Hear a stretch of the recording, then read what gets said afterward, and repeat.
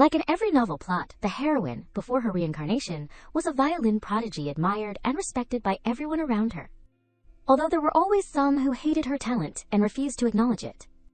And of course, the reason for her death had to be different from other stories. Instead of dying in a car accident, she was killed when a luxury car ran her over. When she opened her eyes again, she realized she had transmigrated into a side character named Aerilyn in a novel. Even worse, Aerilyn's body was extremely weak, and in the original story, she died before turning 10. This made her give up and accept reality. From now until death, Aerilyn would live quietly without causing trouble. One day, during a chance meeting with her childhood friend, she accidentally encountered Pishon, the male lead of the original novel. His smile was like the sun, bright enough to drive away the dullness in Aerilyn's life, and that meeting completely changed her future. Could Aerilyn continue living with such a fragile body? What kind of miracle would occur? And would the male lead love her or the heroine? Could she change the original storyline? Follow this exciting story with Lisa Manhwa. The story opens with the frightening sight of a strange purple liquid being hurriedly poured into a dish. Here it is. That disgusting diet was brought before Aerilyn. Drink it. The little girl felt despair and fear. No. Why has it come to this? Pishon kept pushing the liquid toward her, urging, "What are you doing? Not drinking." His voice held a trace of sadness. "Aeril, I went through a lot to get this for you." "Don't you really want it?" The handsome boy with sparkling eyes was none other than Pishon Alimand, Crown Prince of the Albrecht Empire. His words made Aerilyn feel conflicted. She shook her head and explained, "No, it is not that I do not want to drink." He pressed on. "Then what?" Aerilyn suddenly fell silent. I just want to spend the rest of my life peacefully." Pishon's eyes glistened pitifully. "I went all the way to the peak of Mount Kroan in Sihalin to hunt a monster and take its heart. They say it is good for your health. This can't be bought with money. I put my whole heart into this." Helpless, the girl finally gave in. "Fine, I will drink it, okay?" Under Pishon's eager gaze, Aerilyn forced herself to pick up the liquid and drink it all. After finishing, she felt utterly hopeless. "It is like everything I ate this past week is about to come back up." Pishon, delighted, rushed to praise her. "You finished it." "Amazing, Pishon. Anyway, since you drank this today, you won't faint anymore." His warm words kept coming. "Don't faint again. Okay, you can only faint with my permission, understood?" Hearing that left her speechless. Can't he talk more reasonably? Seeing the timing was right, Pishon snapped his fingers. "All right then. Since you have taken the medicine." His voice was filled with anticipation. "Let us get serious now." The scene shifted to the entire health council of Aerilyn under the royal knights. Even the maids were watching intently. 99 imperial physicians and doctors stood before her. Pishon announced excitedly, "All of them are experts, gathered just for you." Signs were hung everywhere. "Hang in there. Stay strong, Lady Aerilyn. Wishing you good health." Feeling confused, Aerilyn asked, "Why?" "Why does it have to go this far?" he calmly replied. "Because—" His face lit up with excitement as he pulled Aerilyn forward. "Since you have taken the medicine, should not we test just how healthy you have become?" Not wasting any time, he quickly set her in position. "Come on, Aeril. 3 rounds of strength training." People around her cheered non-stop. "My lady, you can do it. Show us your strength. That rabbit doll is nothing compared to you." Wishing Lady Aerilyn good health. Off to the side, she thought helplessly. "No, stop for a moment." Unsatisfied, Pishon continued, "Cardio is also a must. 10 laps around the estate." She hurriedly ran forward. "At this rate, I will die before I get healthy. I am doomed." Exhausted, Aerilyn slumped on a chair. Pishon walked over with a sigh. "Already tired." His voice slowly echoed, "If you are this weak." She could only tremble, lifting her head in despair. "Please." Pishon ignored her expression and added, "You must recover quickly so we can climb mountains and hunt monsters together." She helplessly looked at his radiant face. "Anyone, please." Yet he kept comforting her. "But do not worry. I will definitely help you regain your strength." The more she thought, the more unfair life felt. "Someone please deal with this male lead for me." The story then rewinds. In her previous life, Aerilyn had been a violin prodigy at 19. Me, the one the whole world once admired for my God-given talent. But something unfortunate happened. She did not die from a regular truck. Turns out her end still involved a vehicle, but a luxury sedan instead. When Aerilyn opened her eyes again, the scene before her stunned her. She had been reborn as a character in a novel. Noises kept buzzing around her. "My lady, what is wrong? Are you unwell? What is the matter?" She suddenly froze. She still remembered her actions from her past life. Counting the novels she had read, they were only a handful, so she quickly recalled which novel she had reincarnated into. It was the story titled, "The male lead does something with his childhood friend and becomes obsessed." That thought made Aerilyn even more pensive. Clearly, the character she had become in this novel was... A girl's image appeared before her, Aerilyn Sigria Halburn, daughter of Duke Halburn, one of the 150 great dukes of the Albrecht Empire, and the sole heir of the ducal family. At that, Aerilyn's eyes immediately sparkled. "Isn't this basically a diamond spoon? I once had such happy days too." But things were not as good as she imagined. The moment she woke, her head was spinning. When she collapsed, the servants rushed over. "Panicked, my lady." The more she thought about it, the more tired she felt. Her body was gasping for breath after just a minute of activity. That is when Aerilyn realized this body is trash. Something bad was bound to happen. Once I realized I was a character doomed to die young. I could not describe the turmoil in my heart. Memories of my past life grew clearer with time. Just then, a maid's voice called out. Aerilyn slowly turned to look back. Little by little, I began hearing things a child should not have to know. Whispers filled the air. Right, I heard she is just the girl Duke Halburn picked up. No one even knows who her mother is. An illegitimate child becoming Halburn's heir, the end of the world. These words left Aerilyn deep in thought. A nameless girl the Duke suddenly brought home one day, entrusted to the estate's steward, while he himself left for the northern front lines. Until everything worsened, she died before reaching 10, leaving the truth shrouded in mystery. In the original story, Aerilyn was an insignificant, blurry character. She appeared only twice, rumored to have an incurable disease, a side character who died early. The childhood friend, absent from the male lead's life. But what must come, will come. Whether changing her predetermined fate in the novel or building a business, do not both require health first? With that thought, Aerilyn lay tiredly in bed. With this garbage body, what am I supposed to do? Even though I regained my past memories, I have no motivation. It has been nearly a week, and I have done nothing. Suddenly, Aerilyn glanced to the side. Come to think of it, that person should be arriving soon. Looking outside, her only guardian, Mayan, approached and knocked on the door. Lady Aerilyn, it is Mayan. The maids nearby whispered in surprise. It is Sir Mayan. Let us go, Aerilyn's voice rang out. Come in. The door slowly creaked open with caution. Mayan entered with a cold face and greeted. It has been a while, my lady. He was Mayan Ravogan, representative of Duke Halburn. Seeing her still lying in bed, he spoke seriously. I heard you have been staying in your room, so I came by. Aerilyn glanced at him. Mayan, my pitiful guardian. Her expression surprised him. If anything troubles you, please tell me. The more she thought, the stranger it felt. Why does he talk like a civil servant, handling complaints? She knew a little about this man. Mayan, the predator of House Halburn. A commoner, yet dubbed a genius early on. The Duke's representative and chief advisor, steward of the estate in the capital. His face was always cold and unreadable. Before regaining my past memories, I used to fear him because of that strict air. Thinking this, Aerilyn sighed wearily. Looking back now, he is just like an office worker in a terrible company. As if reading her thoughts, Mayan asked, My lady, do you have something to say? Aerilyn nodded. Her face still bore a gentle smile. It has been a long time, Mayan. Her change left him momentarily dazed, though he still nodded awkwardly. Yes, my lady. Seeing that, Aerilyn quickly shook her head. It is nothing, do not worry. He glanced softly at her and reminded, But I have heard from the tutors that you have not joined outdoor activities lately. Hearing that, she chuckled faintly. But Mayan, you never liked me going outside anyway. His expression froze instantly. Any sudden activity might affect your heart. It seemed Aerilyn already knew the truth. She mused aloud, Don't worry. I will stay indoors obediently. Though he found it odd, Mayan still nodded.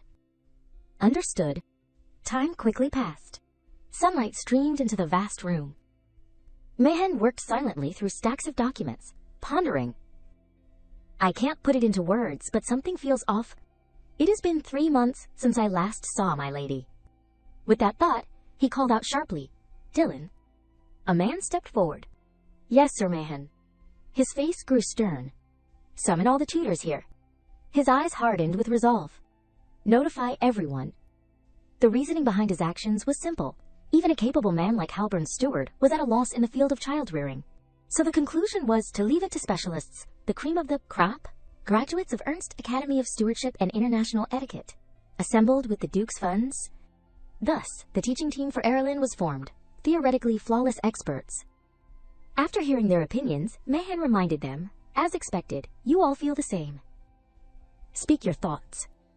First was headmaid Lena, who remarked, she seems strangely lifeless, as if her wit is gone. My lady stays in her room but eats well. Chief Steward Ern added sadly, she smiles less than before. Still, if you tease her, she laughs sincerely. Inside the room, voices murmured, has something happened? If it had, we would know. Mayan raised the documents.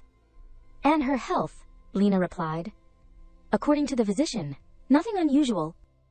Another quickly suggested, but suddenly staying inside like this, it is the first time. The maids grew worried. Before, it was the opposite. We had to stop her from going out too much. Hearing this chatter gave Mayan a headache. If we want to see her, she must leave her room. Why is this happening? At that moment, Lena stood up as if remembering something. Ah, tomorrow's the day? Everyone grew expectant. The day my lady goes to the royal palace, looking ahead, Aerilyn was surprised. So it is that day. She recalled the original story. The day she meets the male lead, not quite, rather, the gathering of the Empire's talents like the crown prince and noble heirs. Ern cheerfully waved. Have a wonderful time, my lady. Following the guided path, Aerilyn looked around. In a world running on advanced magic, everything was dazzling, especially since this was the royal palace, the center of wealth and technology. But the suffocating air made her uneasy, and this wretched body barely walking, yet she already felt like dying. While lost in thought, a servant called out, Here we are, Lady Aerilyn. Approaching a large hall, she slowly stepped inside. Children were still playing together. So these are Albrecht's future? They mingled as if the place were fun, like watching celebrities. Suddenly, a black-haired boy with blue eyes caught her gaze. The more she thought, the more her mind wandered. That one becomes the famous playboy, and that one the crazy swordsman, right? So much happening made Aerilyn sigh as she sat down. And they even form a love triangle that shakes the Empire. Removing her hat, her face showed no joy. It is strange knowing someone's future while knowing you won't be part of it. Just then, a familiar voice rang out, His Highness, Crown Prince Pishon. Aerilyn turned in surprise toward where everyone was gathering. He is here. A figure with white hair appeared before them, the male lead of the novel. Seeing his features up close, even Aerilyn was impressed. His beauty was enviable. Can that really be the face of a 7-year-old? He greeted warmly. Hello, everyone. His voice echoed in the hall. What shall we play today? Pishon remained friendly to all. If anyone has an idea, speak up. A pair of twins grinned while eating. I can't think of anything. The children discussed eagerly. Let us play outside. Yes, I love playing outside. The lively atmosphere drained Aerilyn further. Or let us play hide and seek. Me too. Children's cheerful voices filled the air. That is fun. Let us go. But Aerilyn only wanted to sit still. Look at their stamina. At this point, she only wanted to leave quickly. Just go outside already. Her eyes flickered with thought. Of course. But still, a truth made her heart ache. No one really cares about me, do they? She recalled the original Aerilyn, a precious jewel of Duke Halbern. Though described with flowery words, the gossip behind her back was completely different. Reality was far worse. Even within Halbern Castle, her existence was like that of a side character. Regardless of status, everyone treated her the same. Back when she first transmigrated into this body, once I realized I had reincarnated, I had only one wish. A simple, tiny wish to have a warm, happy family who loved me more than anyone. Sadly, in this life too, I did not have it. Thinking of this, Aerilyn sighed and reminded herself, don't hope anymore. Without overthinking, she slowly stood. For now, I will just go outside. A servant nearby hurried up. "My lady, I will guide you out." Aerilyn smiled gently and shook her head. "It is fine. I can walk on my own." The woman was startled for a moment. "But my lady?" Stepping into the hallway, Aerilyn sank into her own thoughts. In the novel, Aerilyn was weak, unable to play much with the children. Even though she tried hard not to be excluded, she asked herself again, "Why should I?" In this life, she decided she would not care. "I do not want to. I will just kill time and go home." A gentle breeze blew, making her hair sway. Better to rest in the shade like this. Everything here felt so relaxing, far more comfortable than struggling to please someone. A faint smile appeared on her lips. The breeze was refreshing, and her complicated thoughts scattered. Suddenly, a rustle came from the nearby bushes, drawing her attention. A white tail poked out, surprising her. A cat. A pure white cat with sharp eyes appeared. "I sometimes see it around here. Is it the queen's or the king's pet?" Because it was so cute, Aerilyn instinctively reached out. "Hello, kitty." But the next second it suddenly leapt into the air, leaving her puzzled. Even so, Aerilyn searched around. "Kitty, where are you?" Then the sight before her left her frozen. Somehow, Pishon had caught her hand. Looking at her unfamiliar face and that strange action just now left him utterly confused. "Who are you?" But what surprised her most was herself, Aerilyn. She felt more and more that something was not right. "Crown Prince Pishon, why is he here?" Remembering something, she hurriedly bowed her head to introduce herself. "I am of House Halburn." Pishon grew even more curious and pointed in another direction. "What are you doing here alone? Everyone else is gathered and playing together." Those words left Aerilyn unsure of how to explain. I am too weak, so I can't join them." That made him a bit disappointed. "Weak?" She nodded and continued. "Even just a little running and I will fall." Seeing Pishon still staring at her, she did not know what to do next. So troublesome. Can't you just accept it and leave? It seemed he was not letting her go, glaring at her with judging eyes. How could anyone fall just from running? "You are not lying, are you?" Inside, Aerilyn was almost praying for relief. "Please stop caring and just go." Yet she still forced a stiff smile and replied, "I am telling the truth." Without thinking much, he immediately suggested, "Then try running." The smile on her face instantly vanished. Pishon leaned closer to her face and repeated himself, "Run." "You are not lying, are you?" She nodded firmly. "Yes, I am not." Seeing him still so stubborn left her unsure of what to do next. With no other choice, Aerilyn fixed her gaze straight ahead. "Fine. If I have to, then let's just get it over with." And so, carrying her frail body, she dashed off. "I won't forget this grudge, you crazy crown prince." Thinking of her own pitiful fate only deepened her despair. Seriously, what perfect weather to collapse. As she forced herself forward, Aerilyn realized she would already hit her limit. This useless body. Her face gradually turned pale. How could I already be at my limit after running so little? Seeing her stumble made Pishon freeze on the spot. Realizing she had completely fainted only made him even more anxious. He quickly ran over and caught Aerilyn, eyes filled with fear and panic. Coincidentally, a maid happened to be passing by just then. The sight before her made the maid's face go pale with fright. Seeing Aerilyn still struggling to breathe, she rushed forward in a panic. "Lady, someone, call the royal physician at once." Time passed inside the vast palace. Mayan slowly stepped in with a thoughtful look. He silently pondered about Pishon. Today was the gathering between the crown prince and the empire's prodigies, also known as the childhood friends, reunion, held in the safest place in the world. But something bad had happened to Aerilyn. Lady Aerilyn collapsed and was carried back, and the royal family gave no clear explanation. The more he thought, the more furious Mayan became. To treat the Halburn family like this, most likely the royal family was involved. As he opened the door, everyone inside was already arguing heatedly. "This is a declaration of war on Duke Halburn. We must demand answers from the palace." Mayan walked slowly forward and reminded everyone, "Issues with the palace can be dealt with later. It is not too late." After sitting down, he calmly asked, "How is the young lady?" Lena quickly spoke up, voice full of worry. "She is awake now, but..." Aerilyn had withdrawn into her room, refusing to meet anyone. She ordered guests to be sent away, saying she did not want to see anyone. Meanwhile, inside the imperial palace, the empress quickly called, "Pishon." He hurried over. Yes, mother. She slowly turned her head to announce, I heard you committed a grave offense against Lady Halburn. What does mother always tell you? He looked down at the floor with sadness and recited, always be kind to every child. Those words only deepened her disappointment. You know well when a wrong is done intentionally, the responsibility is even heavier. This left Pishon stunned. Could it be?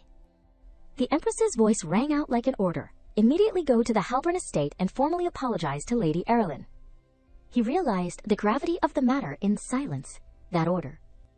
Her next words shocked him so much he froze. Until you are forgiven sweet tea and desserts for the crown prince, even a single piece of chocolate are completely forbidden. Realizing his favorite treats were banned left him in despair. My snacks. Elsewhere, Aerilyn sat alone at the table, deep in thought. She casually tasted a baked cookie in her hand. The more she thought, the more confused she became. Am I like a sunfish? Remembering the scene of her collapse gave her a headache. She knew her body was weak, but collapsing after just a short run, she gently set her cup down beneath the table, thinking she could still do something. Suddenly, a voice rang out. I heard the idiot ordered guests away. This caught Aerilyn's attention. The servants nearby whispered to each other, she probably just wants attention. Poor Lord Mayan. One even glanced at Aerilyn with a warning look. A young man at the age of love having to babysit. It seemed the servants all looked down on Aerilyn pitiful, all because of that fool.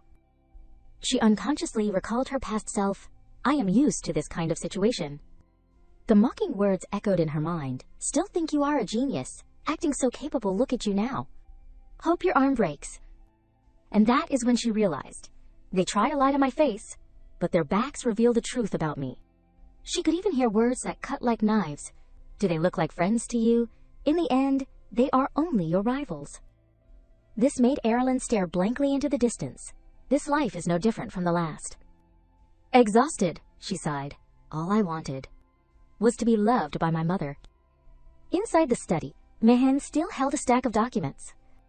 His face thoughtful, he sighed. Taking care of a child is this difficult? Aerilyn's words echoed in his mind. Don't worry, I will be obedient. Thinking of that pained him a little. Perhaps I should care for her more. Back then, Lady Aerilyn Sigria Halburn was the daughter of my master, and I had raised her since she was small. Even though I fully entrusted her to the childcare unit, I could not help but worry. She always had an innocent smile on her face, Mayan. Her tiny hands stirred his heart. Even so, he coldly set her aside and walked another way. I am only a guardian for a short while. I tried my best not to let feelings interfere.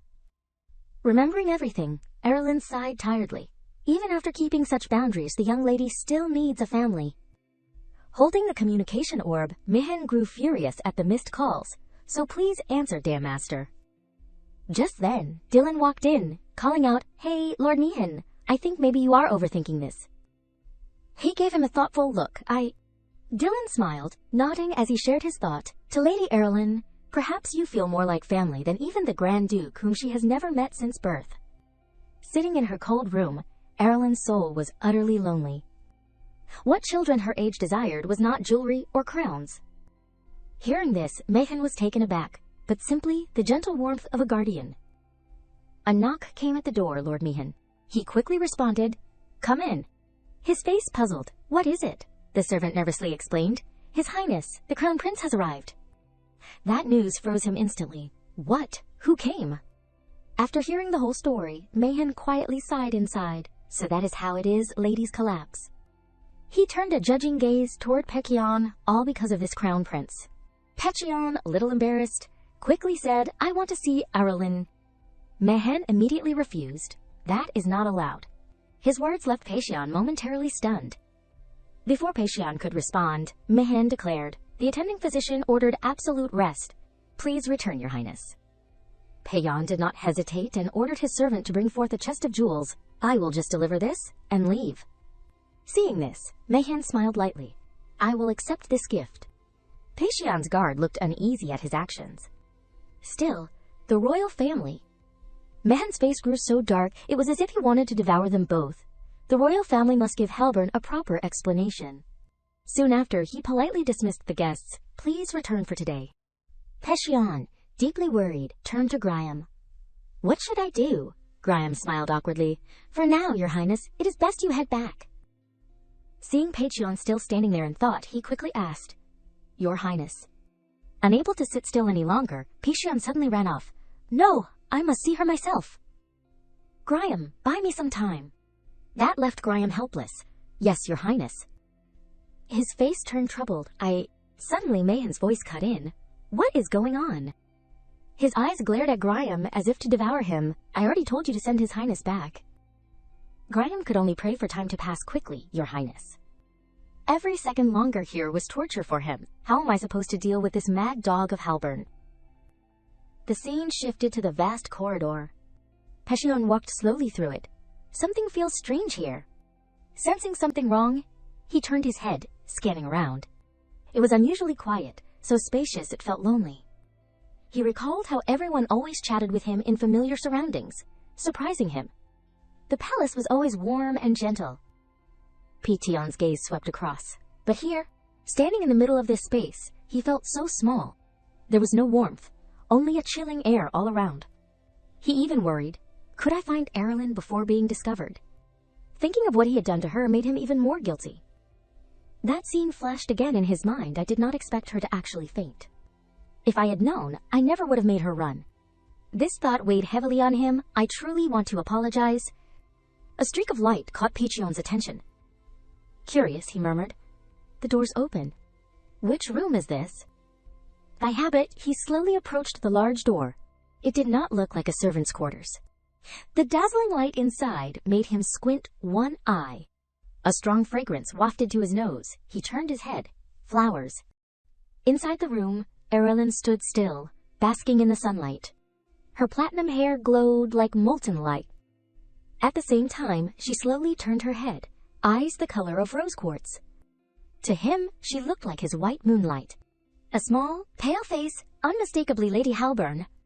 Seeing Pishon there shocked her, Your Highness the Crown Prince. He suddenly fell silent. Aerilyn, surprised, stepped closer, asking, Why are you here, Your Highness? She was right in front of him, yet he did not react. Suddenly, Pishon realized his heart was pounding hard, his face heating up. Strange. Why's my heartbeat so loud? At that moment, Aerilyn repeated herself, Your Highness. Seeing him still standing outside the doorway made her curious. Why are you here, Your Highness? He startled and hurried to explain. It is because...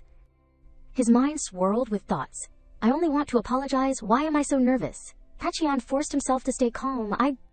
I want to apologize. I did not know you would actually faint. I am sorry. His eyes grew sorrowful. I won't do that again. In contrast to Pishon's tone, Aerilyn had turned cold. Maybe so. It is fine. Seeing her so calm left him a little puzzled. Realizing the awkwardness, Aerilyn turned away. Anyway, I knew I would faint. That is why I ran. You do not need to worry. He wanted to say more, but... She gently pointed outward. You sneaked in, did not you? Pishon blinked. Did I say that? Seeing this, Aerilyn laughed softly. Mayan definitely would not have let you in, so I figured... I will keep it secret for you, so please, go. I still need rest. With no other choice, Pishon turned to leave. All right, rest well. Aerilyn quickly bowed. Then, please take care on your way, Your Highness. The door shut heavily at once. His Highness, the Crown Prince. Thinking back on everything that happened, Pishon found it utterly unbelievable. Was he really just kicked out? His face instantly turned blank with a hint of excitement as he quickly turned back. I am the Crown Prince. On the other side, a maid carrying medicine asked anxiously, Lena, how is it? She turned around and explained, seriously, His Highness Pishon just came out of the young lady's room. Go check. The maid, hearing this, suddenly noticed something. Realizing something was off, her face turned blank.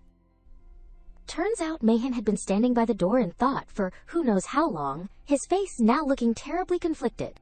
While she was still processing it, Ern turned his head and reminded, Today really is not a good time. Sir Mayan's been sensitive lately.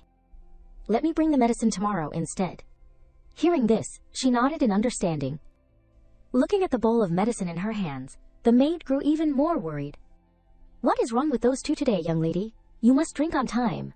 Mayan seemed like a completely different person, standing at the door with a murderous aura that kept everyone away. Ern and Lena kept whispering to each other with great intensity. Sir Mehan's expression is terrifying. Let us retreat, for now. Staring at the door in front of him, Mehan quietly recalled Dylan's words. What children at that age truly want is just the gentle warmth of a guardian. Wouldn't Aerilyn see Sir Mehan as more like family? He became deeply thoughtful. With the master absent, I am the only one who can stay by her side. Even if I can't offer gentle warmth, at least I can be here. Mehan pushed the door open and asked, Young lady, is something wrong? Seeing he still did not know what was going on, Aerilyn understood right away it was another sneaky entry. She shook her head, explaining, It is nothing. Noticing his unusually serious face, she quickly added, Really? I am not hiding anything. Seeing her overreact like that, Mehan finally spoke slowly, I am sorry. He gently knelt on one knee before her. I had no intention of prying, my lady. Looking at Aerilyn's appearance only pained Mehan more. Why so flustered? He suddenly recalled his past. Wasn't I just a burden? A burden the master forced upon her? We are not family, nor do we share any deep bond, just a guardian and the one guarded. Aerilyn smiled gently. We have been seeing each other often lately, have not we, Mehan? You are busy, though. Just as he was about to explain further, she abruptly cut him off. You do not need to bother with me. She seemed far too used to such things. I will obediently stay in one place, as if I do not even exist. Those words froze him on the spot. My lady, Unknowingly, his hand gripped the armrest tightly. Realizing emotions had overpowered his reason, Mehan hurriedly stood and bowed. It is nothing. If that is what you wish, then I will obey. With that, he turned and left, while Aerilyn remained seated in silence. She gently lifted her teacup, took a sip, and wondered, why did he get angry? Meanwhile, Mehan strode hastily down the long corridor. If she stays put obediently, then I do not need to care. Thinking of her words just now only infuriated him more. Was she telling me not to overdo my role as her guardian? Aerilyn's smiling face suddenly appeared in his mind, but still. Exhausted, he held his head in frustration. I should not show such an expression to a child. Some time later, the maid's voice sounded, My lady, it is time to take your medicine. As usual, tasting it made Aerilyn shiver and complain, bitter. Even so, she had to drink it to stay alive. She had been taking this medicine since childhood. She did not know who created it, but its suppressed seizures and sudden outbursts helped her disease-wrecked body recover somewhat. Thankfully, this medicine existed. Suddenly remembering, Aerilyn asked in surprise, By the way, where's Uni? The maid beside her smiled gently. Uni had an urgent meeting, so I came instead. Hearing this, she flinched in realization. I see. Looking at this maid's face made Aerilyn extremely uncomfortable. Come to think of it, is not this the one who often badmouths me? Yet in front of me she acts so cautious. Her eyes now filled only with disgust. I am done. Leave? The maid, without hesitation, stepped outside. Yes, my lady. Time passed, sunlight streamed into the room. Aerilyn let out a relieved sigh. Finally, some peace. The scene shifted elsewhere. This man was the Crown Prince's chief guard, Graham, who had recently been desperate to resign. The reason was, a portrait of Aerilyn hung on the wall, and every day Pishon would pass by and admire it. Recently, His Highness had become infatuated with Lady Halburn. The more he thought about it, the more confused he felt. Why is Lady Aerilyn so frail? He even kept ordering his servants, Go, see if you faint like Lady Aerilyn. Seeing Graham's kind face, Pishon happily shared everything. Graham, the lady greeted me before leaving. Doesn't that mean something? His face showed some thought. Graham, what is she doing now, Graham? Quickly find out if Lady Aerilyn's health has improved. Pishon beamed with hope. Graham, is not Lady Aerilyn attending the childhood friends gathering today? Graham smiled and nodded. Yes, her health has improved greatly. She assured me she would visit, but... The sight before Pishon left him stunned. Lady Aerilyn was absent. His eyes turned cold as he glared at Graham. I trusted you. What a disappointment. This made Graham want to break down in tears. I really want to quit. Pishon kept scolding. Graham, is this all you can do? Graham, are you even listening? And so, in the end, the gathering ended earlier than usual. From inside the room, Graham desperately explained. But I had clear confirmation. It was not my fault. Yet Pishon did not seem to care. Was it because I told her to run before? Could someone really be that weak? Suddenly, Pishon pictured the fragile kitten, like Aerilyn. With someone that weak, maybe so. His face turned sorrowful and helpless. So I can't see her again. But I want to so badly. Clearly, Pishon was not ready to give up. Wait. Seeing the situation, Graham quickly asked, Your Highness. Pishon smiled brightly, pointing to himself. No need to wait. If Aerilyn can't come, then I will go to her. The scene shifted to the Grand Halburn estate. Seeing Pishon appear here shocked the gate guards. See, Crown Prince, Your Highness. Pishon looked up at them and ordered, What are you doing? Open the gate. Graham's face showed hopeless despair. My head, he hurriedly suggested. I will go announce first, okay? After a moment of thought, Pishon rejected the idea. Wait. Plans were already forming in his head. If I suddenly appear and startle her, she will like it more, right? He quickly dashed forward. Graham, change of plans. Follow me. Seeing Pishon so stubborn, Graham nodded helplessly. Yes, I am coming. Please do not cause a huge incident. Walking down the familiar corridor, Pishon's eyes glimmered with hope. It is clearly that way. Looking around, he thought, the atmosphere in this mansion is chaotic. Before, it felt lonely and cold, but now, he realized everything here was vastly different from the palace. This time, the atmosphere was strangely sharp. Coincidentally, some maids walked by, chatting. So rude, what kind of personality is that? Their gossip instantly caught Pishon's attention. Graham, seeing this, was confused. Your Highness, what are you doing? Pishon quickly gestured, Shh. Meanwhile, the maids kept bad-mouthing Aerilyn. That look she gave, like telling me to get lost after delivering the medicine, it is unacceptable. That fool thinks she is something. Even Graham, listening from the side, felt uncomfortable for Aerilyn. Without Sir Mayan, she is nothing, just half-baked. Hearing this made Pishon freeze. Fool, half-baked, what do they mean? But he quickly signaled Graham not to cover his ears. I need to hear this. The maids, oblivious to the two behind them, kept chattering. Even half-baked, nobility is still nobility. How many people care for her? Why treat Sir Mayan so coldly?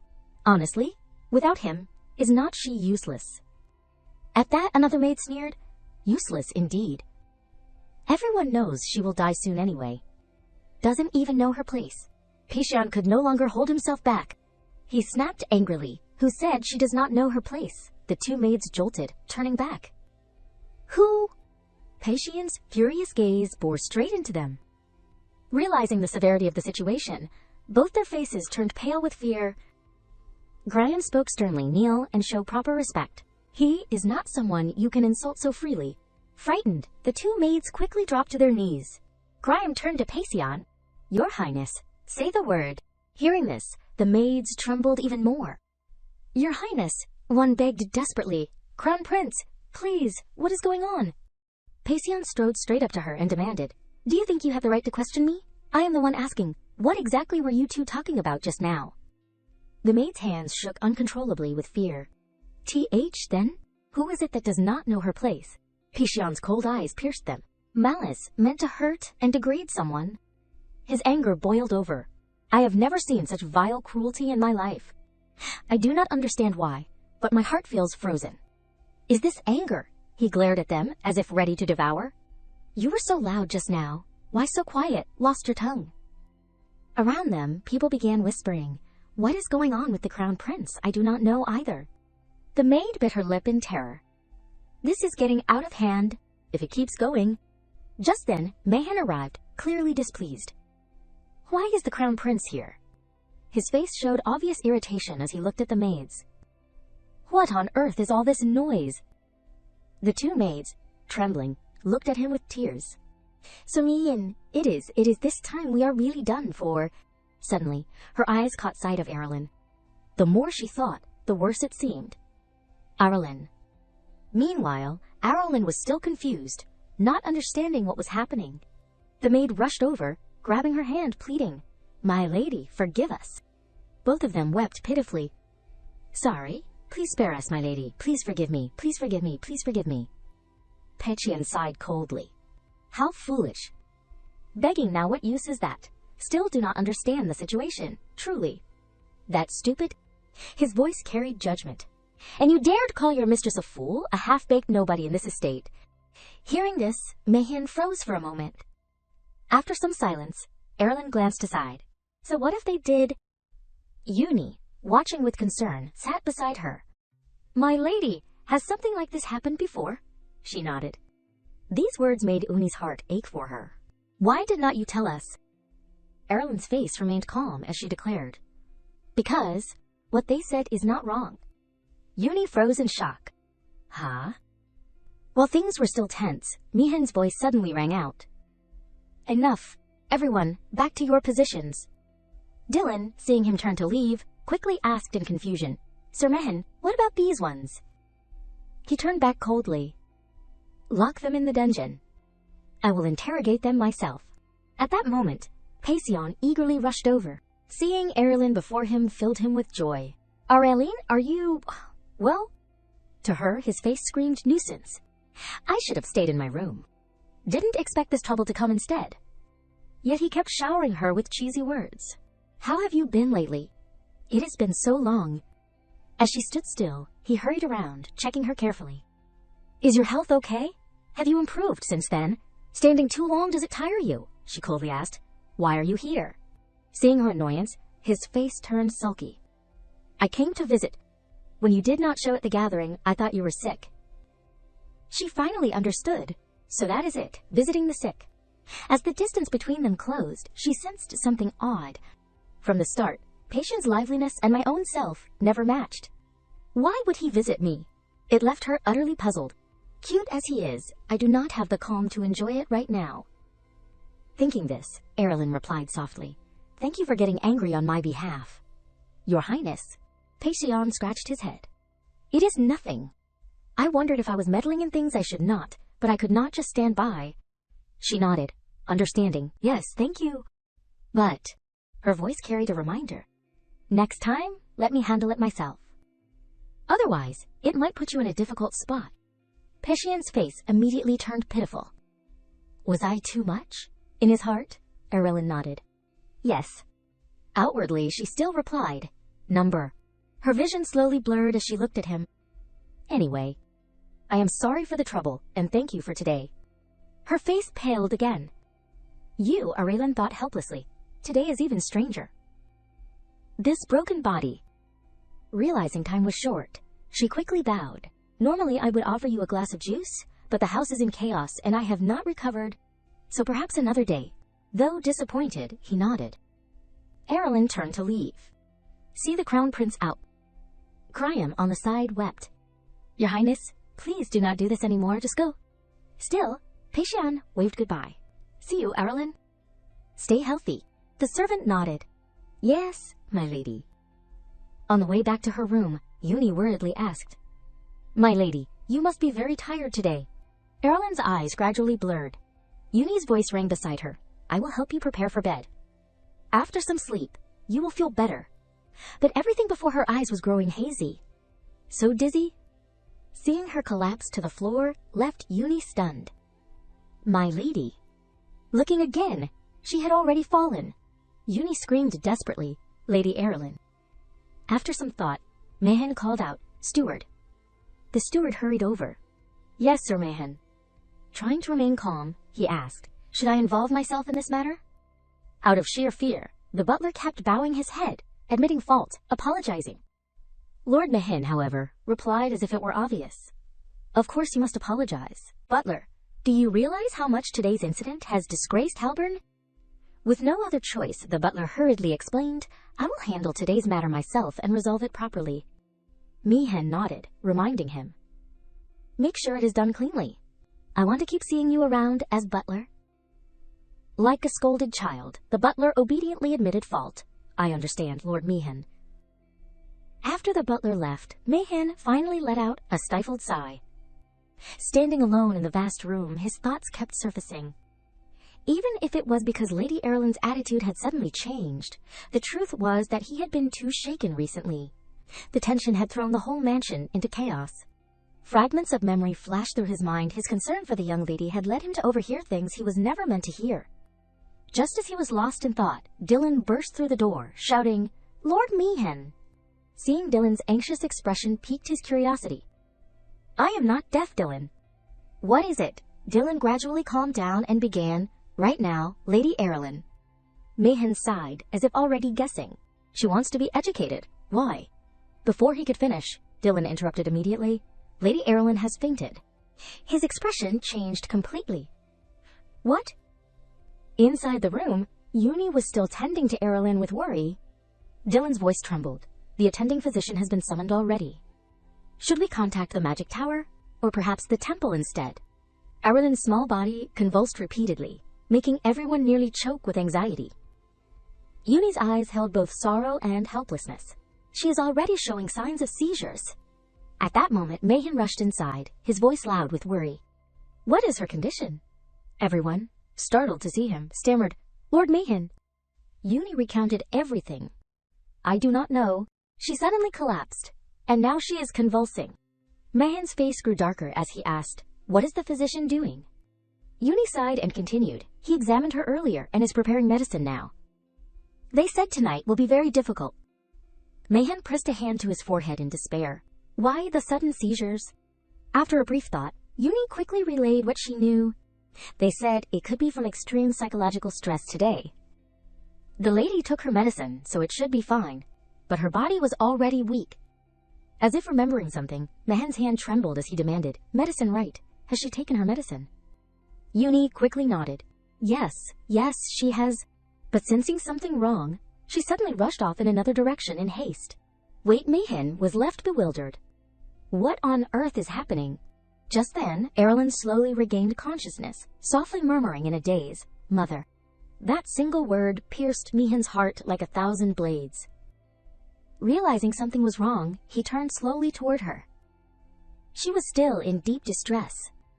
In her dreams, she could run freely only in that world. "Mother." Everyone knew the nightmare always began the same way, with the image of a grand piano. Aerilyn stepped onto the stage, approaching the piano, a violin somehow already in her hands.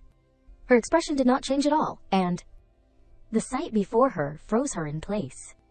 Her mother sat alone in the judge's chair. Aerilyn's voice narrated, "My mother was a beautiful, talented woman. And I was her daughter, exactly like her." Her only wish, back then, her mother smiled gently and suggested, "I want my daughter to become the very best." Those soft words cut into Aerilyn's heart like knives. "I believe in you. You can fulfill my dream. You can do it, right?" What had to come, came. When her mother's words ended, the accompaniment began from the unattended piano. The familiar sound echoed throughout the hall.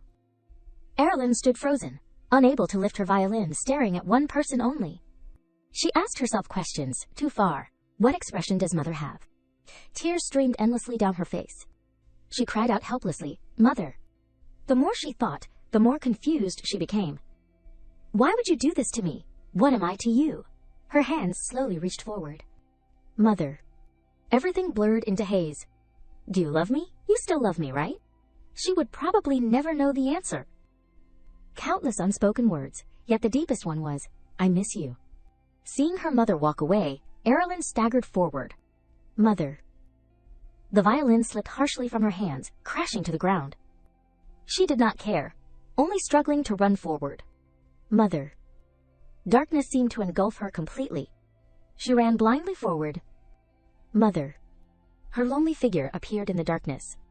She asked herself, "Will I be left all alone in this darkness?" She reached out her hand, but nothing happened. Terrifying, suffocating darkness. At her most desperate moment, a warm hand reached toward her. Meehan gently embraced her, giving her a completely different feeling. "Who is it?" "Mother." He said nothing, only stroking her small body softly. For the first time, she felt warmth and blushed with emotion. She wished time would stop, yet lay helplessly still, waiting. "It is all right now, Lady Aerilyn." By late night, Meehan sat by her sickbed, caring for her with all he could. Remembering what he had done, he startled, blaming himself. I unconsciously held her hand. Recalling Aerilyn's words in her delirium, Meehan worried deeply, wondering what kind of feelings drove her to search for the mother she never met. He studied her sleeping face quietly.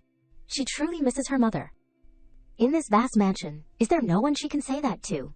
As Aerilyn mumbled mother, Mayan seemed to decide something. If that is the case. Lady, I am here. Time passed long, until finally the morning sun warmed Aerilyn's room. After a long sleep, she slowly opened her eyes. Feeling groggy, she rubbed them several times. The sight before her startled her into disbelief. Staring at Mayan's sleepless face, she suddenly blurted, "Mother." He quickly turned his head aside, reminding, "I am not your mother."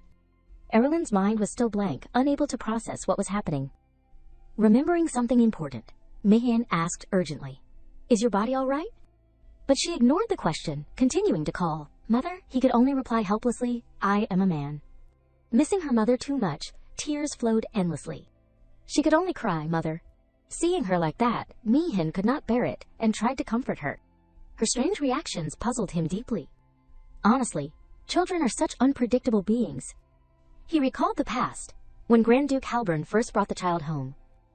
Back then, countless hostile stares fell upon the tiny Aerilyn in his arms, while another's gloomy concern looked elsewhere. Everyone wondered, who is this child's mother? Speculation spread. Some said the daughter of a courtesan, others guessed an illegitimate child of noble blood. Yet she bore Halburn's blood, proven by the guardian stone, reacting only to his lineage. It resonated with Aerilyn. Voices rose around Mayan. She is the Duke's child for sure. But then, who is the mother? Perhaps the child was born of true love? Hearing this, he was stunned. Grand Duke Halburn in love? This is the first time I have heard such nonsense. Forget it. His private life has nothing to do with me. Mayan gently took Aerilyn's hand, guiding her forward. That is my stance. But the child, she is the subject of rumors. Of course, she will be curious about her parents.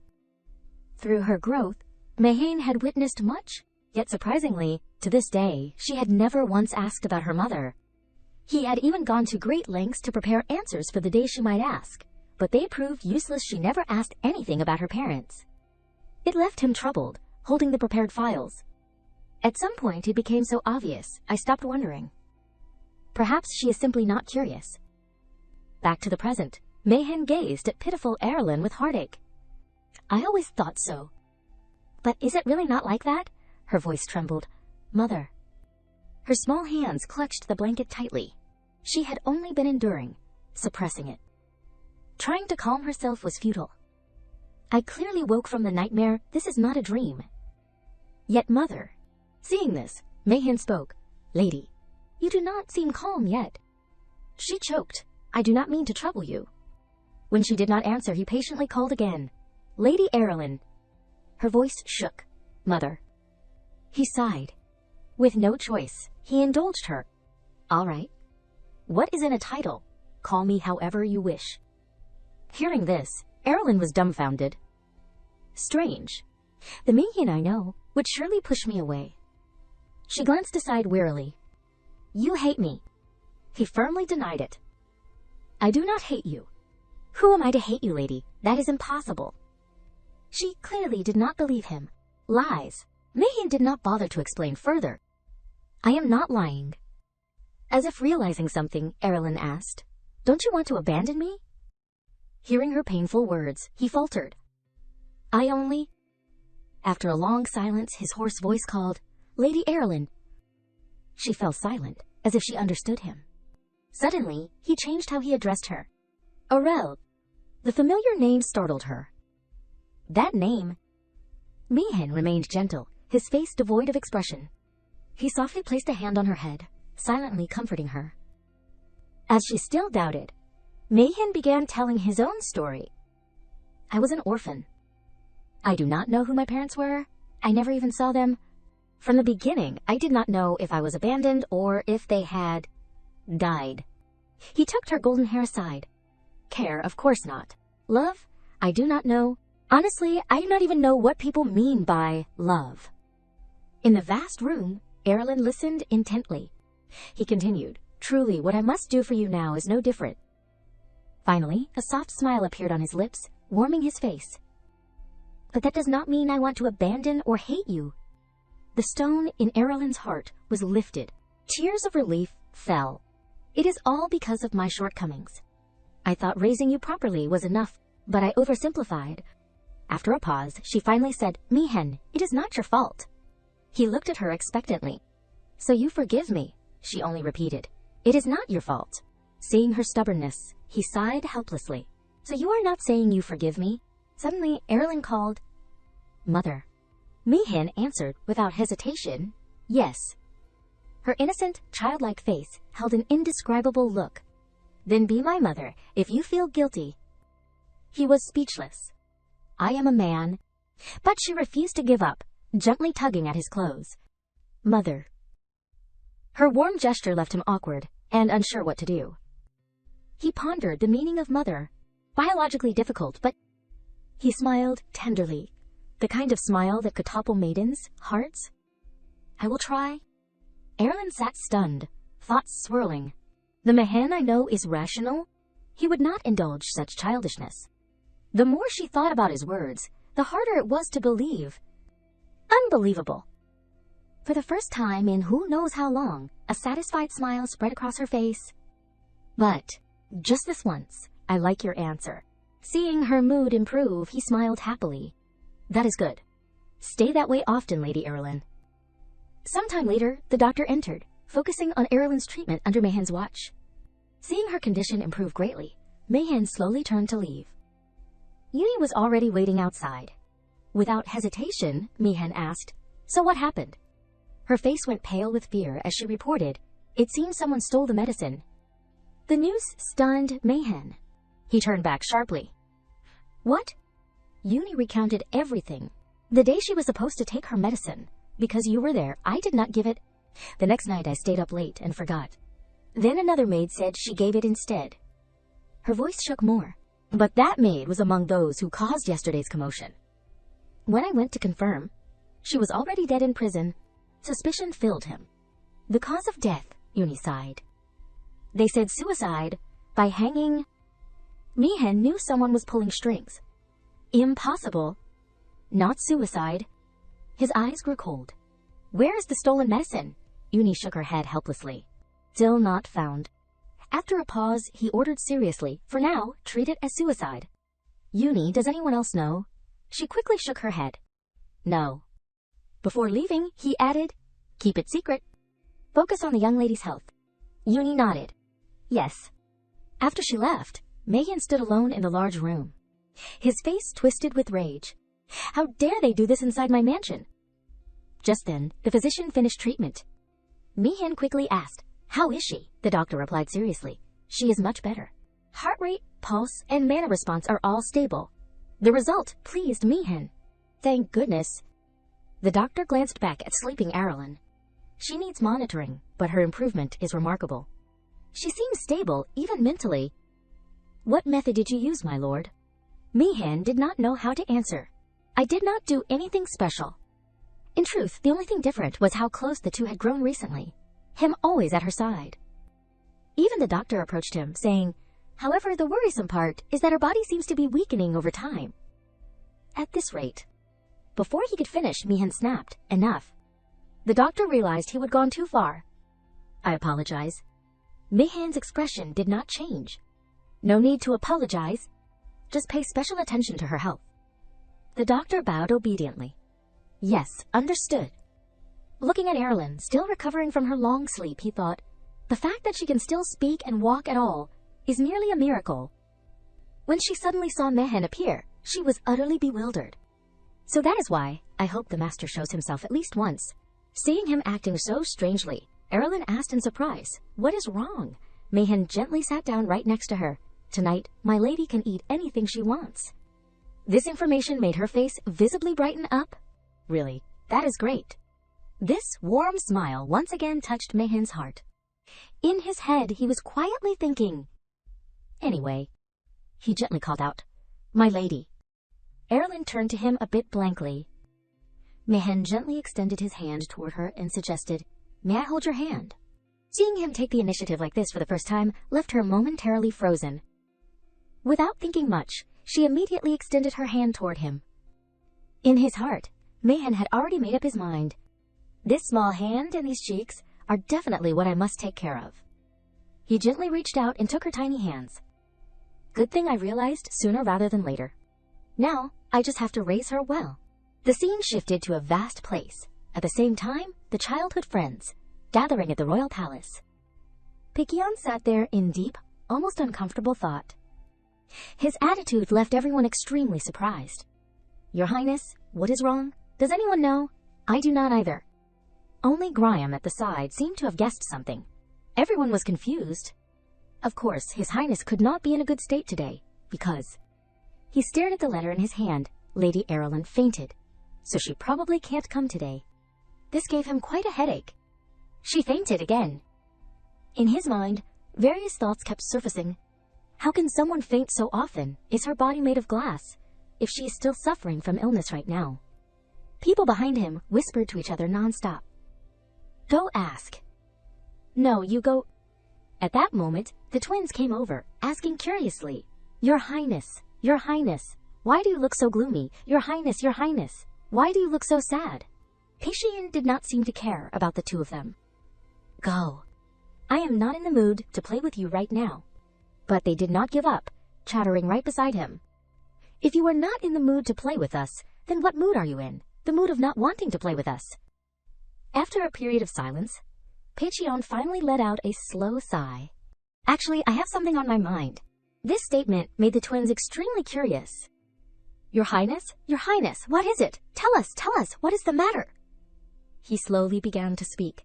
The thing is, his face looked almost childlike as he continued asking the two of them. A few days ago, I went to visit the sick. Should I go again? One of the twins smiled softly and said, It is fine. If you want to visit, just go again. Graham, hearing this from the side, was startled and worried. Wait, stop? Pishon looked extremely eager. So it is really like that, is not it? The twins nodded in agreement. This time he could not stop crying. Not wanting to waste time, Pishon hurriedly stood up and walked in another direction. You guys, sorry. I have to go. I have something to do. Saying that, he dashed forward. Graham, come with me. Let us go visit the sick. Hearing this, Graham's face briefly looked awkward. Your Highness. The twins then turned their heads in surprise, asking each other, wait, who exactly are they going to visit? Meanwhile, Aerilyn slowly opened the door and appeared. Looking at Pishon in front of her, left her utterly puzzled. When she opened the door, there he was, the very person who had made her faint, and then pretended to care. Seeing her face, he joyfully called out, Aerilyn, she had no emotion at all. An innocent demon was standing there. He hurriedly ran over and asked her with sparkling eyes, Does it hurt a lot? I heard you fainted again. Do you faint this often? She helplessly turned her face away. If this keeps up, I am going to get exercised for having too much yang energy. Seeing Aerilyn say nothing, Pishon quickly reacted. Aerilyn, what is wrong? You do not look well. Did I do something wrong? Are you hurting somewhere? Only then did she slowly ask. Isn't today supposed to be the childhood friends gathering? He nodded firmly. That is right. You remember, her eyes gradually became confused. Yes, but... Seeing Pishon standing there left her stunned. But why are you here? Why are you the one who should be at the gathering here? He smiled happily and announced, I heard Aerilyn fainted, so I left the gathering midway to come visit you. This did not surprise her much. The more she thought about it, the more Aerilyn felt something was off. The Crown Prince, the most famous and powerful person in Albrecht, caring about her and neglecting everyone else. I have surely become the topic of gossip today. Thinking this, Aerilyn immediately tried to probe. Besides visiting the sick, is there any other reason you are here? Pishon smiled cheerfully and shook his head. No. She still did not understand what on earth was going on. Then why did you come here? Hearing that question, Pishon looked a bit surprised and answered, Because I wanted to see you. Hearing those words left Aerilyn momentarily frozen. That? She glanced at him and sighed. If you are still worried that my collapse was because of you, you do not have to be.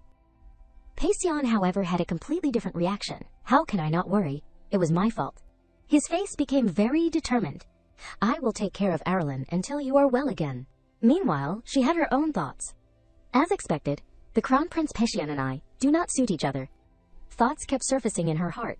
It is obvious he will casually offer goodwill and affection, make someone long for it, then disappear. I have no intention of being fooled by fleeting feelings. For some, that might be delightful. But for me, someone for whom even breathing is a luxury being manipulated is unacceptable. Aerilyn kept staring at Pishon's joyful face. He is still young, so this is probably just passing concern.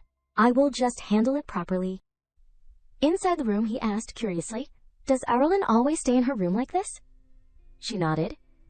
"Yes, I like staying in my room." This information left him dumbfounded. "You like staying in—" Seeing that, Pishon obediently sat still without moving, trying to follow her preference.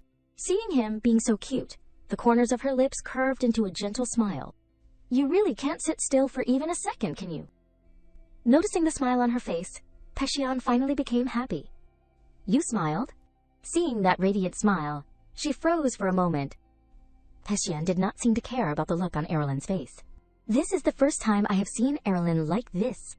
She returned to her usual demeanor. "Is that so?" The more she thought about it, the more puzzled she felt. "What is there to be happy about? I really do not get it." Pishon turned to look at her face. "What?" She shook her head to explain. "Nothing." Time passed. The scene shifted to a large room. This man was Zarin Berg-Muvisk, the loyal guard and left hand of Grand Duke Halburn.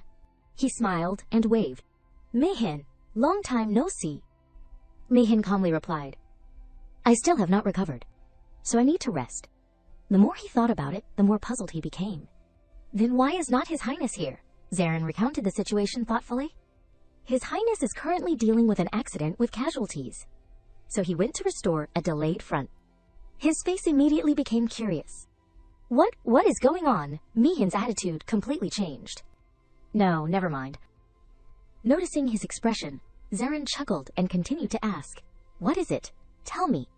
You have been contacting me persistently lately, so it must be important, right? This time I will swear on my knight's honor to deliver it." Hearing this, Mayan quickly nodded and said, "Then please allow me to ask for your help." He became very eager. "All right." Without hesitation, he immediately said straight to him, "Please convey to His Highness. His Highness is the worst father in the world." This statement left Zarin frozen for a moment. All right. I will tell His Highness. He is the worst father." "What?" Mayan did not hesitate to extinguish the orb. "Then I will end it here." He was about to say something more. "Wait, Mayan, really that?" Finally, the room fell silent. Mayan let out a deep breath, feeling at ease. In his mind, he constantly planned Aerilyn's care. The core members of the childcare team included 4 or 5 people. Head maid Uni, who had general medical knowledge. Head maid Amber, in charge of meals. Lena, in charge of education and designing study programs. And Ern, a former knight protecting me when going out. Because they were all specialists, I never thought the childcare team lacked anything. But, looking at Aerilyn's face, they all clapped to welcome her. "My lady, you did great. Opening your eyes by yourself in the morning. Amazing, my lady. We always love and respect you." These words left her completely confused. These people. "What is this?" she quickly asked. "What is going on? Did you all eat something strange?" Everyone proudly wiped their tears. "My lady, you finally spoke to us." This left her speechless. Has the whole group gone crazy, or what? Annoyed, she pressed the book to Ern's face and said, "I want to read." "Go out." But he did not back down either. "My lady does not need to read. My lady needs purity and innocence. You should live and look at the bright outside world." She looked away in irritation. "I do not want to go out." This startled him. "Why?" Aerilyn turned her face and explained, "Because I do not want to go out." Hearing such words, Lena tried to calm herself. "During the time my lady was sick, we reflected a lot. Did we focus too much on professionalism, without understanding her heart? To convey our feelings, from now on we will show a completely new side." At the same time, Mayan walked over in annoyance and asked, "What are you all doing?" She hurriedly explained, "Sir Mayan, that is, this. We are just trying to be closer to my lady." His eyes showed slight irritation. "I hope you are not bothering her. If she is recovering and you can't take care of her properly, then stop." At that moment, Aerilyn tugged on Mayan's pants and called out, "Mom." Time seemed to stop there. Everyone froze instantly. "Mom?" Even Mayan did not know what to say. "This?" Everyone present immediately froze. "Mom?" After a while, a murmur arose. As expected, Lady Aerilyn was born from the forbidden love of Sir Mayan and His Highness. They spoke their thoughts from the side.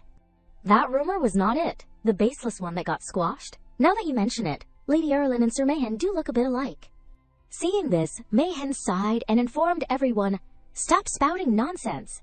My lady was looking for her mother." Hearing this, Lena could not hide her surprise. Could it be that Mayan wants to replace the mother's role and seize the entire estate? He sighed and glanced at her. "Did you forget I manage the entire estate that could be seized?" Only then did she realize. Sorry. Before leaving, Mayan turned to look at her with a judgmental face. "From now on, please be careful so things like this do not happen again." Lena quickly nodded. Yes.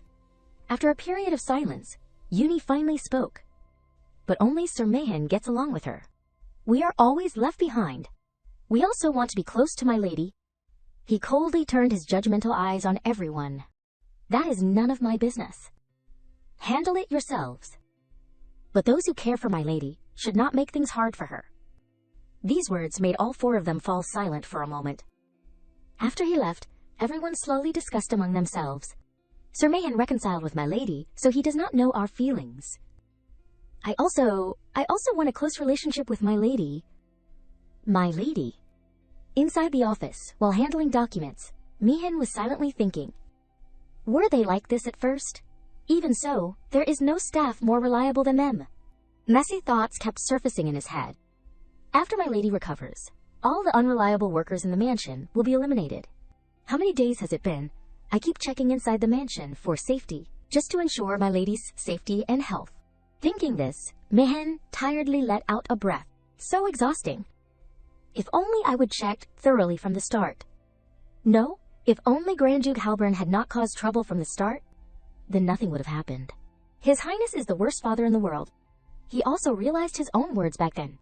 The message he sent impulsively quickly received a reply. Halburn angrily sent a letter. "Do you want to be fired, brat?"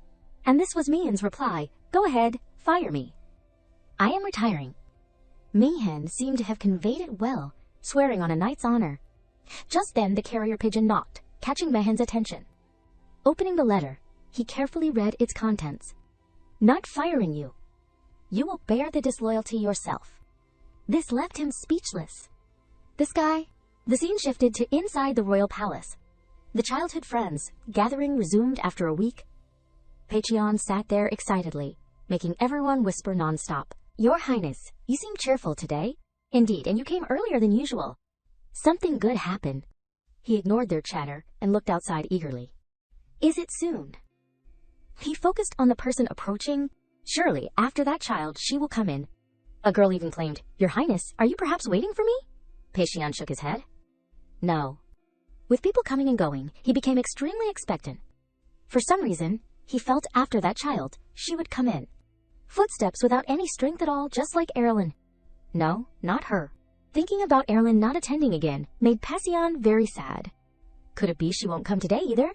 If she does not, then from now on I will visit her every day. Just then, footsteps slowly approached. Aerilyn entered wearing a beautiful dress, but her face still showed no life. Seeing her appear made Pishon's lips visibly curl up in joy. Aerilyn. Ignoring everyone's attention, he rushed toward her. "You are here." This left her very confused. What is wrong with him? Delicious pastries lined the table. Pishon happily offered her all kinds of cakes. "Aerilyn, try this. And this. This one too. This one's also good." She tasted them while thinking in confusion. How did it come to this? Recently there had been a strange disruption for her. At home, the childcare team kept bothering me. This left her utterly exhausted. Doing other things, this world does not even have Netflix, no webtoons or web novels. Since I have ended up in a romantic fantasy world anyway, I just want to directly watch a romantic fantasy story. Seeing her looking thoughtful, Pishon became extremely curious. What is Aerilyn thinking? She just kept staring at his radiant face. All because of this guy, Crown Prince Pishon. I thought it was just momentary curiosity, but this concern has lasted too long. Seeing Aerilyn still sitting there made Pishon a bit disappointed. "You are not eating this," she sighed in response. "I can't eat that much." Though inside she regretfully thought, "Eat more, and I will die. I must survive this food torture. What should I do now?" A forced smile appeared on her lips. I do not even know. Just deal with it for now. She quickly suggested, Your Highness should eat too. You have not eaten much because you are worrying about me. Here. Seeing Aerilyn's attitude toward him seem a bit warmer made Pishon overjoyed. Aerilyn, are you an angel? She did not know what to say. No, I am not. He looked at her with shining eyes. Since Aerilyn gave them to me, I will eat them all. She nodded in agreement. Yes, eat plenty. Watching Pishon devour the pastries in front of him made Aerilyn breathe a sigh of relief. Thankfully, Pishon was simple. Remembering something, he asked in surprise, Aerilyn, have you learned all the Arbit letters already? That caught her attention.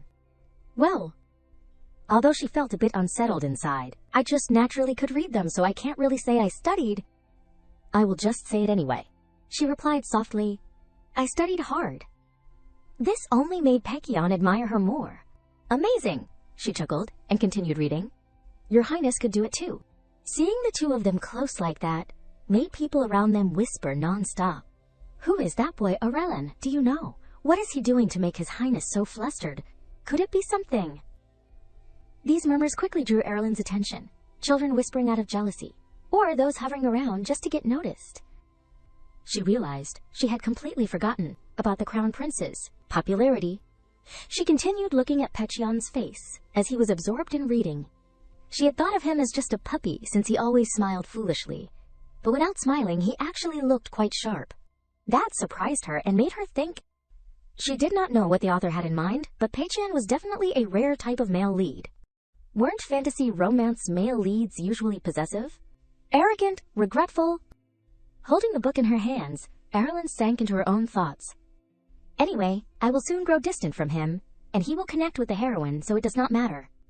Unless, because I was reincarnated, there is a new development tying me to him.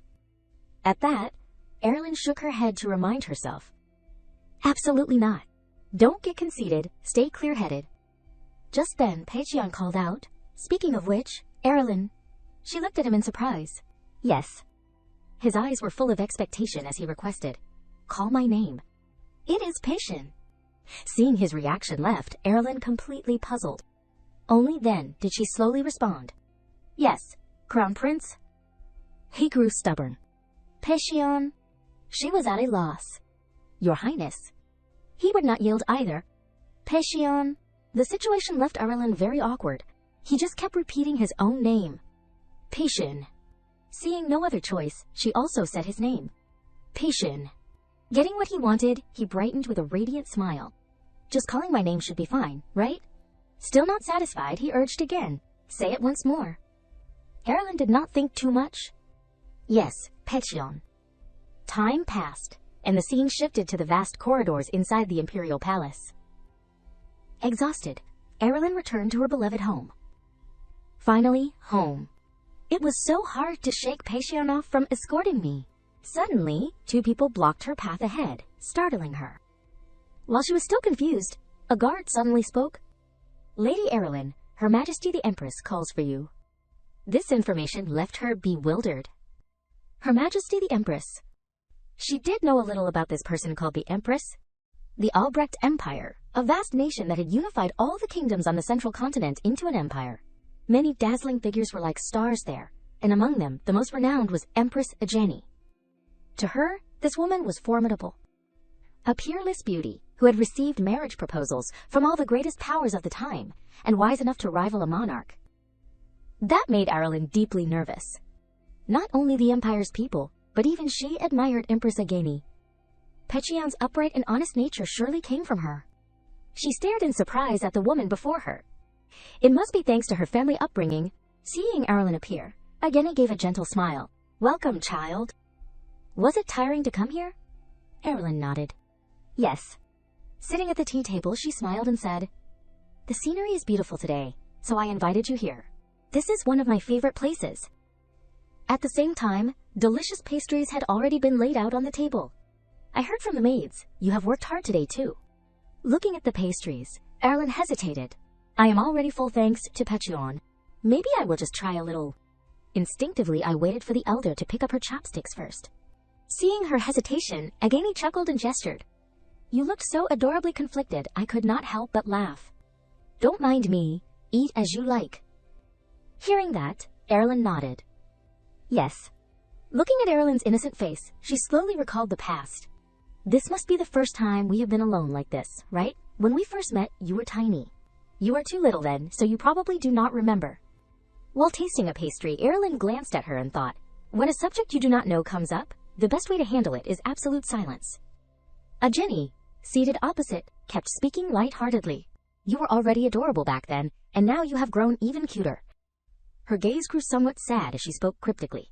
Truly, you look very much like that child. That caught Aerilyn's attention. That child? Her face slowly turned blank. Yes. Looking at the smile on Ageni's face, she began to suspect something. What does she mean? Could it be? Thoughts flooded her mind. Is there something between Empress Ageni and my real father? But that was not in the novel at all. Seeing her sitting there stunned, Ageni laughed and asked, do you have something you want to ask me? Your expression shows it.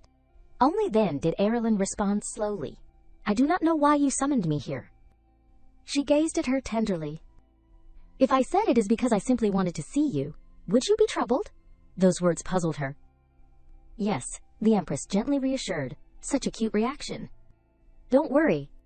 Ageni softly pushed the pastries toward her. I called you here to apologize on behalf of my useless son for bothering you. Aerilyn still did not understand. Apologize. Placing a hand on her chest, she added, he thinks he apologized properly, but I am sure he only troubled you and left. This one's good too. Even though he is my son. Pishon is too energetic, just like the Emperor. I wish he were only half like Tarian or Sarua. Worried Aerilyn might still be hungry, Ageni pushed another large piece toward her. Eat this one too, it is delicious. Aerilyn was at a loss. Please stop. Looking at the woman before her made Aerilyn thoughtful. But the more we talk, the more she seems gentle and friendly. It left Aerilyn with a strange feeling, almost as if the Empress was very fond of her. If I pretend not to notice, it will be too obvious. What is this? I did not do anything. Remembering something, Ageni gently lifted her teacup and asked, I heard you do not get along with the other children. Are they bullying you? Aerilyn hurriedly shook her head. No, it is just that I was born frail, so I can't fit in well. Hearing that, the Empress was relieved. So that is it. I understand. Still, whenever you have a problem, ask me for help, all right? Remember that? Her kindness surprised Aerilyn. These are the Empress's words. She nodded. Yes. She even wondered to herself, does this mean she will be my support? Remembering something, Aerilyn quickly asked, then, Your Majesty, may I skip the childhood friends gathering? Ageni laughed and immediately refused. No, you may not. That left her visibly disappointed. You said, if there is a problem, I should ask for help. As if reading her mind, Ageni leaned closer. What is it? Someone's bullying you and you are hiding it. Is not that right? Aerilyn quickly shook her head. No, nothing like that. She could not help recalling how Pishon constantly pestered her. It is just, your son is a little troublesome. Hearing her confirmation, Ageni smiled and probed further. Then that is good. Do you have any other requests? After a long silence, Aerilyn finally asked, But Your Majesty, why did you include me in the childhood friends gathering? She had become very curious. I have always wondered. With so much happening, suspicion grew in her heart. I am the only blood of Halburn, but I am not some extraordinary genius. My future inheritance of the family is not even certain, so why include me in the Crown Prince's circle of childhood friends? Ageni finally began to explain. So you have been curious about that. The reason I brought you into the gathering is time passed, and a few days later, it was the gathering of the Crown Prince's childhood friends at the palace. Tired, Aerilyn attended the party and thought, it is clearly only twice a week, yet why does it feel so frequent? I am exhausted. Just thinking of Pishon clinging to her endlessly made her feel helpless. For my moonfish-like body, going out twice a week is torture. And no matter how much I reject him, Pishon's attention never changes. She kept glancing around, looking for a place to sit. I just want to comfortably watch a fantasy romance firsthand, but instead it is annoyance, frustration, and fatigue. She quietly let out a sigh. That is why I want to withdraw from the childhood friends gathering. Recalling that day, Ageni had smiled and said, The reason I included you is a secret. That left Aerilyn utterly hopeless. If you were going to say that from the start, why bother creating such an atmosphere? But she soon noticed something in the Empress's expression. Her eyes seemed to hold another reason, as if reflecting Aerilyn and recalling something else. Thinking of that, Aerilyn sank back into her own thoughts. So there really is something between Grand Duke Halburn and Empress Agani. My bad feeling might have caught onto something. Just then, a voice rang out, target spotted. The twin brothers walked over with smiles. Aerilala, Aerilyn. Their calls rang out non-stop. Aerilala, Aerilyn only wanted to get away from them fast. I need to escape. But it seemed the twins still trailed after her. Too late now. Seeing her sitting quietly there, they quickly came over. You are early today, Aerilyn. What are you thinking, Aerilyn? Aerilyn cautiously asked. What are your names again? That shocked them. Aerilyn, you do not know our names. With no choice, they slowly introduced themselves. I am Ciel. I am Noel. Everyone calls us the angelic twins. Hearing that, Aerilyn thought dryly, more like the demonic twins. Seeing her still confused, they pressed on. Aerilyn, what are our names? She looked at them and answered slowly. Ciel. And this one is Noel. But inside, she was even more puzzled. Wait, Noel was born 5 minutes later. Once she remembered their names, the two did not forget to remind her.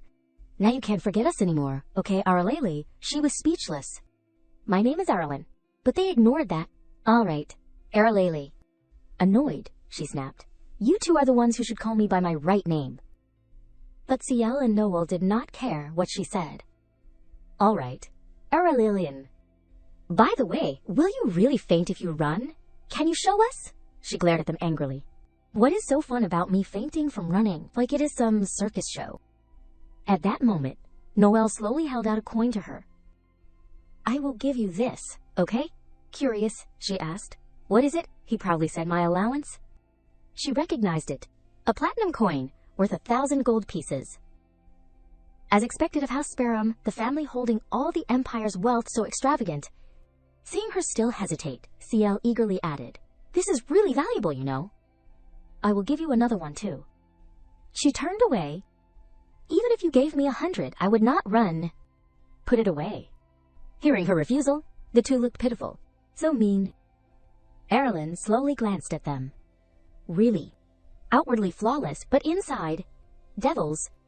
Remembering something, they both stared intently at her. What is it, Aerilyn? Have we charmed you? We are beautiful, right? Adorable, right? Cute, right? Their faces grew smug. Aerilyn, we will even let you touch our eyelashes. And you can touch my cheek, too. At their antics, Aerilyn grew uneasy. I know. If the other blushes or gets flustered, they will bully them to death by teasing. Even Satan in hell would be impressed. Seeing Aerilyn remain silent, confused Ciel and Noel greatly. They turned to look at each other in surprise, which she noticed. What is with those ominous eyes? I can feel it. My life's only going to get harder. I need to escape. Without hesitation, Aerilyn snapped. Move aside now. If you won't leave, then move aside. But they just stood there, stepping closer to her. Hey, move aside. Hurry. Their eyes lit up strangely. Aerilyn is the first to treat us so harshly. Is this Aerilyn's scheme to get our attention? Their craziness left Aerilyn speechless. What are they thinking? They seem to find her fascinating. Aerilyn is so cute. Aerilyn is so lovely. Her hands began trembling in fear. I want to be strong. Normally I do not, but right now I want strength. Usually at times like this, some mysterious being whispers, do you want power? Just then, the doors burst open, along with Pishon's voice. Hey, you twins. He strode in angrily. Step back. Both of you. Stay away from Aerilyn. Seeing him defend her left her stunned. Pishon. It froze her in place. I have never felt so glad for Pishon before. He is like a knight, protecting me from Ciel and Noel. Don't bully Aerilyn. Could this be the White Horse Prince effect? Still furious, he scolded them non-stop. Stop it now. Aerilyn does not like it. That made her so happy. Pishon's the best. More. Punish them harder. His sudden defense of her immediately silenced Ciel and Noel. The air grew tense. Your Highness, what are you saying? They kept moving closer to Aerilyn. Aerilyn likes us, right? Isn't that true, Aerilyn? She prayed desperately. I do not know. Just leave me alone. They glanced at Pishon. Aren't you lying just to monopolize Aerilyn? The three of them bickered non-stop. What are you saying? You are stuttering. Hit the nail, did not we? We hit the nail. Your Highness's wicked scheme is exposed. Seizing the chance, Aerilyn slipped away. Target changed? Sorry, Crown Prince. Just as she was about to leave, a figure appeared before her, drawing her attention. The appearance of this man instantly captivated her. In front of her stood a boy with cold, jet-black hair. Feeling intrigued, Aerilyn stepped closer to observe him carefully. This child. Meanwhile, the two behind her still chattered. All right. Then let us just ask Aerilyn. That'll solve it. Hearing this made Aerilyn jump in alarm. What? The three of them stared at her. Come on, Aerilyn, choose. You want to play with us, right? Pishon on the side also refused to lose. You will play with me too, right? The more she thought about it, the more speechless she felt. What on earth were the three of them even talking about just now?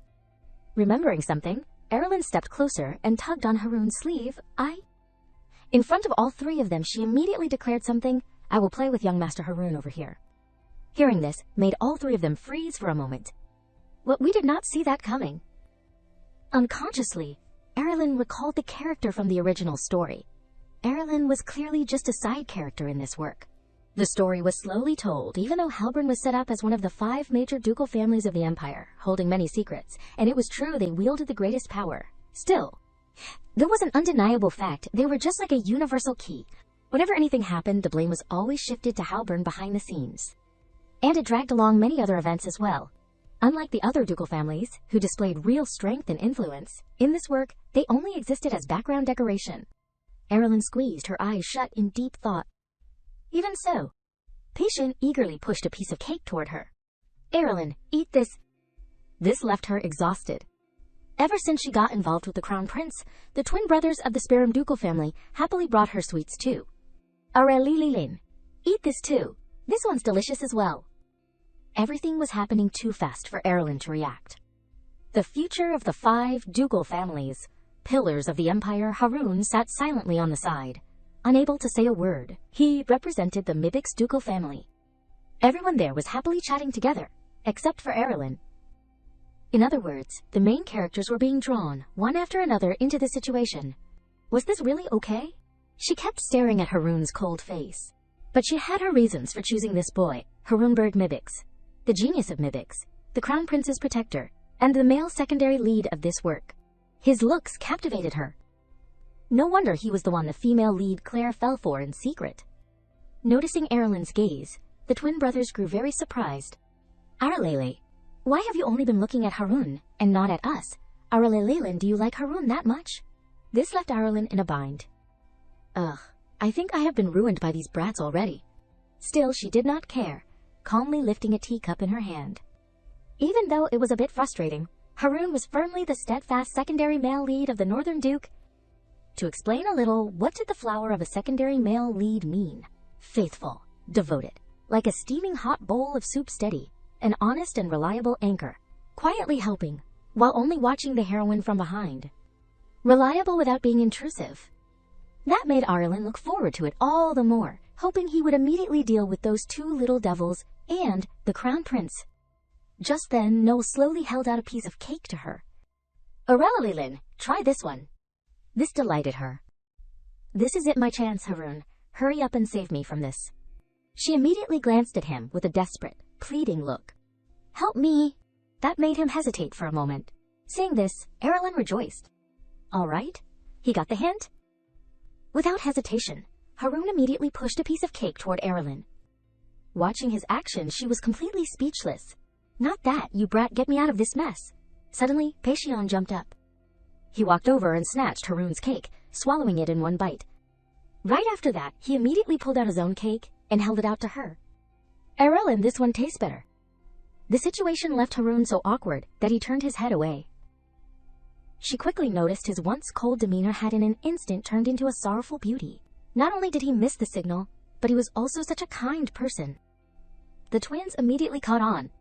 Your Highness, you are wary of Haroon, are not you? I see it too. I see it. Pishon turned back, confused. What? The twins kept teasing. Your Highness, that is unfair.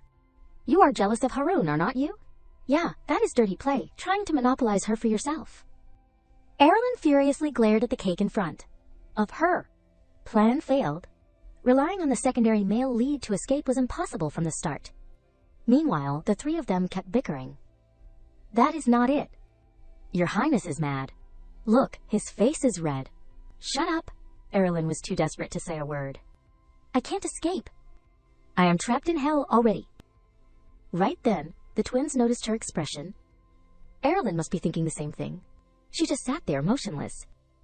Such a lively and explosive event, and the two of them never stopped surrounding her. Right, Aerilyn? Right? Her gaze grew distant. For a side character like me, this is just too much. Time shifted to late at night at the familiar Halburn estate. After returning home, Aerilyn clung tightly to Mayan's leg, which made him curious. Young lady, what is wrong? She sighed and spoke. Too many things happened. He nodded knowingly. It seems so. She still held tightly to his leg, silently thinking. The scent of dry wood, her tense nerves slowly began to settle. To her, Mayan was like her only ray of hope. Mayan, who had raised her since she was an infant. Even if her past life memories had awakened, Aerilyn's memories of him never faded. Her thoughts kept pouring out. No expectations, complete comfort, the only one I can rely on. She smiled faintly and called out, Mother, hold me. With no choice, Mayan bent down to lift her up. Mother. He gently held her in his arms with tenderness. Remembering something, he kindly asked, Did something happen at the summer gathering with your friends? This surprised her once again. Only Mayan noticed. She silently recalled. Pishon was basically a puppy. The twins were nuisances, and Harun did not help her at all. If asked whether anything happened, yes, but nothing serious. Seeing her face, Mayan gently suggested, Please, feel free to speak. Did nothing truly happen? She nodded in confirmation. His face then turned strangely sad. As I thought, it seems I still have not earned the young lady's trust. Aerilyn quickly shook her head. That is not it. She did not know where to begin. It is just things that are hard to explain and troublesome. Remembering something, she hurriedly asked, Then, can I not attend the childhood friends reunion? Her words startled Mayan, while the three on the side were also shocked beyond belief. He gently turned to her. The young lady does not want to go.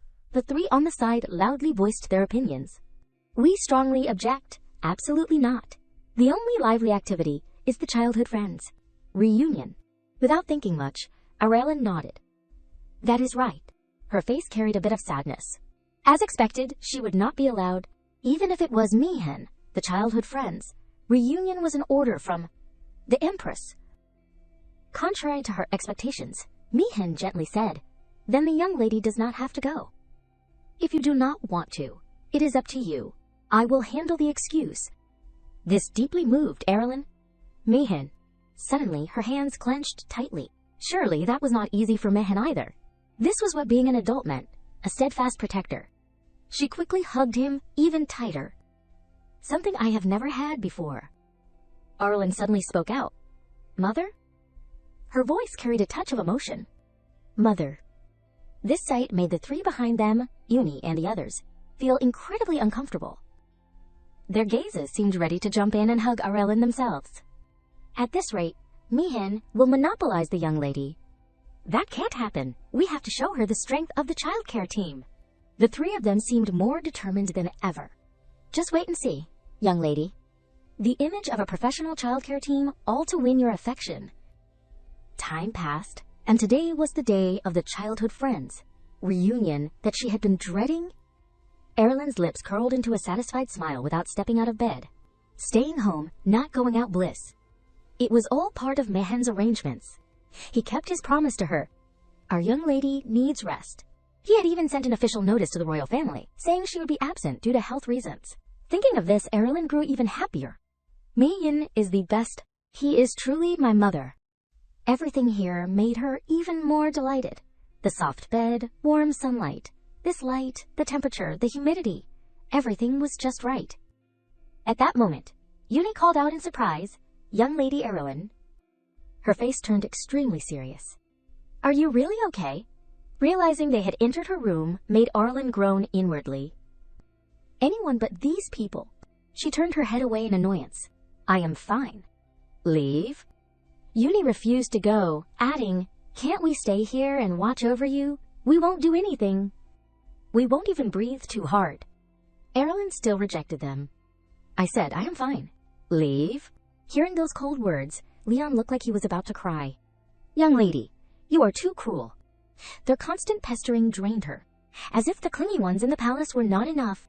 With no other choice, Aerilyn walked away. Now even this house won't let me be? Leon quickly called after her, young lady. She turned back irritably. Hey, I am busy. Don't follow me, okay?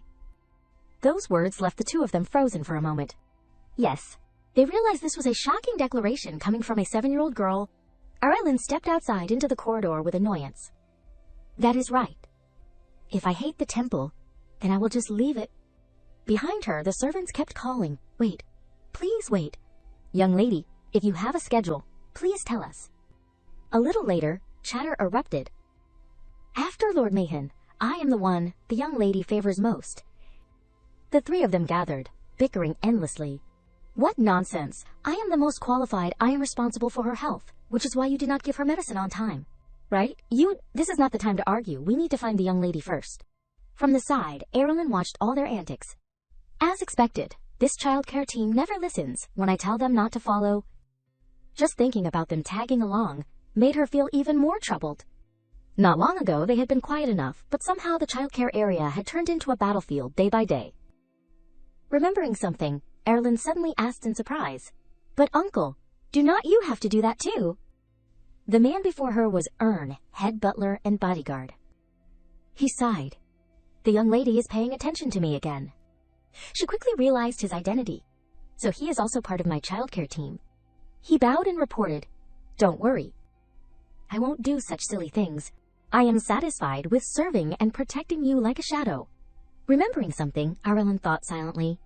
Come to think of it, Ern has never once bothered me.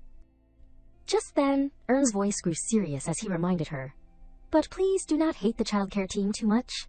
They have repented for past mistakes and are doing their best for you. Young lady Aerilyn. In the future, we will never leave you alone again. We have sworn in blood to support you more perfectly.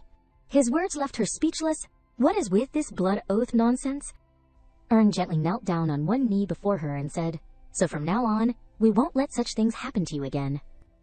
His warm voice surprised Aerilyn. Don't worry. She suddenly recalled the woman who had bad-mouthed her before. Were the maids gossiping about me, really? That's shocking. Being talked about is normal. That suddenly made her curious. Come to think of it, what happened to those maids? Aerilyn's thoughts flowed. Did Mayan drive them all out? I have not seen them since. And all the servants around here had treated her with such gentleness. Thinking back, ever since that incident, everyone in the estate had been kind to her. That made her realize something important, as if from the very beginning, no one here had ever looked down on her. Everyone had showered her with affection. Since waking up, she had never once been alone, so she had not noticed. All of them looked at her with gentle eyes. Young lady. Ern smiled softly and told her, From now on, we will make sure you only encounter happy things. A light breeze passed by. Aerilyn fell silent for a moment. So that is how it is. Mayan and the childcare team. She was so startled, she covered her face with her hands. Maybe they are all worried I would be hurt, so they poured all their efforts into me. Just then, Leon noticed her. Young lady Aerilyn ahead. All of them rushed over joyfully. Young lady, this utterly exhausted her. Oh heavens! At last, she understood all their kindness toward her. Thank you for caring. Maybe I should go along with them a little. But soon after, Aerilyn collapsed on her bed in exhaustion. So tired. This is on par with that childhood friend's reunion. Just thinking of it made her clutch her head and scream. Morning, noon, night, even snack time, they clung to her without end. Didn't they say they would only bring me joy? Didn't they say they would only make me laugh? Suddenly, Aerilyn bolted upright and looked around her room. This can't go on. I just escaped the torment of the palace. If this continues, I will die from stress before any illness kills me. Now she had to run from the maids, watchful eyes. The childcare team had gone mad. Persuasion was useless. In her mind, Aerilyn pictured Uni and Leon turning dangerously threatening. In despair, she remembered Mihin. Then Mihin. But she reminded herself Mihin was busy. I can't trouble Mother. So Aerilyn slowly took steps forward. In that case, she opened her desk drawer and picked up a pen. I will have to use the last resort. Inside the estate, all the maids suddenly gathered together. There was a note written by Aerilyn. Important notice all gather in the drawing room. This left the maids astonished. Leon was dumbfounded. Did Lady Aerilyn really write this? Uni nodded and suggested, seems so. Let us just go to the drawing room. Everyone hurried to the drawing room, where they found Aerilyn already waiting. Young lady. She turned and asked, is everyone here? The scene confused the maids greatly. What is this? Her face grew determined as she announced to them all. This is what is called a reward sticker board, complete with good child stickers. Everyone still did not understand. A sticker. Reward, Aerilyn slowly explained. Starting today, I will give reward stickers to whoever pleases me. That statement left them all frozen for a moment. This was the only method that could bring true peace to Halberd. Someone's face suddenly turned strangely serious. Rewards, good kid, proof of being cherished. Aerilyn continued to make her announcement. Now everyone, take a sticker board. Leon was deeply moved by the sight. The young lady even wrote our names herself. Uni hugged the sheet tightly. This must be kept as a family treasure. She gently handed the sticker sheet toward the three of them. If you do well, I will stick a reward sticker on the sheet. Use this to show off to each other. It may not be common, so it is hard to find, but using reward stickers is simply the best. At that moment, Mayan stepped forward and asked, what is everyone doing? Aerilyn was startled to see him appear there. Mayan. Her voice carried a trace of sadness. I thought you were busy. He shook his head and explained, even if I am busy, I still make time to look into things. Hearing that, she nodded in understanding. I see. Remembering something, he looked around the place again. So what is all this about? Why is there such a noisy gathering? Aerilyn slowly moved closer to him. That is... After hearing the whole story, Mayan's face turned very displeased. So in short, me taking care of the children has troubled the young lady. Aerilyn shook her head to clarify. No, it is because I wanted to do this. He quickly grabbed the good kid's slip from her hand to examine it. Her face bloomed into a gentle smile as she announced, Here, Mayan. Just by being here, you already get praise. The innocent smile on her face froze him on the spot. My lady. She looked at him again. Use it like this, do you understand? He nodded obediently like a little pup. Yes, I understand. Ern, watching from the side, felt a pang of jealousy. Lord Meehan already got a sticker. Uni quietly thought to herself, so jealous. So very jealous. Time passed until a few days later at the Halburn estate. Aerilyn lay comfortably on her bed, happily thinking, so relaxing. How long has it been since I have enjoyed such peace? She recounted the story as well. The sticker board had become a new activity, and Halburn once again found peace. Everyone chattered excitedly with one another. Yesterday I got 2 of them. I have received the most so far. Aerilyn cut in to probe. So, Meehan, do you want one too? Meehan sometimes stared intently, but if they just made a sticker for him, everything would be fine. Remembering something, Aerilyn pondered while holding a book. I suppose Meehan also wants a sticker. Let us just read. Anyway, there is nothing to worry about now. Suddenly, the door opened, and a familiar figure slowly appeared. Aerilyn, unaware of what was happening, kept focusing on her book. Pishon's footsteps gradually came into the room.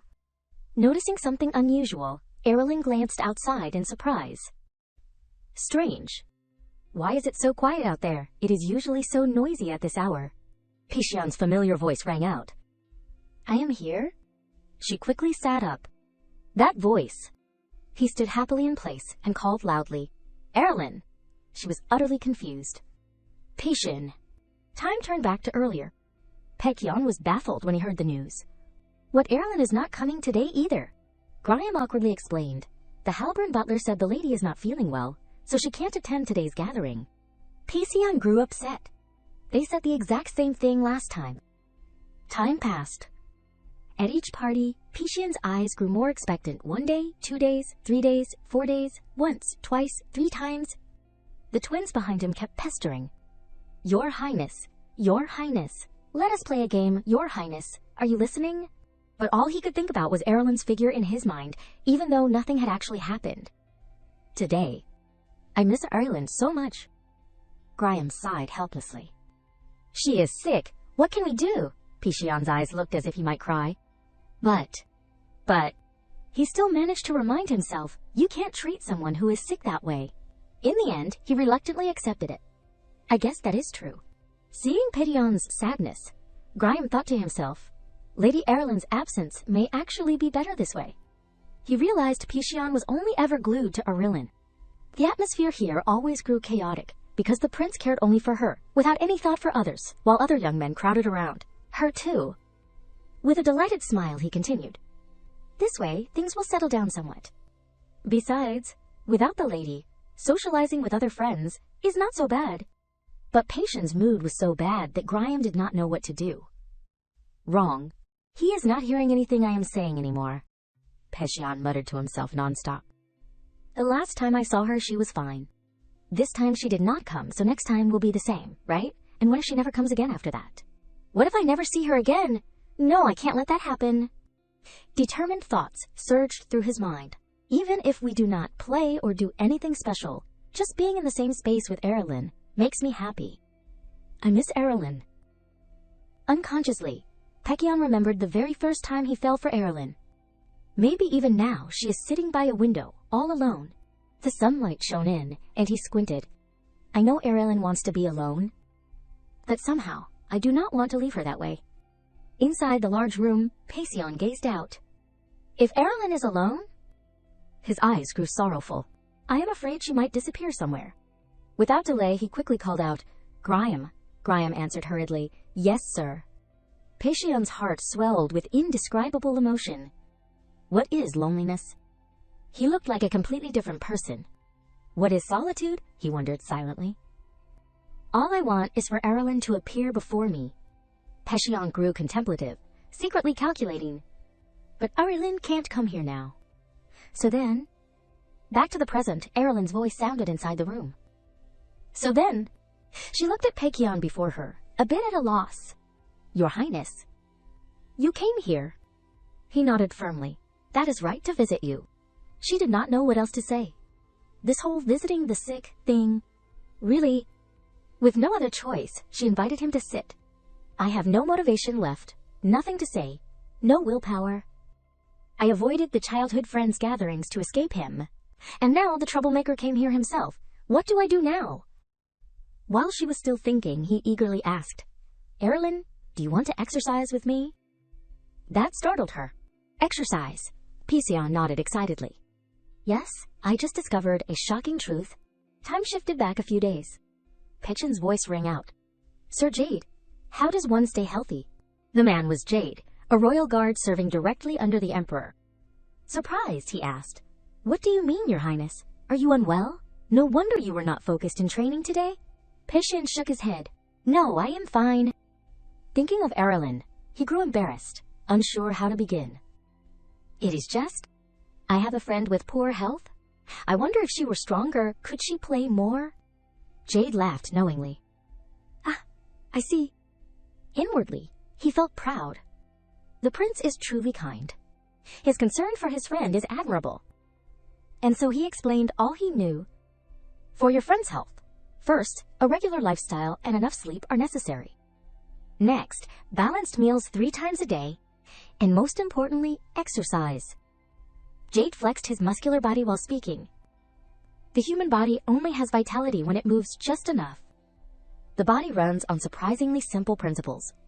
Pishon silently memorized it all. Move just enough. I see. Back to the present, Pishon looked at Aerilyn with expectant eyes.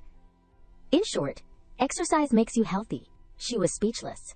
Wow, a groundbreaking discovery. If he reports this to academia, he might even win a Nobel Prize, the one truth only he did not know. Breaking news.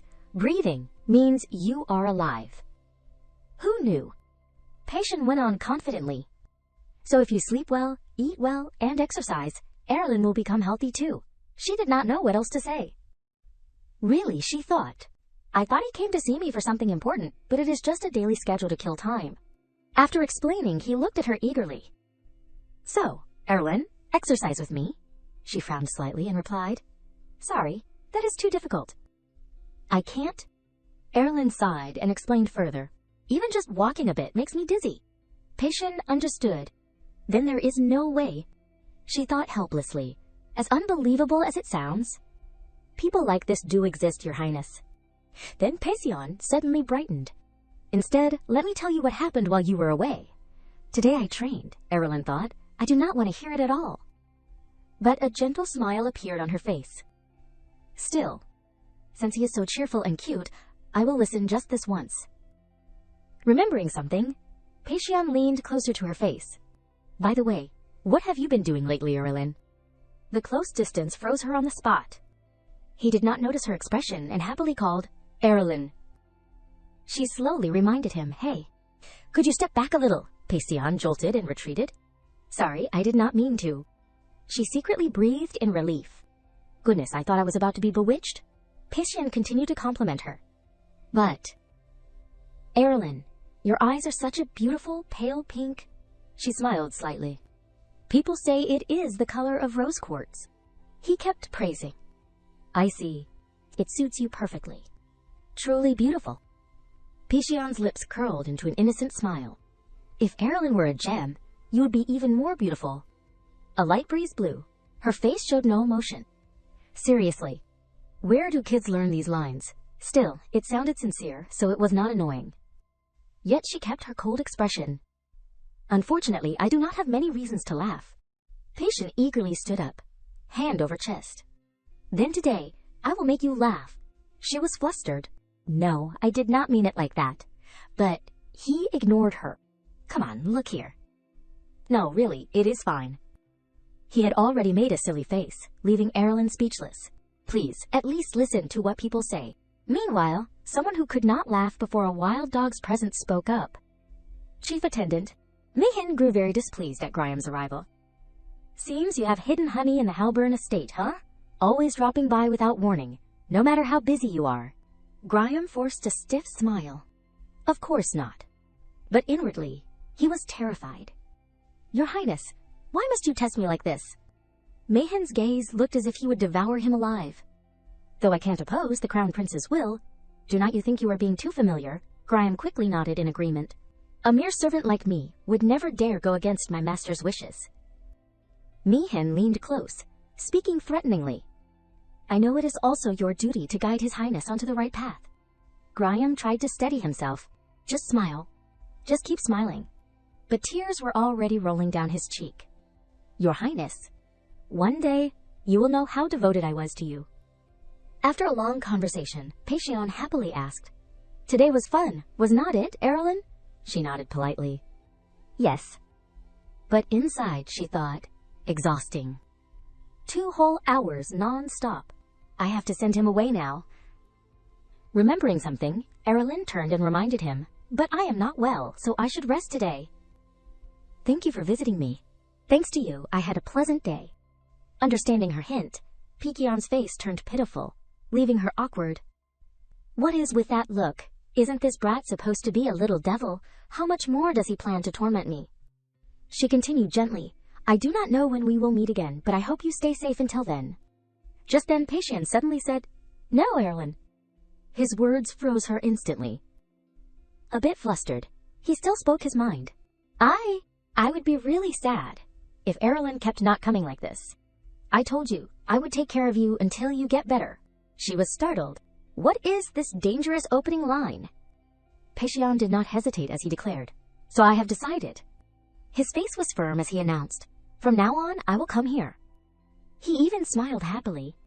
That is best. Aerilyn forced an awkward smile. Why are bad premonitions always right? She quickly protested. No, that won't do. You do not need to worry about me, really. But he ignored it. How could I not worry? It is all because of me.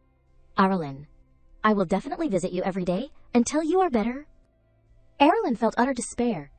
Just one visit already crushes me with pressure. and now every day she hurriedly said, "Really, it is fine, do not worry." The more she thought, the more confused she became. Wait, no matter how stubborn this kid is, he is still the crown prince of an empire. Visiting the estate daily is nearly impossible. Tomorrow his busy schedule will sweep him away. This made Pishon full of hope, and today's words will soon be forgotten. Don't take it seriously. And that is exactly what Aerilyn thought. I believed that, but then a familiar voice rang out. Aerilyn, she could not face it. Forgotten. What forgotten? Pishon excitedly ran in. I came again today. She quickly turned away, pretending not to hear. It has been a whole week now. A full week of attendance. Seeing his eager eyes left her awkward. The crown prince declared he would come daily. When he only came 1 or 2 days, my reaction was... Aerilyn walked wearily down the long hall. Maybe in a few days he will stop. Surely he won't keep coming forever. But then it really happened. Pishon happily asked, Aerilyn, did you sleep well? They say you need good sleep to stay healthy. Time passed. Pishon cheerfully pushed open her door. Aerilyn, good morning. To be healthy, you must live with routine. He even grabbed her hand, pulling her forward. Come on, walk, stroll, stroll. He brought her new health updates every day. Handing her a large piece of beef, Pishon said, Aerilyn, they say eating well is essential for health. His bright smile was something she did not want to face. Too dazzling, like he is about to exorcise a demon.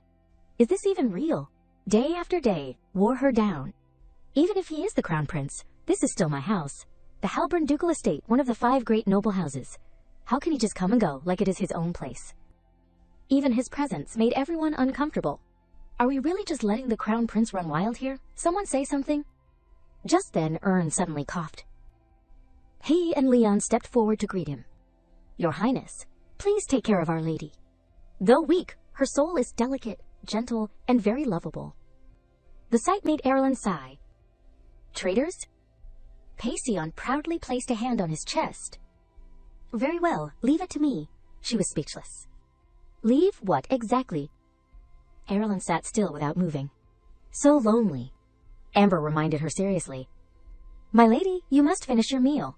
She shook her head. I have no appetite. Looking at the dish placed right in front of her, she pondered a little.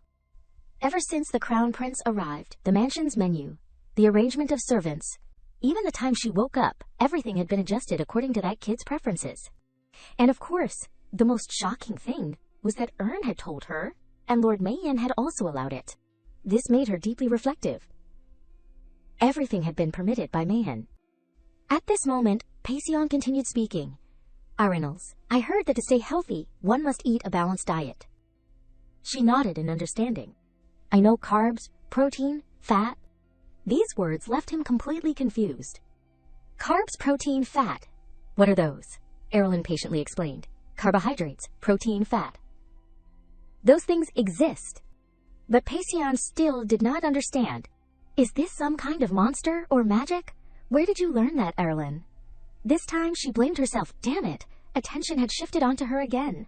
Anybody else, please. Watching from the side, Leon was thrilled. My lady and his highness really are a perfect match, are not they? Uni also laughed and added, It seems his highness really likes my lady. She thought helplessly. Caring for children might truly be hopeless now. She then looked at Ern again. He was moved to tears. Your Highness. This made Aerilyn determined to step forward.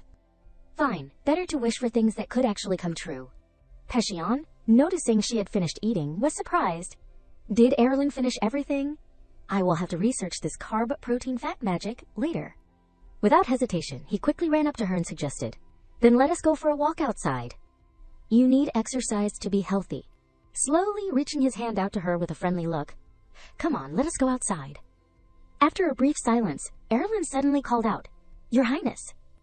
Her next words froze him for a moment. Aren't you busy? The more she thought about it, the more puzzling it became. Even though he was young, Pishon was still royalty. And not just that, he was the crown prince who would inherit the throne. Lessons on ruling. Sword training. Surely, he must be busy. Thinking of this, Aerilyn felt even more certain.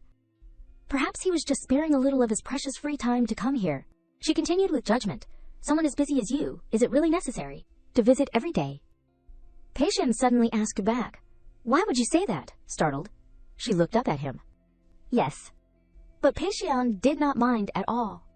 He gently reached his hand toward her. Because we are friends. Then he laughed heartily. Aerilyn, you really worry over the silliest things. I am a bit busy, but it is fine. She slowly asked, why? He softly held her hand and led her forward. I come because I want to come. Just thinking of playing with Aerilyn filled Pishon with joy. I like playing with you, Aerilyn. You like it too, right? Saying that, he eagerly tightened his grip on her hand. Being home alone is so boring. Without another thought, he pulled her along. Let us go, Aerilyn. Meanwhile, as she was being dragged along, Aerilyn thought in surprise. Friends, have I ever had anything like that before? Suddenly, she grew oddly pensive as memories resurfaced. Bad memories from her previous life came back. It seemed there had been something similar around her once. In her past life, she had been someone who only played violin alone, merely trying to fit in with other children. She had never cared whether she had friends or not, proving her worth was far more important. Voices of gossip constantly reached her ears. Unbelievable. She is already a genius, so why does she keep working so hard? You look down on me because I am not as good. You always think you are the best. This made the other children feel inferior and leave. Some boys even persistently tried befriending her. We seem to get along, well, do not we? I heard your mother is famous. Everything piled up, making Aerilyn's life suffocating. That place was filled only with people wanting to use her. Over and over, emptiness repeated itself, until one day, she realized she no longer cared about ordinary relationships. Aerilyn's hands clenched toward the door. But it is fine. She turned her head toward the woman behind her. From the very start, in my life, just one person was enough. Her face suddenly brightened with a strange glow. Mother. But as she was still basking in joy, a whisper reached her ear. In the end, my mother abandoned me too. Who would ever like someone like you? In the end, you will only be left alone. This terrified Aerilyn, making her snap her eyes open wide. Don't expect anything. The familiar scene around her made her realize instantly where she was. She sighed tiredly, turning over as memories returned. Perhaps it is better not to recall the past at all. Pishon's smiling face surfaced in her memory. We are friends. Thinking of this, Aerilyn muttered to herself, what benefit is there in getting close to someone who will soon disappear like me? Her thoughts flowed endlessly, making it feel like time itself had stopped. As expected, if it will all break apart in the end, it is better not to begin at all. Being alone is more comfortable. Inside the office, Mayan's voice sounded, Dylan, do you think this is okay? Hearing this, Dylan turned his head in surprise. Yes, what do you mean, sir?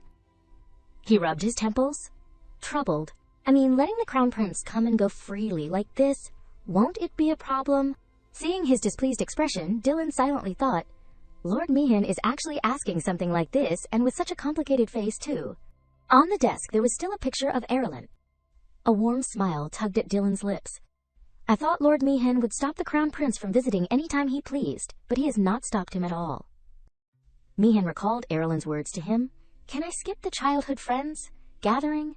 That only made Dylan more certain. Even if he pretended not to care, in the end, Mayan was still worried about her. Thinking this, Dylan chuckled and asked, Lord Mayan, you know it too, do not you? He blinked in confusion. No, what? Dylan continued, that the young lady needs friends her own age. Realizing his worry, Dylan kept reassuring him, it will be fine. Children in the Empire grow up like this anyway. Mayan sighed and glanced at him. You are younger than me, yet you seem to know a lot about children, Dylan. Dylan laughed cheerfully. That is because I have many nieces and nephews. The scene shifted to the royal palace. Again his voice rang out, Pishon. You went to Halburn Mansion again today? He nodded firmly. Yes. His face lit up as he recounted. After I came back, I trained, studied, and practiced more. Ajani even praised him with admiration. You had quite a busy day, did not you? How's Aerilyn? At the mention of Aerilyn, Pishon's eyes lit up strangely. Aerilyn is... Realizing his reaction was too strong, he quickly corrected himself. Not well enough to go outside yet, but I heard she is slowly recovering. Honestly, she always looks a bit odd. So I am not too sure. Lately, maybe it is a new game or something, but she keeps staying shut inside her room. Hearing this, Jenny gently reached out and stroked his head. Pishon. Her voice carried a strange tone. Don't be too good to Aerilyn. Her words baffled him. Huh? She softly reminded him in an odd way, just like, but only at that level. Only get close enough so that you can let go of that child anytime. Time shifted toward late evening at the palace. Pishon walked down the long corridor with a wordless, sorrowful face. Recalling earlier, Ageni had sternly warned him, only get close at the level of liking. This confused him deeply. Why? But she had said something strange later that will make it easier for you. Those odd words left him troubled. Mother, why would you say that? Do you not like Aerilyn? He shook his head in denial. No, that is not it. Pishon's expression grew more determined than ever. Even so, if Aerilyn becomes healthy, maybe Mother will change her mind. He broke into a run, full of determination. Aerilyn, I will try hard. We must be healthy together. The scene shifted to the following morning. Aerilyn sat quietly, welcoming the new sunlight. Holding a teacup in her hand, her face looked deeply thoughtful. How strange. She silently mused. Normally, by now, he would have given up on his own. Gryan was still running after Pishon, reminding, Your Highness, please slow down. The only thing Aerilyn could do was respond coldly. Many times Pishon started a conversation. Aerilyn, is not the weather beautiful today? She would turn away indifferently. Not really. But it seemed none of this went as she planned.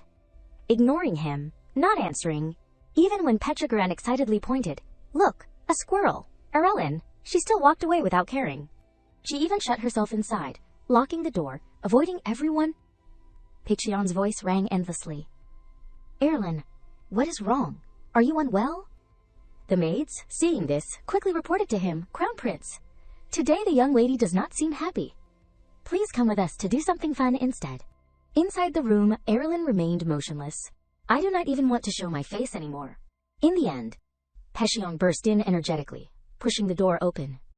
I am here, she asked herself. Why does he keep coming? Leon cheerfully greeted. Welcome, Your Highness. Pishon, as usual, greeted back. Hello everyone, good morning. He quickly looked around. Where's Aerilyn? Leon, slightly awkward, reported. Well, the young lady today also. Pishon ignored it and suggested, It is fine, I will just say hello and leave. Hearing that, the maid beamed. Your Highness, you are so kind, Aerilyn, hiding behind the door, was shocked.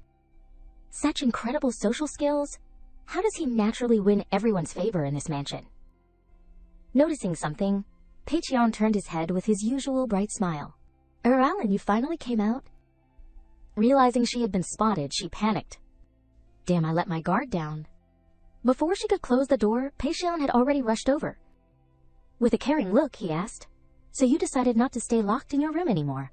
She stood dumbfounded. Is this really the power of a child? Since she did not answer, he continued, It has been so long, that makes me even happier. Aerilyn sighed in reluctant resignation. Fine, I lost. My plan to hide failed. Like a little puppy, Pishon followed her everywhere. Did you eat properly? Sleep well? And also... She ignored him, walking forward. So annoying. Her thoughts remained unspoken. If only Pishon were a bad person, I could dislike him. Or if he were unbearable, I could keep my distance. But Pishon, every time he talks to me, he smiles brightly. Aerilyn, have you looked at the sky? The weather's wonderful today, she froze. He is too kind. That is the problem. Everyone around them marveled at their closeness. But unlike Mayan or the caretakers, Pishon was not family, nor was he her guardian. The longer they stayed together, the more painful the words would be in the end. After a silence, Pishon asked sadly, Aerilyn, why have not you said anything? Are you feeling unwell? Aerilyn's mind churned. Pishon, do not you get angry. You have never been looked down on and felt upset. He kept calling her Aerilyn. She brooded. Why do you go this far? Unable to take it anymore, Aerilyn snapped, Hey. His body froze instantly. I. Aerilyn decided to face him head on. Avoidance was not enough. Only direct confrontation would do. She nodded firmly. That is right. You did not hear me. Her words froze everyone around them in place. She resolved within herself, no matter how friendly the crown prince was, there was still a clear difference in status. Normally, this would cost her her head, but since they were children, it could be overlooked. Pishon clenched his fists, trembling. Aerilyn. She smirked inwardly. At this point, he must be angry. He will surely make me see the difference in status right away. Everything was within her calculations. All right, Pishon, use this chance. He finally spoke, so in the end. She smirked. Yes, get angry, then go back to the palace. But contrary to her expectations, Pishon blushed, placing his hand on his chest. So you are comfortable with me now, Aerilyn was speechless. What? Delighted, he rushed toward her. Aerilyn spoke casually to me. Finally, oh my god, thank you, I am so happy, she was dumbfounded.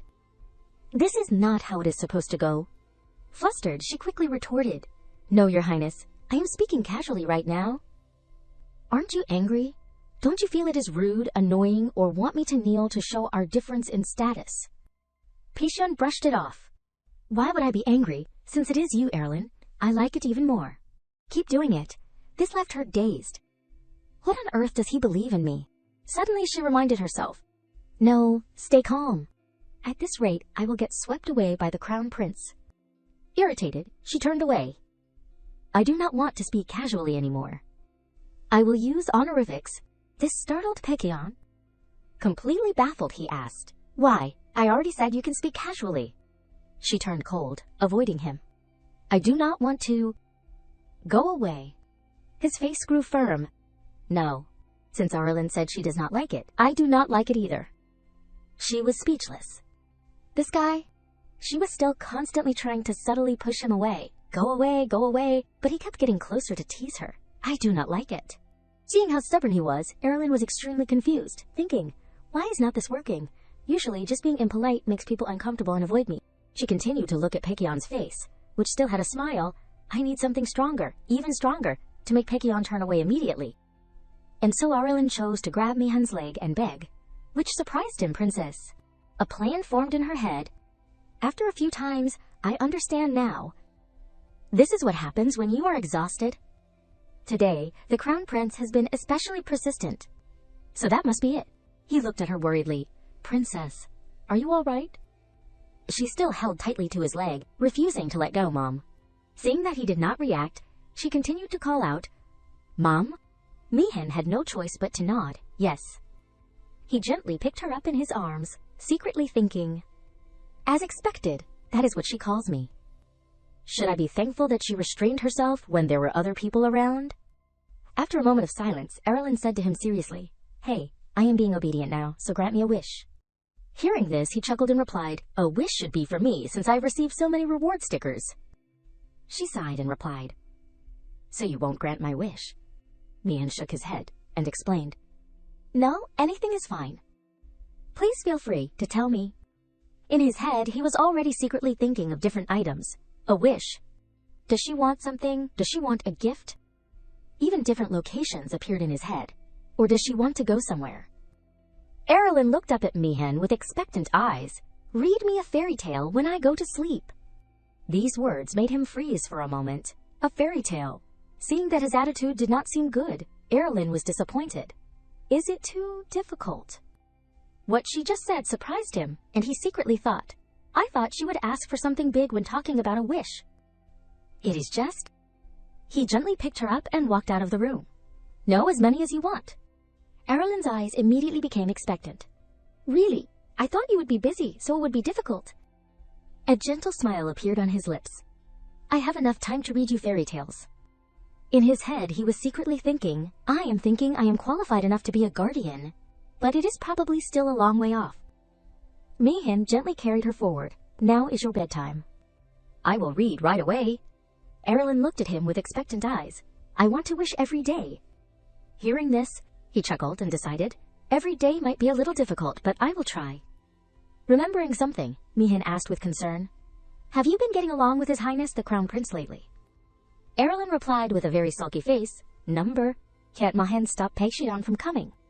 These words immediately caught his attention, and he secretly thought, according to the report, they seemed to be getting along quite well.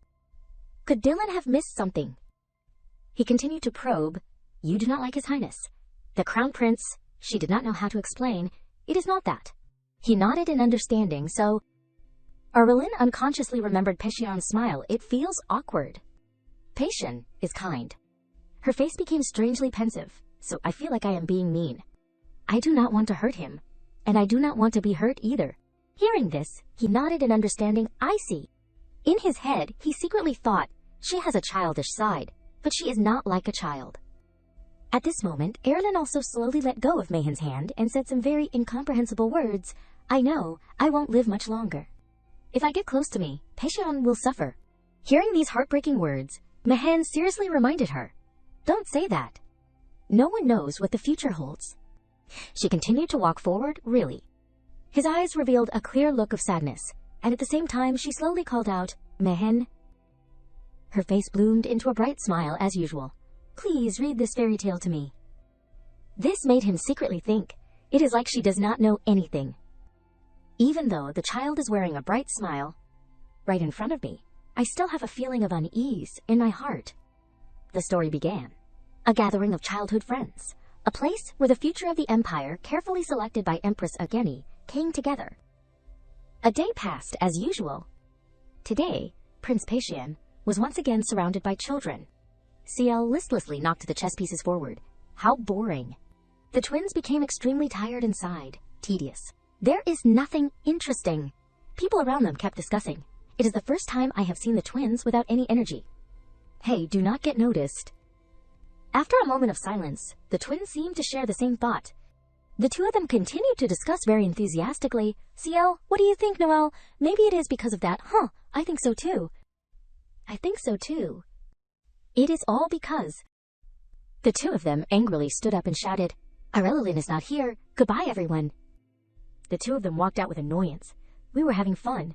So much fun. The feeling of teasing His Highness is so refreshing. And her room, too. Remembering something, CL immediately spoke, Noelle. But I heard a secret? He turned his head in surprise. A secret. CL did not hesitate to whisper into his ear. The secret is that His Highness is secretly meeting Aerilyn without letting us know. This made Noelle extremely angry. What? This is an act of betrayal. The two of them wore extremely bright smiles. An act of betrayal. Then we must take revenge. Right? Let us follow His Highness. Time shifted to the next morning. The twins disguised themselves and set off. And so today we have decided to follow His Highness all day to see what he will do when he plays without us. We can't waste time, the two of them kept urging. Browning, hurry up. The servant could only bow his head in understanding. I apologize, my young masters. The scene shifted to Pishon's side. His Highness's first schedule, education for the successor. This surprised CL and Noelle. His Highness is busy from early in the morning, but we have to study that when we get back to the residence too. Next is His Highness's second schedule, afternoon tea with Empress Ageni. Looking at their attitudes, the twins could not help but be startled. Her Majesty the Empress and His Highness look so close. Until the third schedule, sword practice. Pishon's skills impressed the twins. He is practicing with Haroon, the knight family that protects the royal family. I heard he does physical training every day without fail. Witnessing this scene made the two of them very tired. His Highness really has a busy schedule. When will he meet Aerilyn? I am so sleepy, Noelle. Seal, wake up. What if we get carelessly discovered? The two of them continued to stare ahead. But, can I sleep for a little while? We have to make our meticulous surveillance a success, right? We are watching. While still practicing enthusiastically, Pishon suddenly announced, Wait, stop here. The servant hurriedly stepped forward and asked in surprise, Your Highness, is something troubling you? You have not seemed to be able to concentrate well lately. Hearing this, he paid attention. His eyes became very sad. Actually, I have something that is troubling me. After listening for a while, everyone seemed to have completely understood what he meant. So the friend that Your Highness is referring to is the Lady of Helburn. You are always worried about that frail lady, are not you? Pishon nodded to confirm. I am following Sir Jade's advice, but I want her to be even healthier. The more he talked about this issue, the more anxious he became. How can Aerilyn be healthy? That is my worry these days. Hearing this, everyone was stunned. Health. And so everyone kept discussing together. How about exercise? I was thinking that too. I was thinking about that too. The room was filled with lively discussions. A healthy body will have a healthy mind. I do not know what that is, but it sounds amazing. That makes a lot of sense. Graham was speechless on the side, thinking, hey, you guys, she is the one who used to faint. Pishon kept saying very sadly, of course, I think so too, but how can Aerilyn exercise? Well, Aerilyn gets dizzy just by walking a little. Everyone heard this and shared the same thought, just do it. This information finally made Pishon realize something. He realized something even here. A bright smile finally appeared on his face. I see, now I understand a little. Graham was still secretly thinking, what exactly does he understand? He immediately took out paper and pen to write, just do it. Immediately after, he became determined, I have to go see Aerilyn. Just hearing this made Graham want to chant a prayer, Lord have mercy. The scene shifted to another place, and Pishon's voice rang out, Aerilyn. She helplessly asked herself, who is it? He ran excitedly towards her, let us exercise. She just wanted to run away from him as quickly as possible. Who is the devil that turned the prince into an Efraitux? Exercise fanatic. He was still enthusiastically speaking. I found it. Aerilyn walked in another direction. Get out of here. But he kept suggesting right next to her, exercise will make you healthier. This made her even more tired. No. From the beginning, my body is not the type that can be cured by exercise. He still did not care and continued to pull her forward. Let us start by conquering walking. Just walking for 10 minutes is enough? Aerilyn clearly did not want to face this. Tiring. Annoying. What if I faint while walking? He became very certain. Don't worry. Before you fall, I will help you. Hearing this, she was curious. How will you help me? Pishon immediately picked her up in his arms, like this. The more she thought about it, the more speechless she felt. Is this the average 7-year-old in this world? What an unrealistic strength. He still did not notice her expression and chuckled. How is it? Can you do it? Thoughts kept appearing in her head. I really do not know the reason for this unconditional favor. I really need a stronger method, but I completely do not understand. Seeing that there was no other way, Aerilyn walked outside. Fine, let us go then. He ran excitedly forward. Great. The two of them walked outside, step by step. Next. Remembering something, Pishon suddenly called out. But Aerilyn. He felt very puzzled by her actions. Why is Aerilyn always alone? That is, besides the butler or the servants, it does not seem like I see any other relatives of hers. She replied coldly, Mayan. Hearing this, he turned his head in surprise to look at her. Mayan is not family either. Where are your mother or father? Aerilyn secretly thought. Mayan is my mom. But if I explain it to Pishon, Mayan will get in trouble, right? She immediately thought carefully about this issue, family. After a moment of silence, Aerilyn finally spoke. I do not have any... I have a father, but I have never met him since I was born. Hearing these words made Pishon very embarrassed. I see. But he still asked her with concern. Are you all right? She replied with a calm face. I am all right. This made him breathe a sigh of relief. Really? Pishon did not know how to react to this situation. Is this something to be so embarrassed about? It is like, I have been hurt. He hurriedly said, in short, it is all right, Aerilyn. His next words made her freeze for a moment. I will be by your side. This made her even more stunned and confused. What? Without thinking much, he immediately went closer and grabbed her hand tightly. You do not need to have family. From now on, anytime, I will always be by Aerilyn's side. Realizing his emotional words, Aerilyn did not know how to respond. Does this crown prince know how dangerous the words he just said were? The sunlight shone down, making this place even warmer.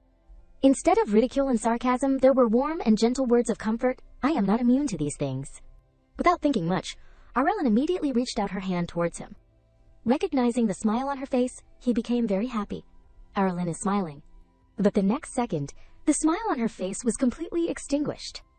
Another figure stood in front of her and asked uncomfortably, Do you believe that? Do you want to rely on someone again?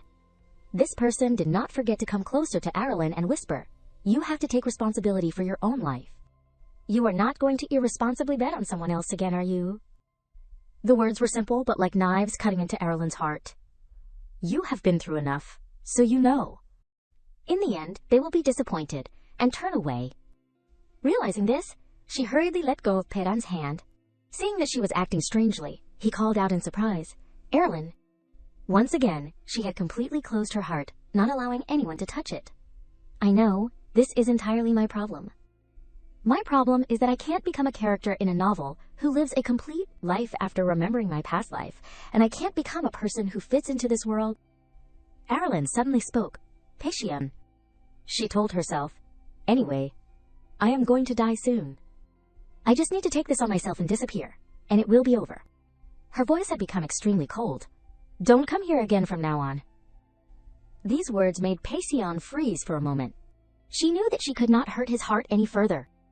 He was as free as the sunlight without any blemishes. I wish you would not know this world. Aerilyn coldly declared, Now, I do not want to see your highness anymore. He still did not understand what the heck was going on. Why, suddenly, without saying much, she turned away uncomfortably.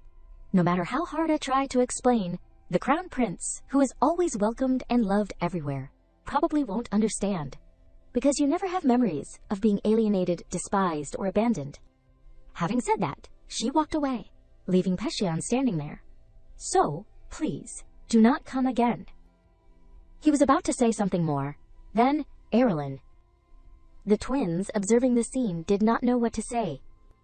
The faces of the two of them became very serious as they discussed, What should we do, Ciel?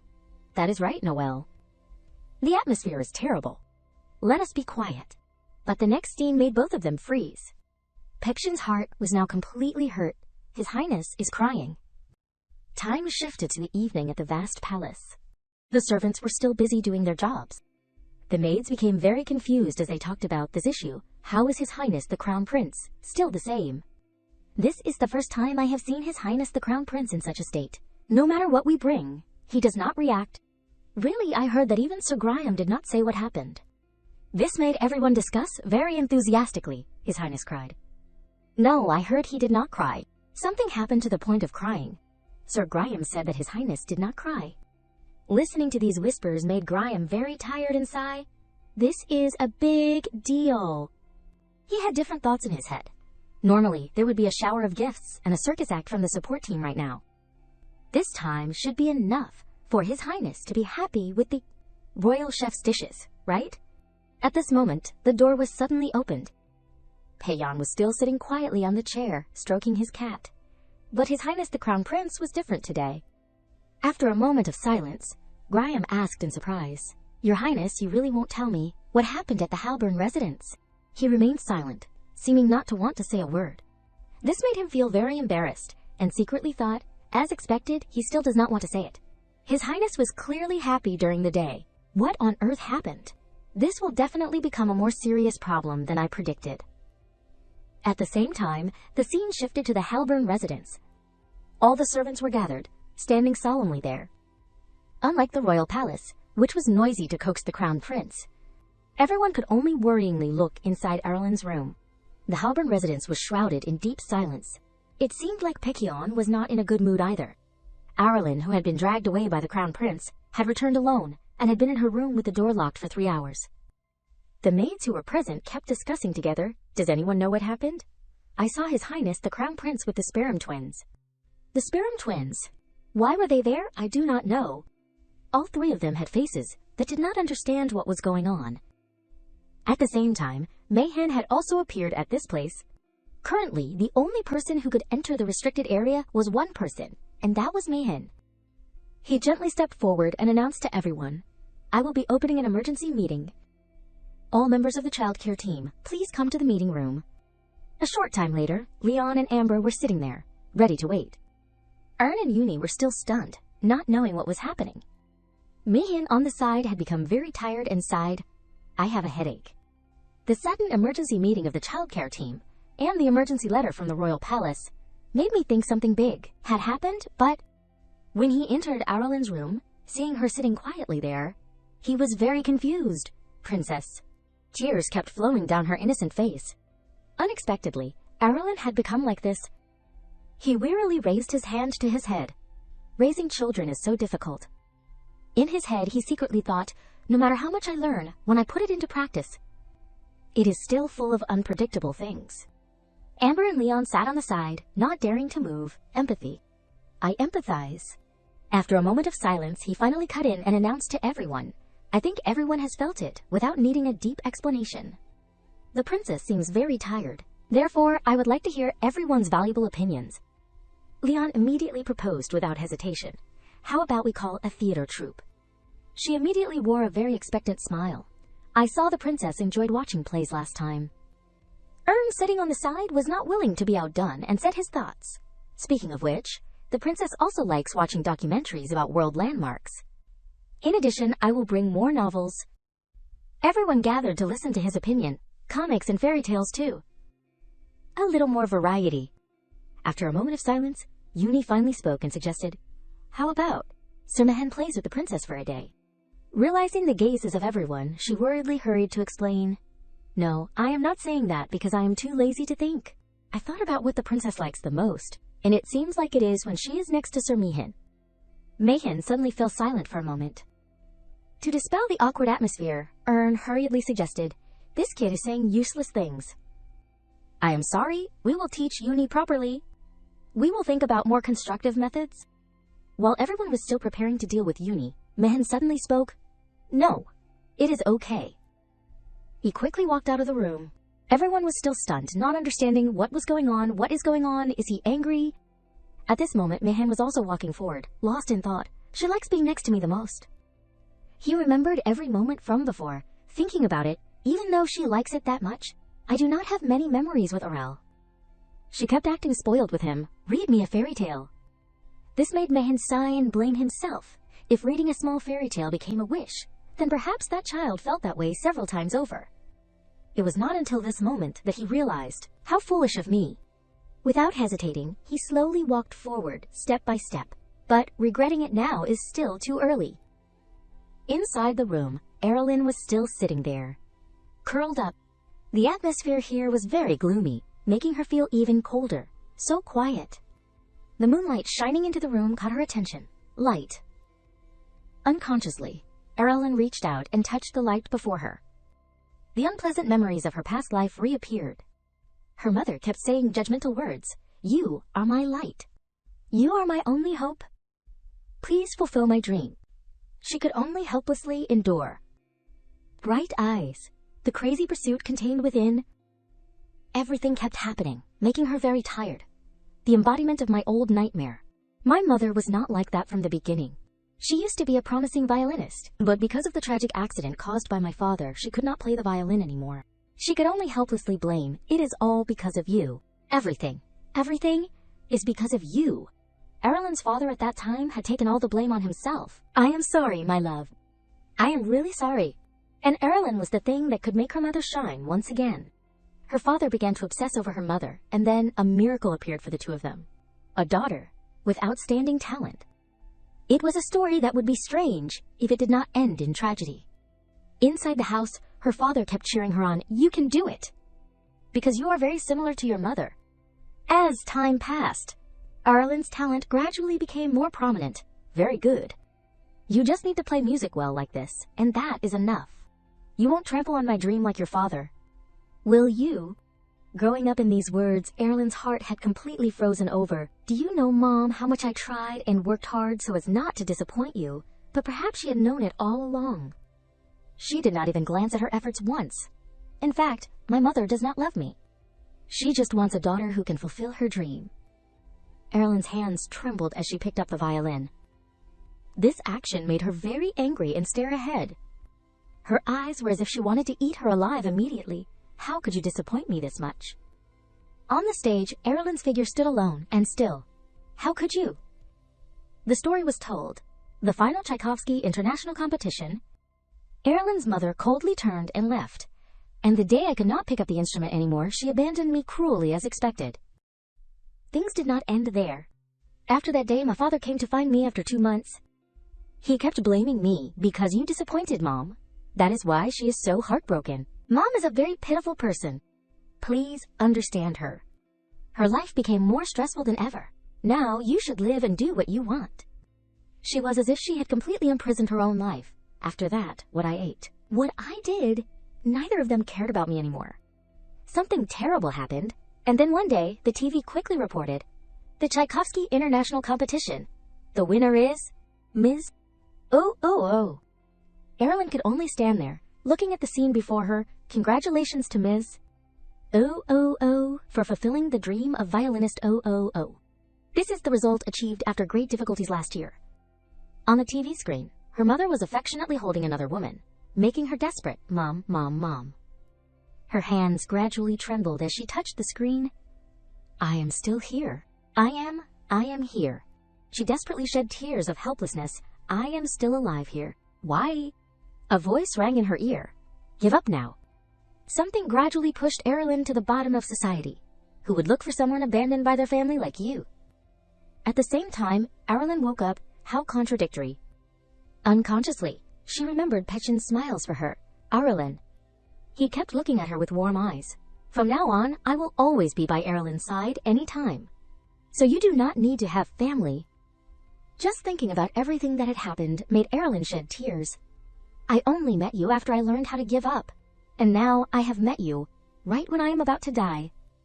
She desperately clutched her pillow and thought, "It is really the end now, huh? But I won't live like my mother. Because I do not want to achieve what I want by hurting others." A familiar voice rang out. "Princess, it is me." Aerilyn immediately looked outside. Mihen just arrived. Why?" He gently sat down and reached out to touch her face. "Princess." Looking at Aerilyn's appearance at this moment made him feel very heartbroken. "Tomorrow, let us go out and play, okay?" Time shifted to the next day in the vast city. Dylan looked at the scene before him in disbelief. What the heck am I seeing? He unconsciously remembered everything from yesterday. Until yesterday, the desk was full of reports and documents. But today, it has turned into something completely different. Today, it is all travel brochures, lists of cake shops, event information. Can a person change so much in one night? Really? Mayan looked at the business card before him and asked in surprise. Then, where is the best place to go with the princess? Dylan could not hide his surprise. "It does not suit you at all, Sir Mayan." Remembering something, he hurriedly spoke. "All right, this is my job anyway. I think Cherie is the best." His words kept ringing inside the room. Since we are in the Pagrita imperial capital, traveling by carriage also requires stable operation related to magic, and the frail family is highly regarded. Most importantly, the scenery is very beautiful. Mayan hesitated slightly and then gave the order. "The short distance is what I like the most. If the princess's condition worsens, we will return immediately. Get ready." Dylan nodded in agreement. "Yes, understood." In his head, he secretly thought, choosing a place to play with an atmosphere like approving a business plan. Noticing something, Dylan was a little curious. "Are you leaving right away?" Mayan nodded to confirm. "Definitely." He hurriedly bowed respectfully behind him. "Then I wish you beautiful memories upon your return." Looking at Mayan's back, he slowly thought, "How strange. There is also a day when I see off Sir Mayan, the ghost of Helburn." This made him thoughtfully glance in another direction. Sir Mayan must be very worried about the princess. As usual, Dylan quickly sat down and continued to do his work. "I do not know. What is the point of thinking?" His nimble hands quickly approved each file. As he worked, Dylan comforted himself. "It will probably be all right. This is for the princess." The scene shifted to the bottom of the residence. The carriage had been prepared there. Aerilyn, wearing a beautiful dress, slowly walked towards it. She blankly looked at everything outside. Mayan followed closely behind. The beautiful scenery here made her admire it. Looking at her small back, he worriedly thought, "How long has it been? Not a business trip, but a trip. Although I am going for Aerilyn, I feel much lighter." Suddenly, she pulled on his clothes. Mayan. Hearing this, he reacted, "Yes, princess." She looked at him with very radiant eyes. "We are wearing matching outfits today." Mayan chuckled and pinched her cheeks, teasing, "It is just the same color." Seeing her sad, he secretly thought, "It is just a similar jacket color." "Is it worth being so happy about?" He hurriedly nodded in response. "Yes, it is a matching outfit."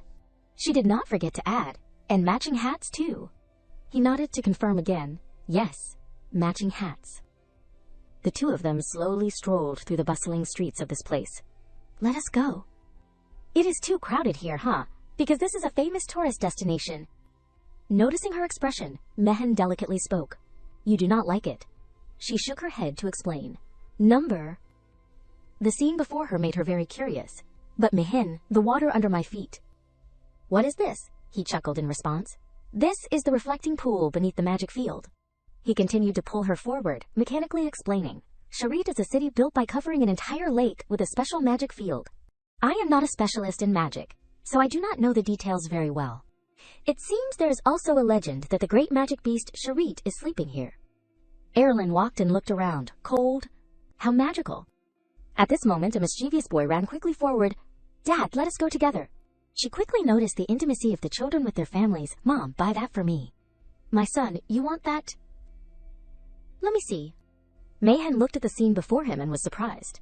As expected of a famous tourist destination, there are many families here. Indeed, I should pick up the princess. He turned to look at Aerilyn, princess. She was still standing there alone, speechless. After a moment of silence, she slowly grasped Mihen's hand. It is okay. Mihen is here. Her eyes became very gentle. Mihen promised to be my mom. These words made him freeze for a moment. Without knowing when, his face had turned slightly red. Really? He hurriedly nodded in agreement. Yes. Feeling a little confused, Mihen continued to probe. But why not father but mother? Aerilyn said her thoughts. Because I have a father already. Even though I have never met him, I still have one. He sighed and gently picked her up in his arms. Why does that make sense?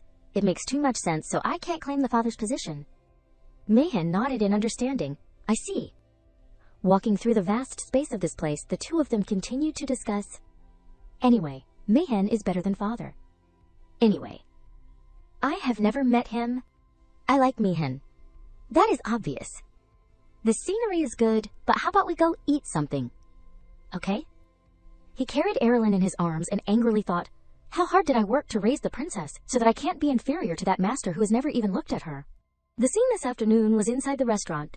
Mihen asked with concern, is the meal to your taste? She nodded to confirm, it is very delicious. This made him breathe a sigh of relief. That is good. I heard there will be a water music performance soon. Let us wait and watch. A voice rang out, buy flowers. There are many beautiful flowers. Please come and see. Hearing this, Mihen immediately suggested, I will buy you a bouquet. Okay. Aerilyn nodded in agreement. After receiving the bouquet in her hand, her face became very happy, so pretty. Thank you, Mihen. He kept paying attention to the emotions on her face. Then, has your mood improved a little by coming here? She nodded firmly. Since Mom is trying hard, I have to cooperate. This made Mihen chuckle. Cooperate. Very good, little one. In the back, a crowd of people kept gathering. It is starting. Hurry up. Mihen kept instructing. Anyway, if you are feeling a little better, then I am glad. Aerilyn nodded, looking at everything around this place. It is all thanks to Mihen. Remembering something, she continued to suggest, Mihen, when I die, please do not build a grave for me. Her words became very suggestive. Just put flowers on my path, okay, with these flowers, because that is the first flower Mihen bought for me. He hurriedly reacted, Princess, what are those words? Her next words made him freeze for a moment, I know too. Aerilyn wore a sad smile that words could not describe. My illness cannot be cured. I will die soon. While he was still thinking, she continued to ask, so Mihen also does not want to be attached to me, right? He hurriedly shook his head in response. No, it is absolutely not like that. She wore a relieved smile on her face. If it is not, I believe what Mihen says. Her voice became weaker and weaker. Even so, do not build a grave for me, okay? Holding the bouquet in her hand, Aerilyn seemed to have accepted everything. It is just, I do not want to be alone in a place no one visits anymore. A gentle breeze blew by. Mihen was stunned in place by these words. Aeril?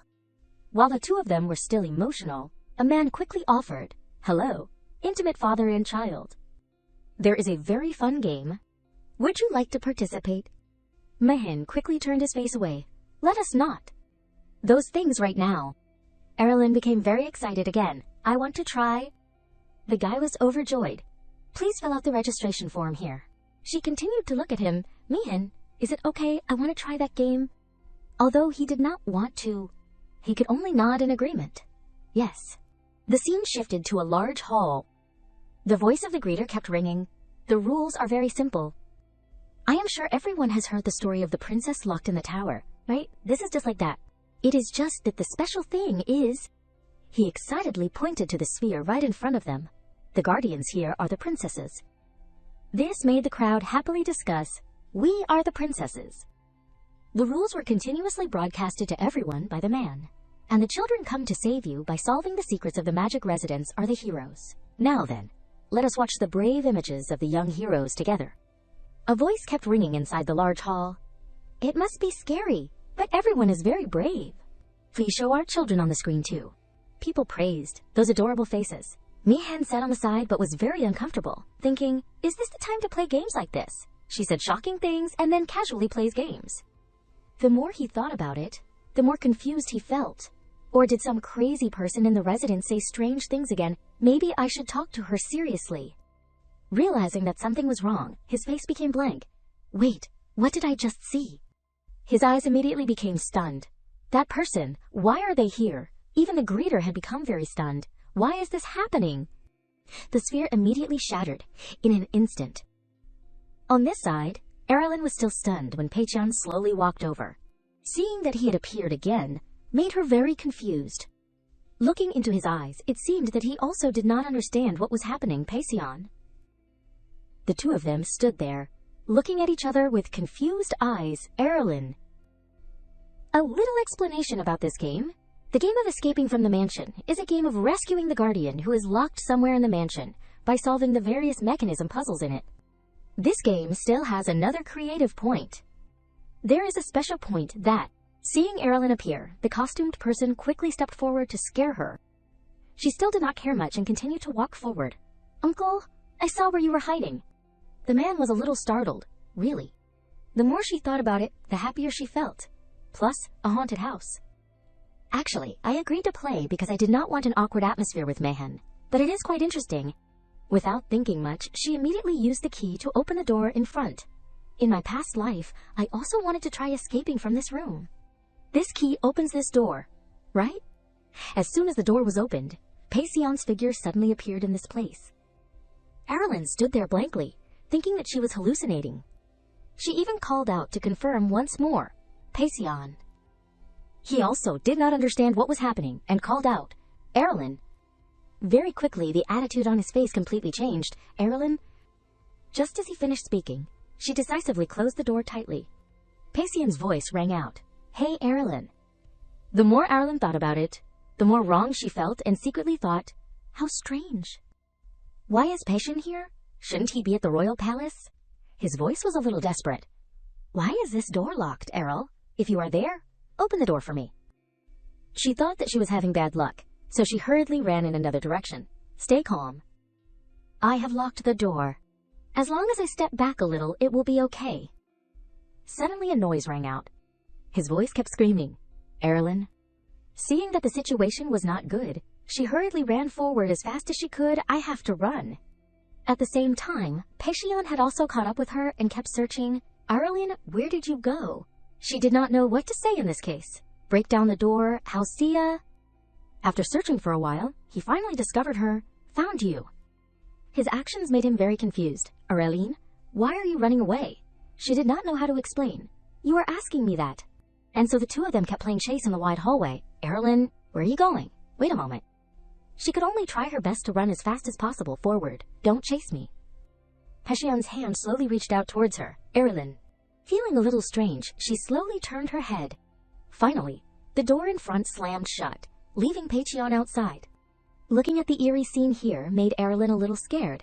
I did not intend to come here, because I am afraid. She was trying to chant a prayer to get through this.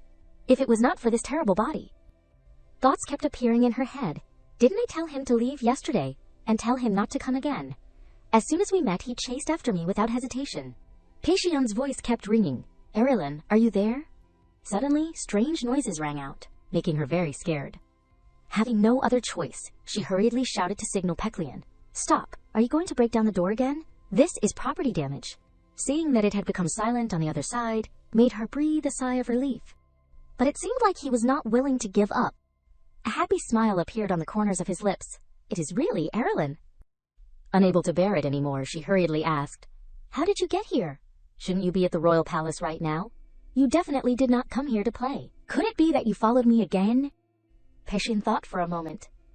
She could only sigh wearily. You do not even intend to lie. Finally, he told the story. How did you know? Is it that obvious? She continued to repeat what she had just heard and seen. As soon as I saw you, you said, "I am so glad I found you," and then you chased after me. How could I not know? His voice was somewhat sad as he interrupted, but Aerilyn said not to come to the Hellburn residence. After a moment of silence, she continued to say words that were like rubbing salt in Pishon's heart. You still do not understand why I said that. Go back. Leave me alone. She closed her eyes tightly with determination. You may not understand now, but one day you will understand. Pishon did not bother to listen to what she said. I do not like it. These two words made Aerilyn startled and hurriedly raised her head to ask, What? He kept asking questions as if his heart had been completely hurt. Why do you want to be alone? She just wanted to reply to get through the situation. I am more comfortable alone. This made him stunned, really. Having no other choice, Pishon looked towards the door with desperate eyes. If you really want to be alone, I will obediently retreat. I also won't look for you according to your wishes. But Aerilyn, his words were somewhat suggestive. Do you really want to be alone? These words made her silent for a moment. Her whole body was trembling, strangely. I do not understand. Why are you going to this extent for me? Pishon was peacefully there, thinking about what she said. Why am I going to this extent? It is because... Her words had hurt him. Is this what you mean by, don't come again? Even those words were deeply imprinted in his head. Now, I do not want to see your highness anymore. He had noticed Aerilyn's expression when she said that sentence. I have never seen Aerilyn have such an expression. Even in her eyes there was something very strange. The prince, who is always welcomed and loved everywhere, probably won't understand. Because you will never have memories of being alienated, despised, or abandoned. This made Pishon realize something. Even though she says cold words, her face is as if she herself is being hurt. He had even thought a lot about this issue. So is Aerilyn always worried about being alienated and despised? It is not okay, but she is pretending to be okay. His eyes gradually became sad. How strange. Why do I feel sad when I think of Aerilyn like that? Like Aerilyn said? I have never had memories of being rejected since I was born, so I am not sure if my thoughts are right, but currently. There was one thing that made him sure. I want to know if Aerilyn is okay.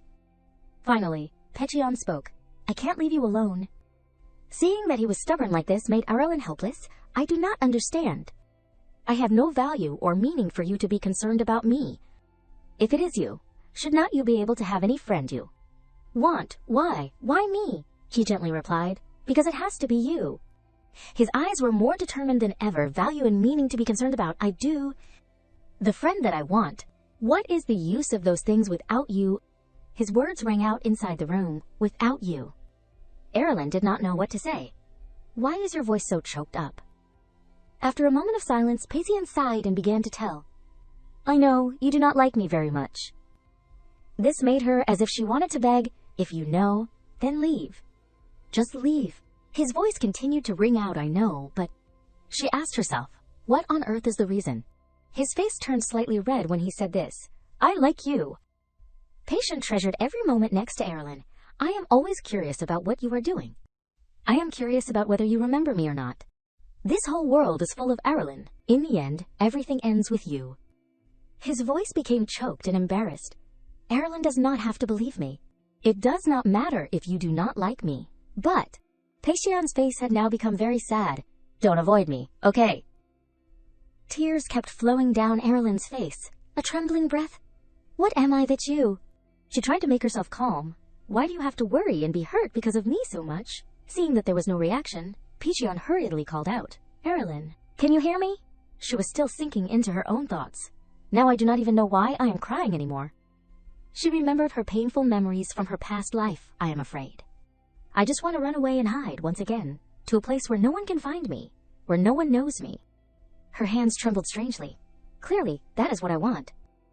Why can't my hands let go of this doorknob? Finally, after a moment of internal struggle, Aerilyn slowly opened the door. Why did I... Her face was now full of tears. I want to see you. Realizing her current face made him feel a little heartache. The person who is in front of this door. The door gradually opened right at this place. Aerilyn said with a very sad voice, lowering her head, being near me, you will also encounter misfortune. His eyes became very certain as he declared, with you here, I will never be unhappy. The two of them kept talking to each other in the hallway. People will say things like, why are you playing with me? Who says that? I won't let anyone say those words. Then you will also be hated and become lonely. But why? Pishon did not hesitate and blurted out a sentence, because I like you. This statement made Aerilyn very embarrassed and did not know what to do. She relapsed, remembering the bad imaginings of the future. A few months, a few years later, you might forget everything about today and act like nothing ever happened. Even if you forget me in a blink of an eye, it would not be strange to me. She was very impressed with Pishon's innocent and sunny smile. I am in existence like the background in a novel, and you are the main character, putting your soul into every word. Aerilyn bit her lip tightly to keep herself calm. I also know that I know it better than anyone else. Without hesitation, she slowly stepped towards Pishon, just once, even if it is just once.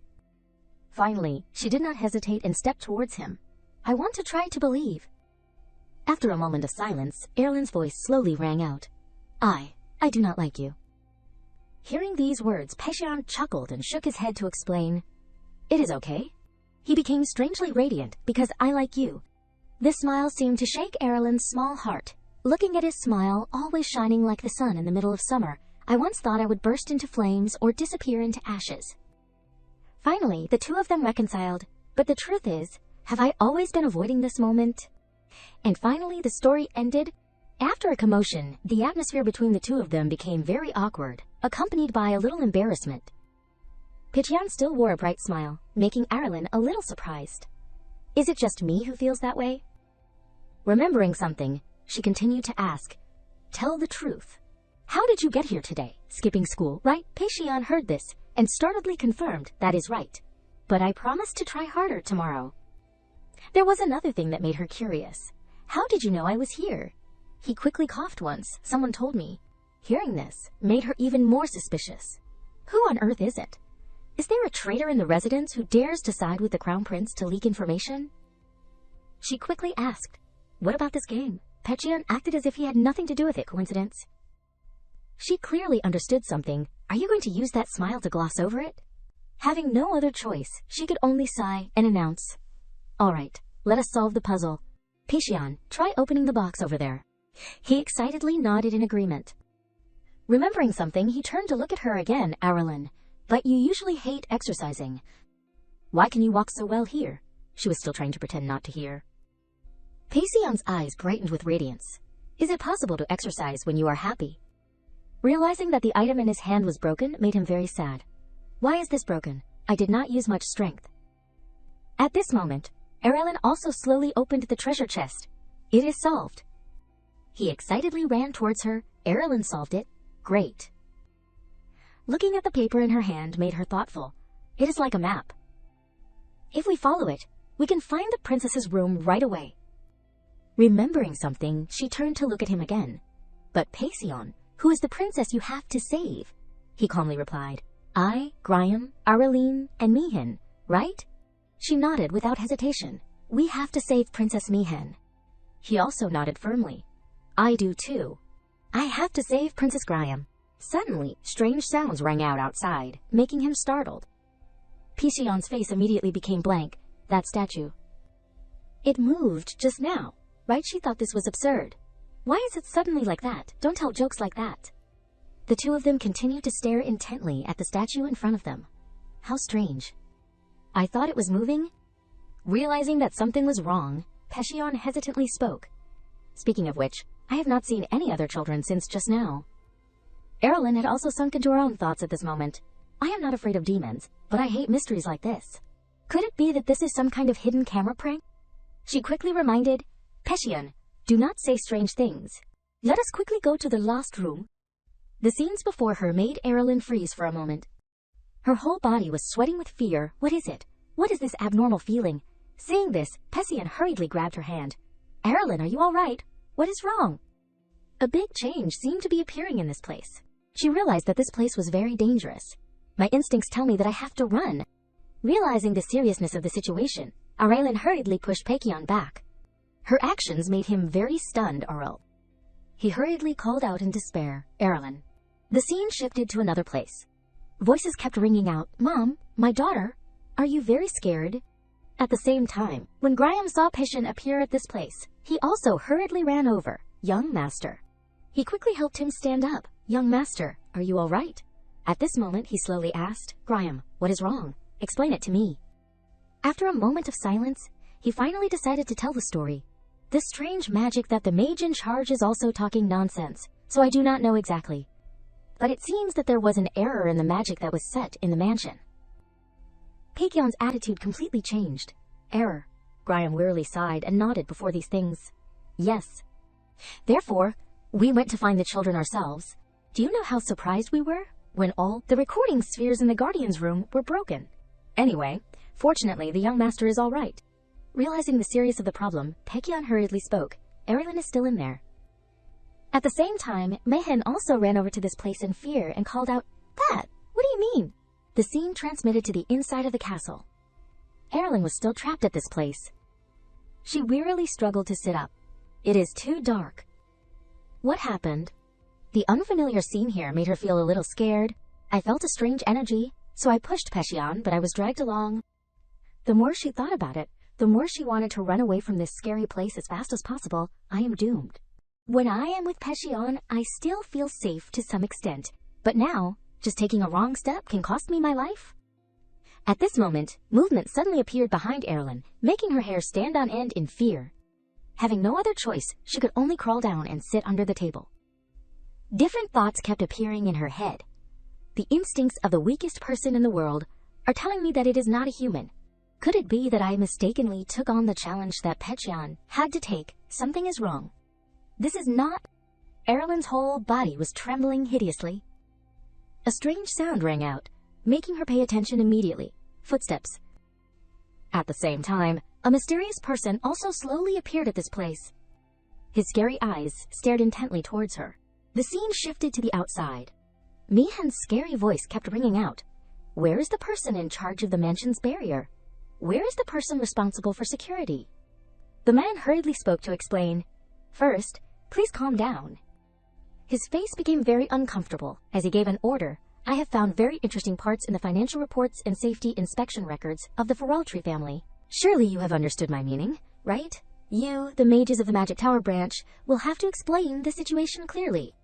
The man fearfully slowly reached out his hand. "No, why are you making things so difficult for me?" After a moment of inspection, the man slowly explained. "Magic reaction phenomenon, Sir Mihan. It seems that the worlds have been superimposed on each other. This is not possible, unless it is a high-level mage." He turned to look at the man. "What does that mean?" He hurriedly explained what he knew. In other words, his voice was a little scared as he announced barriers cannot be superimposed on each other. Even if they can, the power cannot be increased. There is usually only one reason why barriers are superimposed, meaning that Aerilyn was still in danger, the appearance of another world in one location. To put it more simply, Lady Aerilyn is. Seeing Aerilyn's small figure, the man slowly called out, "You."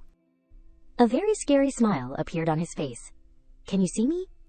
Time stopped flowing at this place, and even Aerilyn did not dare to breathe loudly, trapped in the parallel world of this mansion. The man's reminder voice kept ringing out, even in the same location, but completely two different worlds. Such places are usually called parallel worlds. His eyes glanced at Mihan somewhat apprehensively, like another world that you might have been able to reach if you met a certain condition. That is also a type of natural phenomenon. Everyone here silently listened to the words that this man said. Even if this is a parallel world, the structure will be similar because the space is shared. However, it is probably more accurate to say that the residents are different, such as high-level demons or the demon race. The more he thought about these things, the more worried Mayan became. Parallel world. That place. Realizing his worry, he continued to speak. Perhaps in this case, the same barrier magic arrays have been stacked to create a crack in the location. This is not the usual skill of a mage. Even if you know the principle, it is not easy to imitate. After a moment of silence, Mayan finally spoke. "Ignore those things. There is only one thing I want to know." His eyes had now become very sharp. "Can our princess be safely brought out?" This word made the man unsure. His eyes gradually became scared as if wanting to avoid that. At this moment, a strange flow of magic appeared in the sky. Everyone present became very stunned and asked, "What is this? Is the barrier burning? How could this phenomenon happen?" The man hurriedly reminded everyone. "Everyone return to your original positions to stabilize the barrier." They quickly ran forward. "Where is Sir Anson? Quickly invite him here." The people around became very scared. What on earth is happening inside? Mayan stared ahead with scary eyes. Aerilyn. Inside the dark space, Aerilyn had also become very scared. That is right. What on earth happened? The mysterious man walked towards her step by step. The man's appearance made Aerilyn pay attention immediately. Jet black hair like ebony wood, golden eyes like stalking prey. All of these things made her tremble with fear. From the moment I touched those eyes, my body was as if it was bound, completely unable to move. As if she was lost in a vast space at this place. I have become the prey of a giant monster. The man moved closer to Aerilyn and spoke. How strange. A gentle smile appeared on the corners of his lips. I can't be seen. Why does it feel like you are looking straight at me? Her eyes gradually became fearful, or should I pretend not to know? Everything happened too quickly, making her even more desperate.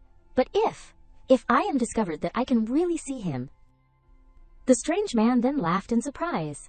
How interesting. He slowly reached out his hand and snapped his fingers. All the magic here was gradually dispelled, returning Aerilyn to normal. Her face had turned pale with fear. As she glanced towards him, I thought my body was stiff because of tension. Did he use magic so I could not? While she was still sinking into her own thoughts, he smiled gently and explained, Don't be too scared. I do not intend to do anything to you right now.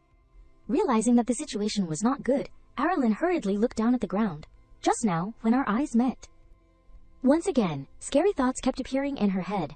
He looks like a normal human on the outside, but what is this dangerous aura that I keep feeling from him? She hesitantly called out, That. After a moment of reflection, Aerilyn finally probed. Who are you? The more she thought about it, the more scared she became and moved backwards. Wait, you are not a demon, right? The man's bright yellow eyes kept staring at her with widened eyes. Unable to bear it anymore, he held his stomach and laughed loudly, making her very confused. What is it? What is wrong? He moved closer to her face and explained in more detail. Demons, I am not that kind of low-level monster. Even his tone of voice was somewhat contemptuous when talking about these things. It is really strange. You can really see me. How can you see me? I have driven all the living things out. Could it be that the broken settings are being violated? The more he thought about it, the more interested he became in the small Aerilyn before him. It is strange that this girl is so resilient. Usually, ordinary people who peek into this place will faint and not wake up until they die. Hearing the word die made her shudder. Will I die? He chuckled and glanced towards her. You think I am that kind of person? In her heart, she secretly agreed, yes, but she still had to reply, number. The strange man slowly wore a mysterious smile. Really? After a moment of silence, he immediately suggested, Then let us do it like this. Thoughts kept appearing in her head. Could it be that he is angry because I hesitated a little when answering? Or is it simply because he is not satisfied, as expected? Aerilyn, the person waiting for death to come to her. Today is my death anniversary. He is probably going to kill me, right? He is going to kill me. Or before I die, should I ask him to let me ask Mayan to write a will for me? He will probably agree. Feeling that this girl was too interesting, the man chuckled. Then, it seemed that he also had no intention of harming her. This is also fate. He suddenly stood up, giving Aerilyn more hope for a new life. What is it? He is sparing me. After a moment of silence, Lucas suddenly asked, While we are meeting, I will ask, have you ever seen anything very big or strange or special here? Hearing this, she blankly remembered. After searching through her memory for a while, Aerilyn calmly pointed forward. Over there. It is at the end of the hallway, connected to the main hall. Hearing this, he nodded in understanding. I see. Before leaving, Lucas did not forget to give Aerilyn a gift. Thank you. I got useful information thanks to you, so I will give you this. Holding the strange egg in her hand, her face became very blank. Resurrection egg.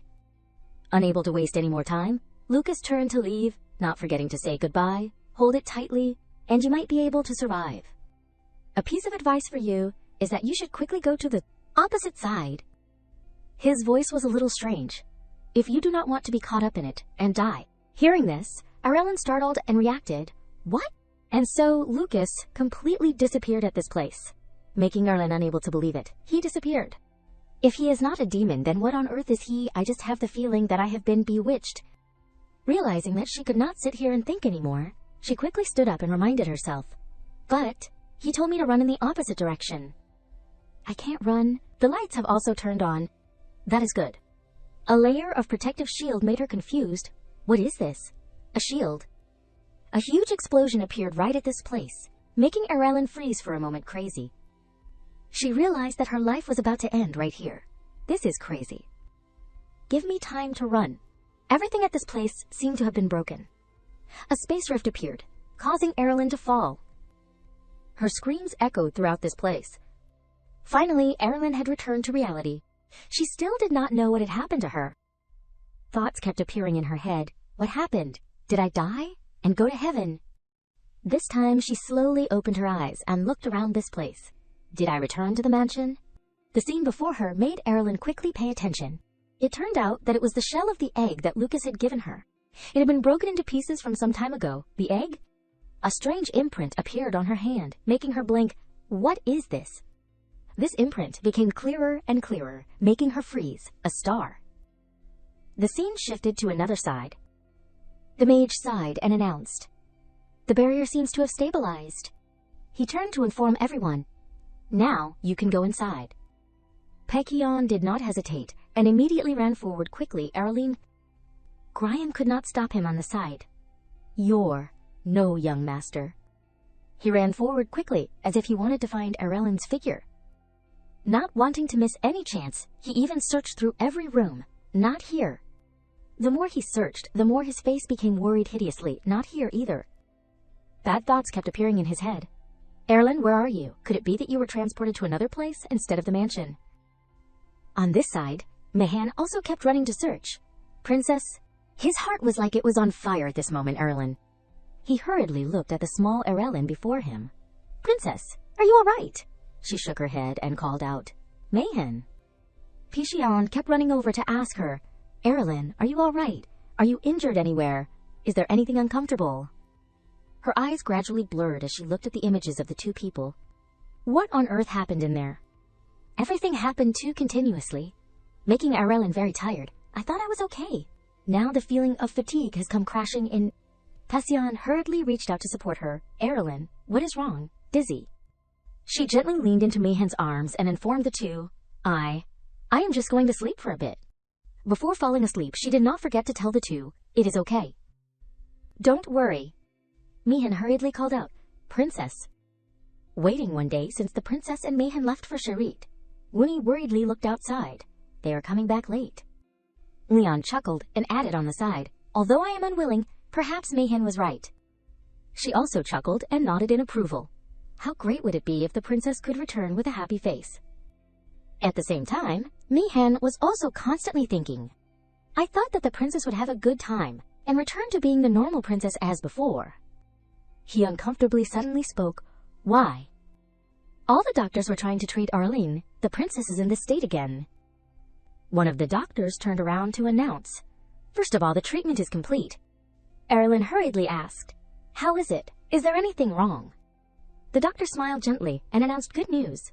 Upon examination, the princess has no major abnormalities in vitality, only. This man was a priest of the church. He immediately said what he was speculating. She is sinking into a deep sleep. The magic therapist also surprisingly added, "As far as I can see, there are no deformities. The magic reaction is also normal." A doctor from the medical association walked in. Reading a report in his hand, I also think so. Perhaps she is just exhausted and continuing to sleep. These words made Mayan feel a little relieved, collapsing so weakly, and it is simply that she is continuing to sleep. He hurriedly asked, "Then do you know when the princess will wake up?"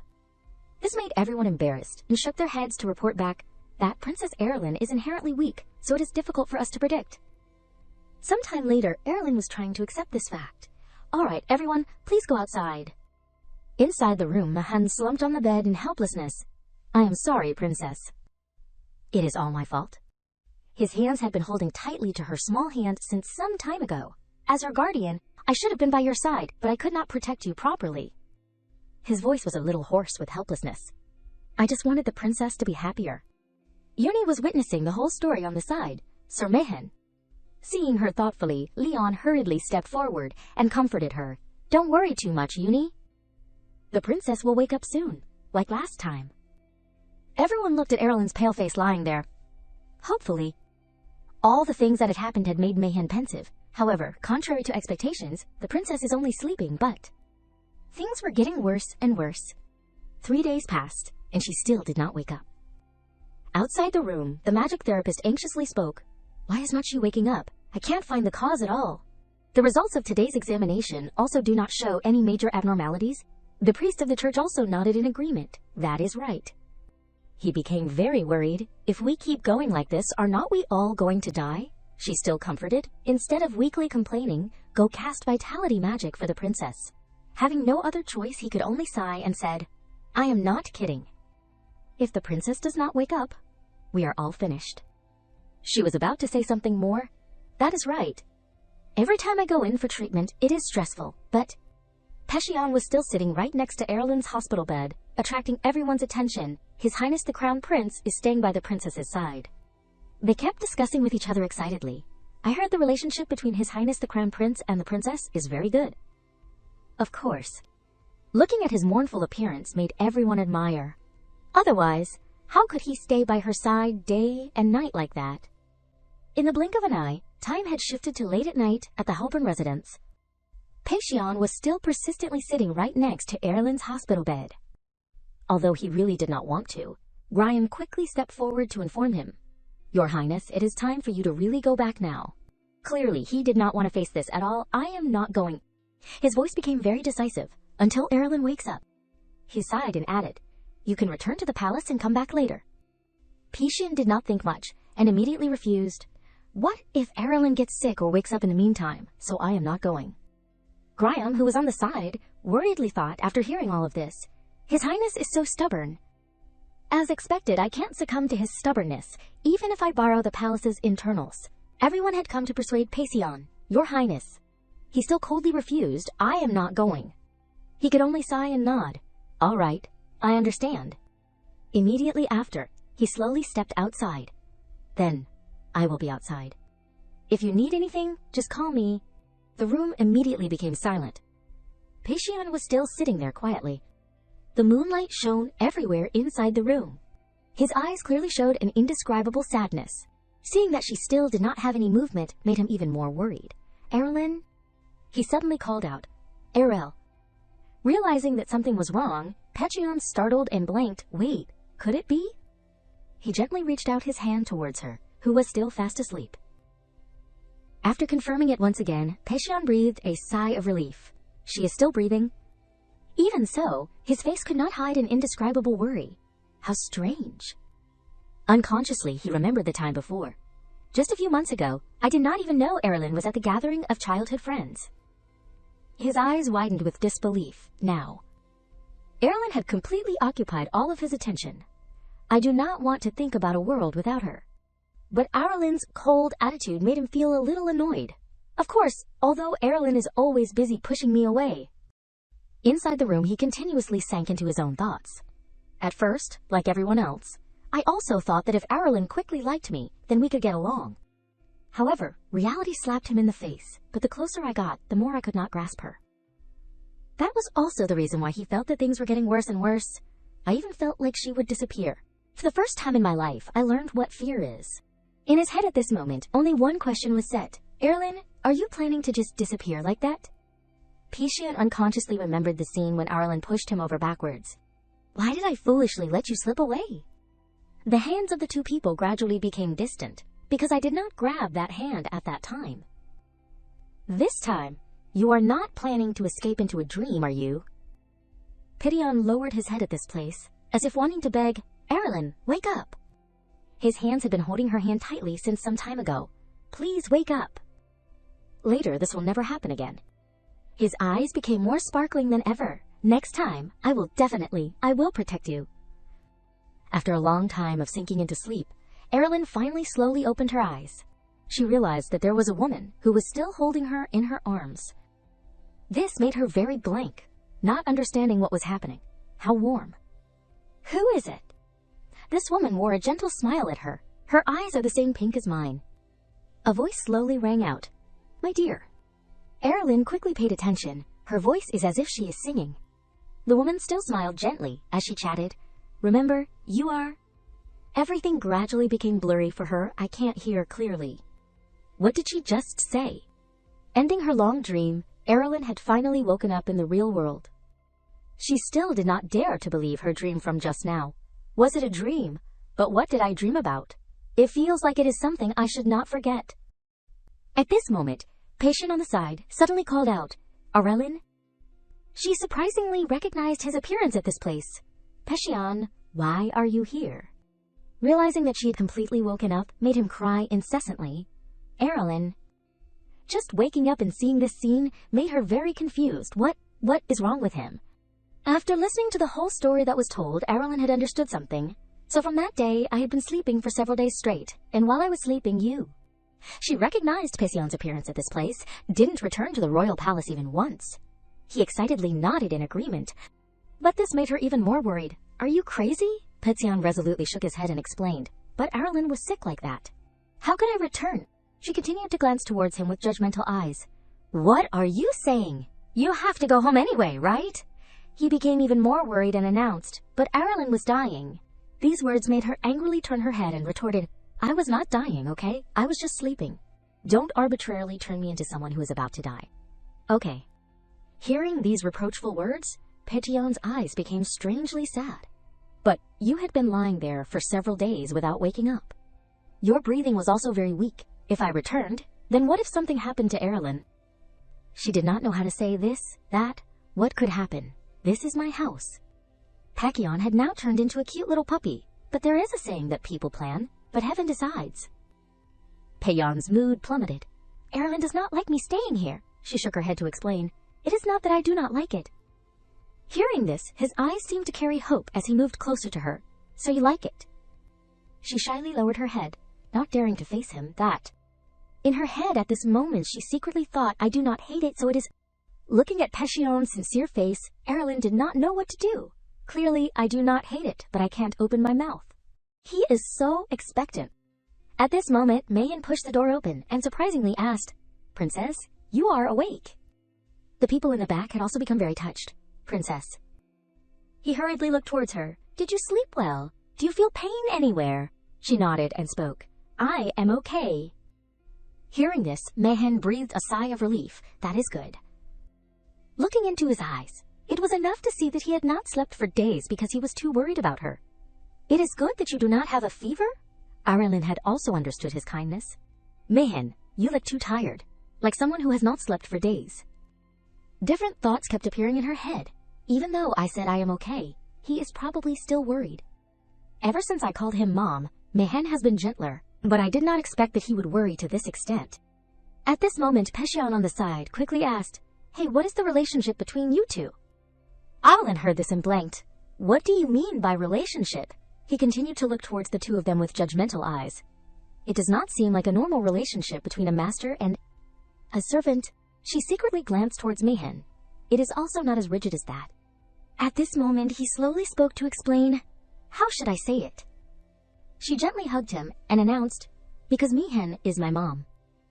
Pishon heard this and froze. Mom, Aerilyn nodded to confirm. Like that. Mayan was still planning to say something more. Hey. His mood at this moment had completely changed. Mayan is someone like Aerilyn's mom. So that is how it is. He did not know what to say. I do not need any further explanation. After a moment of thought, Pishon put his hand on his chest and declared, Then, I will be Aerilyn's father. Time immediately stopped flowing at this place. Aerilyn and Mayan froze for a moment, father. He glanced at her with expectant eyes. How is it? She coldly replied, I refuse. This made him even more stunned. Why? I can be a really good father. Believe me one time, Aerilyn. Time passed, and then Pishon, who insisted on being my father, after an examination and being informed that there was nothing abnormal, finally returned to the royal palace after a full 5 days. Before leaving, Pishon did not forget to wave goodbye. I will be back. Wait for me, Aerilyn.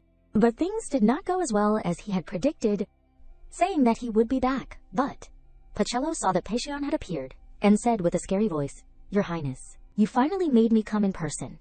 He fearfully hurriedly stepped back, Sir Pacello. And so he was dragged away to practice. To be exact, he was escorted away by his uncle from the royal palace. Aerilyn sighed and surprisingly asked, "How scary." "Who is that person?" Mayan, while adjusting her clothing, explained. "He is the head of the Royal Education Academy, and also the person directly responsible for teaching the Crown Prince. The princess will probably have few opportunities to meet him. He did not forget to tell her one thing. Although he looks like that, he is a true educator. The prince will probably be all right." Aerilyn thoughtfully spoke. "Is that so?" He nodded a little helplessly. "It is just that it will be a little hard." This made her worried. "Will Pishon be okay?" Mayan suddenly called out, "Princess." He became very thoughtful, sitting there quietly and announcing, "I was very worried." His eyes drooped down as if showing an unusually deep meaning. Aerilyn blankly looked at his current expression at this moment. Without thinking much, she immediately spread her arms out and suggested, "Mayan, hug me." These words made him freeze for a moment. Very quickly, a smile appeared on his face. "The princess is really clingy."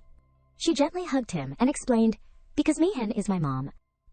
He surprisingly asked, "How did you endure not doing this for the past time?" A very happy smile had also bloomed on the corners of Aerilyn's lips. "But everyone likes it when I act mature. If I cry, act spoiled, or am stubborn." He felt a little heartache as he listened to the words she had just said. "People might find it annoying and not want to see me anymore." His tone of voice became sad as he called out, "Princess, no, Aerilyn." After thinking a lot, but in the end he could only say 2 words, "I am sorry." She surprisingly glanced towards him.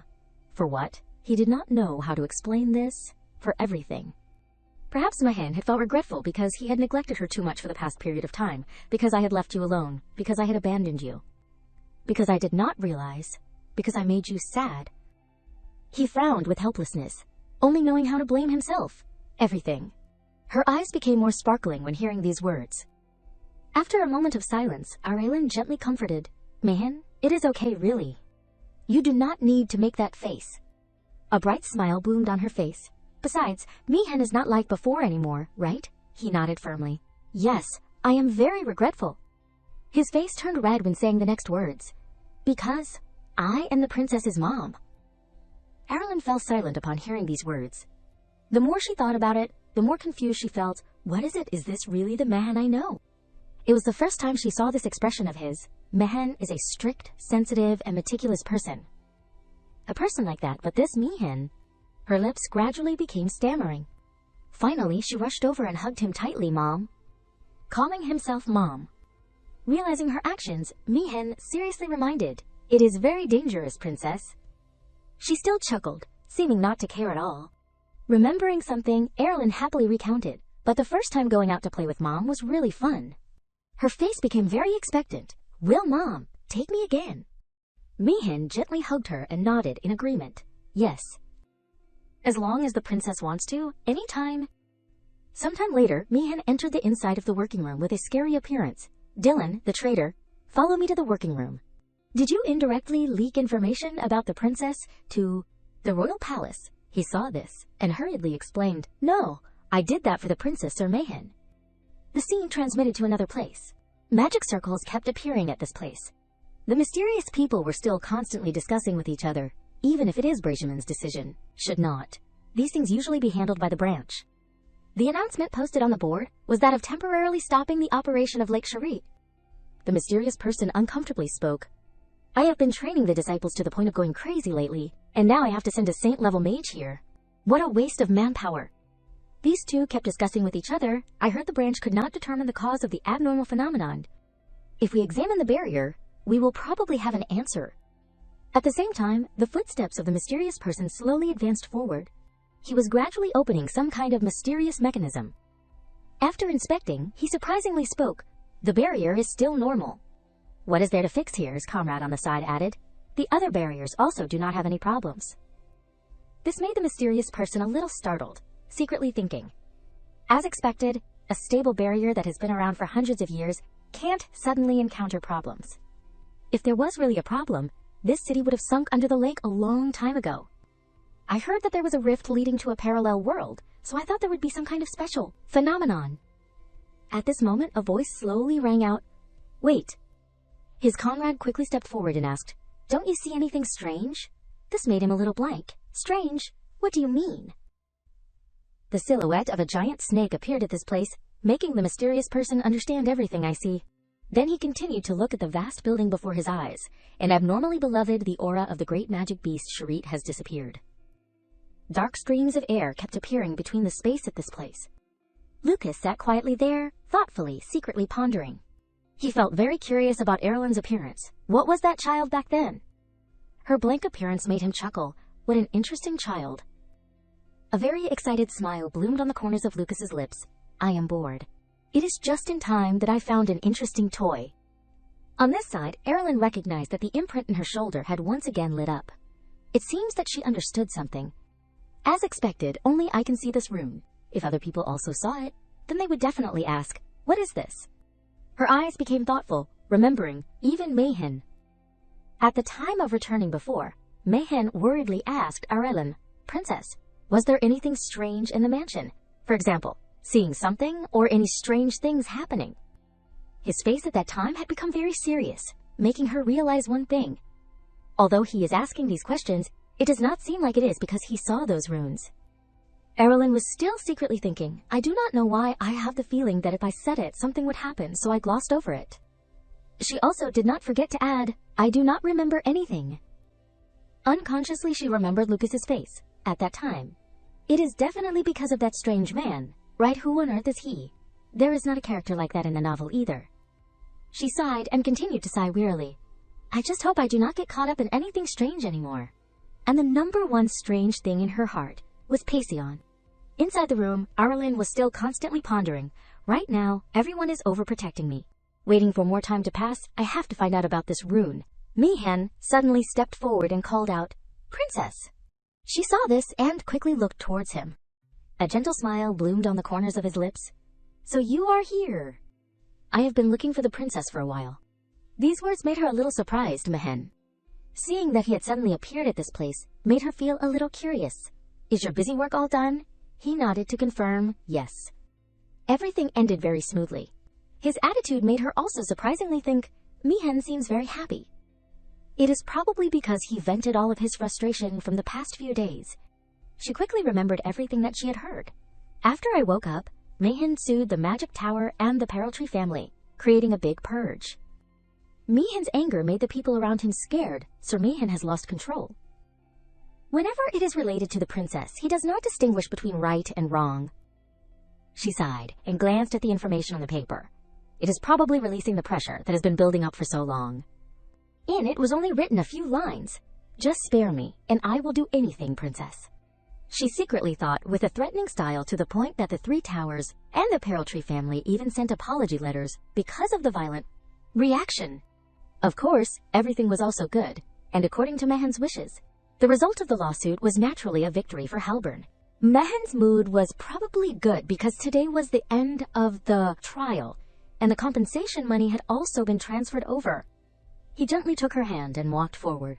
All the compensation money from today, I have transferred it to the princess's account.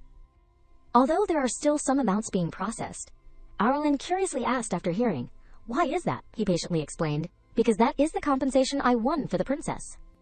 Mayan did not forget to add, just consider it spending money. Uni and Ern were very excited and hung up a banner that read, the princess's first spending money. This made Aerilyn wonder, what is the spending money of a ducal family? Remembering something, he chuckled and gently asked, does the princess not have anything she wants to do? There is a lot of spending money now. Aerilyn looked at the pile of gold coins right before her. Something I want to do. Her eyes became thoughtful. Realizing her thoughts, Mayan gently reminded, if you do not, you can tell me when you think of something. She shook her head to refuse. No, I do. She quickly hugged the money before her and announced, this, I want to reward Mayan. Everyone present at this place immediately froze for a moment. Yes. It seemed that Lucas did not regret his decision just now. Both Mayan and the childcare team, everyone is busy day and night without being able to leave work. You are working hard all day. I will heal everyone financially. These words made everyone completely shocked once again. Mayan quickly asked, just now, did you record with the magic sphere? Ern nodded to confirm, yes. He did not forget to add, please keep it forever. He nodded in understanding. I will mark it as an anniversary. Aerilyn angrily looked towards everyone. I am being serious. Her eyes had some resentment. I really want to give it to everyone. He chuckled and came closer to announce, "The princess's heart. I have received enough of it." She surprisingly glanced towards him. I did not give my heart." Mayan still maintained a gentle expression on his face. "I clearly see that you did." This expression of his made Aerilyn's heart flutter. Attacking with cute expressions is unfair. Was Mayan always this cunning? Seeing that Mayan would not accept, she could only turn her head in another direction. "All right then, will the childcare team accept it?"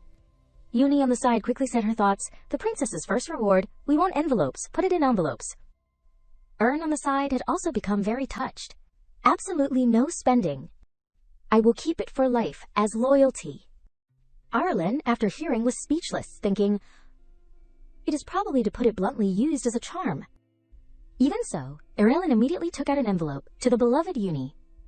She secretly thought, "If I am begged, I will still do it." A radiant smile bloomed on the corners of Mayan's lips. "When the princess just woke up, I was very worried, but seeing the princess is still as usual, I am very glad." His head was filled with his own thoughts. For the time being, everything will focus on the princess's recovery. "I will send a message to Zarin in the north. Surely he knows already." The scene shifted to the front lines in the north. An uncomfortable voice rang out. What did you say?" The man said loudly with great anger. Lady Aerilyn fainted. This made the people around him constantly discuss together really why, hearing it directly from Mayan. "No. Why would a small, lovely lady like that faint?" Zarin sighed and hurriedly reported back. "I also do not know the details. I only know that the lady fainted." The more the man thought about it, the more confused he felt. "No. Why did not you listen to the most important part? You do not care about the lady. Go die to atone for your sins." The two sides immediately argued with each other very enthusiastically. No, Mayan arbitrarily reported and then cut off contact. "I called many times, but he did not answer. Why are you blaming me? It is because you treat Mayan rudely often, so you were treated like that." Suddenly, Duke Halburn walked in and gave an order. "That is enough." He uncomfortably held a sword covered in blood as he entered the inside. "Don't you people have anything to do?" After seeing Duke Halburn appear, everything immediately fell into a heavy silence. At the same time, he also slowly put away the sword in his hand. Recognizing his appearance, Zarin had to quietly think, the atmosphere is so heavy. His mood is so bad. Why did he report the bad news on this day? Even so, he still had to decide. But I can't not report it. He quickly spoke. There is news about the master." This made Duke Halburn freeze for a moment. While he was still confused, Zarin continued to report everything. "I also only heard a brief overview. On the day that Mayan went out with the lady, it seems that the lady fainted." His voice passed over some fear. After that, the lady could not leave her bed for several days. Duke Halburn continued to walk forward, making him startled. "There is also something else I have not said yet." He coldly reminded. "That is enough," said Zarin. This made him blank. Why does he look scarier than usual today? At the same time, Duke Halburn had entered the inside of the room and opened the sphere. Seeing his appearance made Mayan very surprised. "Master, how strange. Why did you contact me proactively?" His eyes were as if wanting to eat him alive. "Explain it, Mayan." What happened? After recounting the whole story, Duke Halburn had also turned off the communication sphere. Mayan did not forget to say goodbye. Yes. Then goodbye. The more he thought about it, the more confused he felt. What is going on? He constantly remembered Duke Halburn of the past. Was he ever like this? I thought he did not have the slightest bit of concern. Although he had constantly thought in his head, he has always been indifferent to all news. But why? Unconsciously, he remembered Duke Halburn's words. "It is good that she woke up. The only thing is, next time if she faints again, you have to call me first." This made him blank. Could it be that this is just a temperamental thing? Mayan's face gradually became embarrassed. Or is it really concern? I thought I was the one who understood this person the most. Realizing that he had spent a little too much time on this, Mayan uncomfortably sighed. "Oh, well. It is just bad luck to follow the wrong master." Suddenly, he fell silent for a moment. Perhaps it was from the day I stepped into this residence. Time returned to the past when Mayan was just a child. Sometimes it still appears like blurry memories. Those days of wandering without a place to belong. A small hand suddenly stretched out right. in front of my eyes, without any hesitation. Duke Halburn smiled gently and asked him, "Come with me." Okay, that was his light at that time, the voice of the young master at that time. And so he had firmly grabbed Duke Halburn's hand. Grabbing that hand, I stepped into the Halburn residence for the first time, and suddenly a voice rang out, making him pay attention. It is that kid. Thousands of judgmental eyes seemed to be looking at Mayan, discussing, "I heard he is a commoner, but the young master brought him back. I heard he is a genius or something, but he is probably nothing special." Everything seemed to shatter in an instant. From the moment I stepped into the residence, I had to endure those gazes. Mayan could only follow behind Duke Halburn. At that time, the only support I could trust was his back. Returning to reality, a sad smile bloomed on the corners of his lips. "And yet, in the end, you abandoned me. What are you doing hiding alone in the northern city?" At this moment, a voice rang out outside. "Sir Mayan, it is Dylan." He quickly responded, "Come in." He walked in and brought a letter in front of him. "I am sorry for arriving so late, but there is a letter that was just delivered." He heard this and was curious. Who would send me a letter? Dylan's face became very serious as he announced, "It is a letter addressed to Sir Mayan from the royal palace." The scene shifted to the vast royal palace. Mayan calmly stepped inside this place. After arriving at the place he needed to go, he slowly opened the door. Agini was sitting there, waiting. She smiled and spoke, "Welcome, Sir Mayan." Out of habit, he immediately saluted. "I greet Her Majesty the Queen." She chuckled in response. "It has been a while. How have you been lately? Sit down." He gently sat down on the chair. "Thanks to Your Majesty's grace, I am still well." Agini heard this and chuckled in surprise. "I have not given you any grace. I do not even remember doing that." Mayan still coldly replied, "It is just a polite remark." This made her feel a little interesting. Sir Mayan is always so rigid. He still continued to respond as if nothing had happened. "It is because the Queen is too relaxed." After a moment of silence, Agini slowly spoke, "Perhaps so. It is because I have been in this position for too long. Power and glory are very addictive." At the same time, cakes had also been set on the table. "Drink it. I have prepared the type you like." He nodded in understanding. "Thank you." At the same time, Mayan gently picked up the cup on the table. He felt very awkward. What should I say? She suddenly spoke, "I heard." Agini picked up the teacup and slowly spoke, "Pikyan is causing trouble for you." These words made him freeze for a moment. As expected, it is because of the prince. In his head at this moment, he secretly thought, lately, that kid has even refused to return to the palace. No wonder people are paying attention. But he still gently put the teacup on the table and replied, "Number." Mayan slowly said his thoughts in front of the Queen. "I can only be grateful that the prince has visited. Thanks to His Highness visiting frequently, Lady Aerilyn has been exercising and also going out more." Agini heard this and breathed a sigh of relief. "That is good. I was also worried that he would cause trouble." Mayan did not hesitate and immediately put one hand on his chest. "I know, Your Majesty always cherishes the lady. Thank you for your concern." She wore a strange smile on her face. "It is nothing. That is what I should do. No, or I should say it is what I can't not do." It seemed that Agini felt very familiar with Aerilyn, because that child is very similar to someone, although she does not look much like Grand Duke Halburn.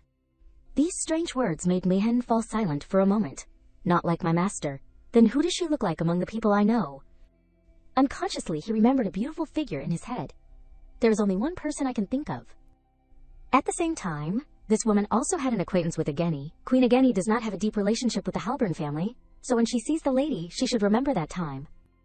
His eyes slowly looked up towards the front. If so, he recognized the thoughtfulness on her face. His sadness is easy to understand. After a moment of silence, Agini suddenly asked, "Does Sir Mayan know who the child's mother is?" Mayan shook his head to explain. Even to me, the master has never said." She still did not give up.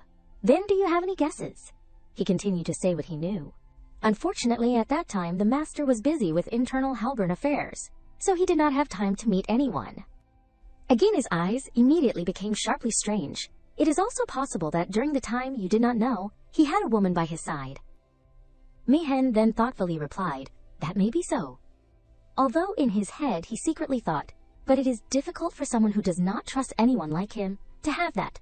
Seeing that he still did not want to open his mouth, Agani chuckled in surprise.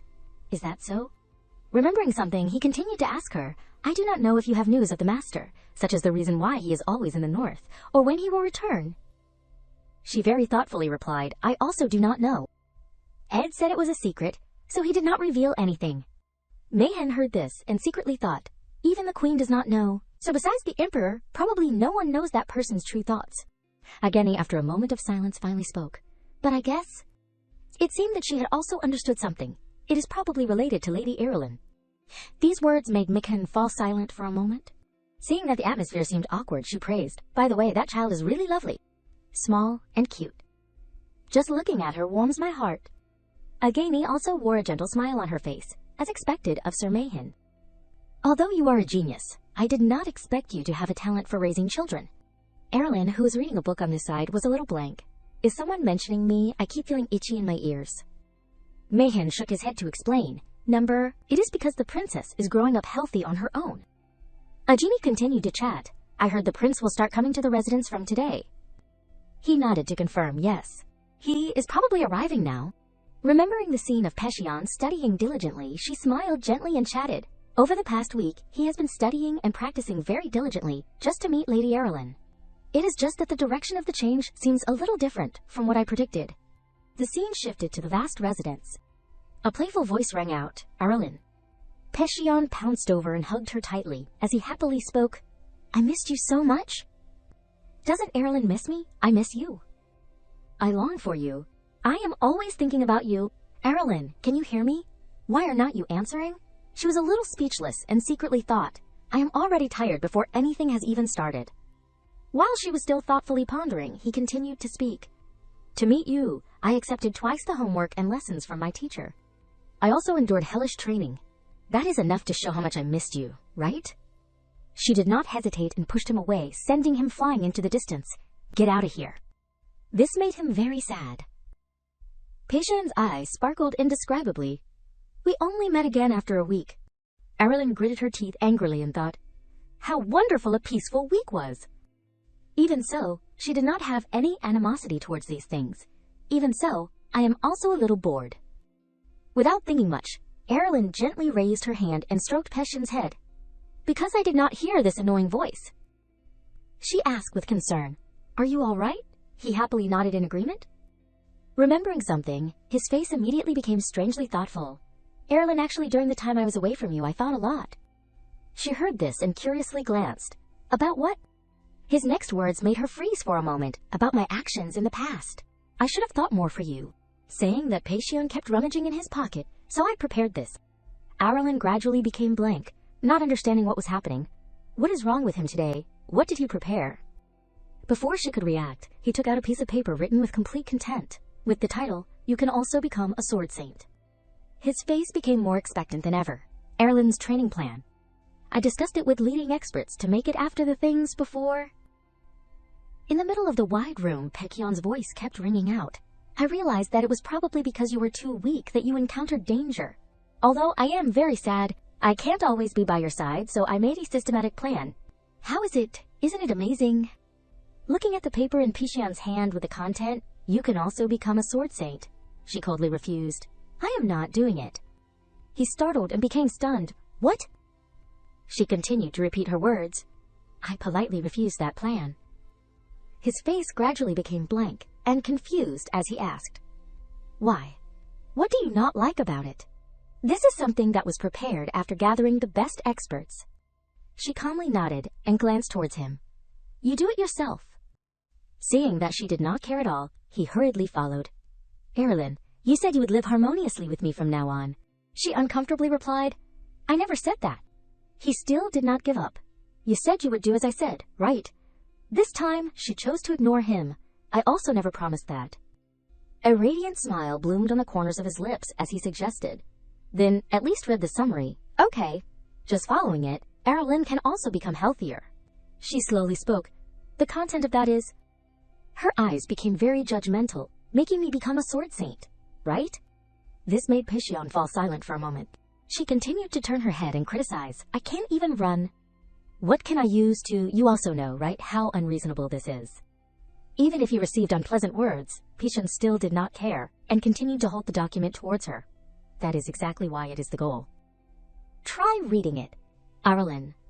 It is not too late to refuse after reading it. Holding the pieces of paper in her hand, her face immediately became blank. Why is he so confident? I can tell right away that it is an unreasonable plan. Immediately after carefully reading the schedules written on the paper, made her thoughtful, walking, posture correction. This schedule is quite good, huh? Recognizing her expression, Pishon smiled and spoke. First, what I care about the most is Aerilyn's basic physical strength. The strength exercises start from easy. I will first focus on posture correction and walking steadily.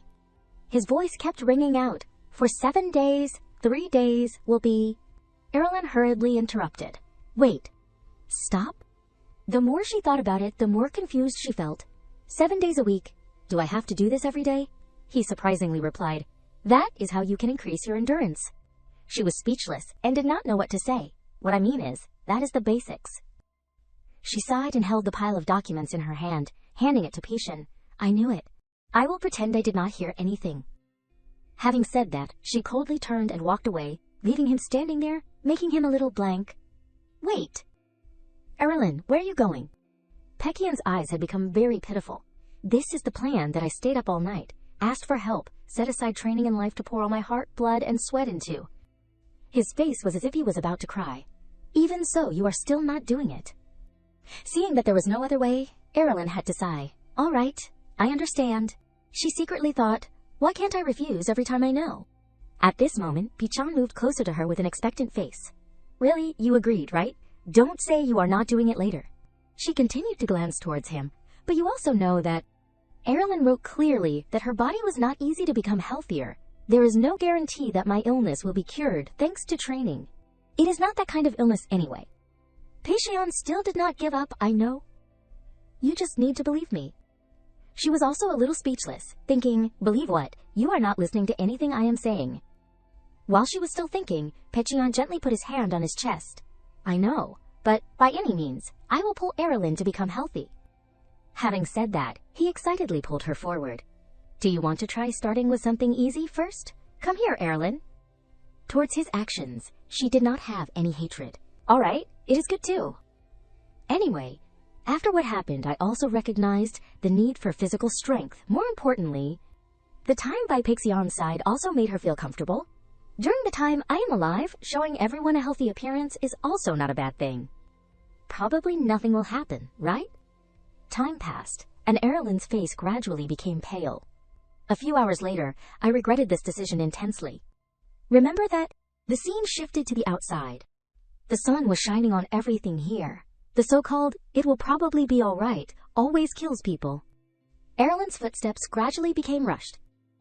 On her face at this moment, there were many drops of sweat flowing down.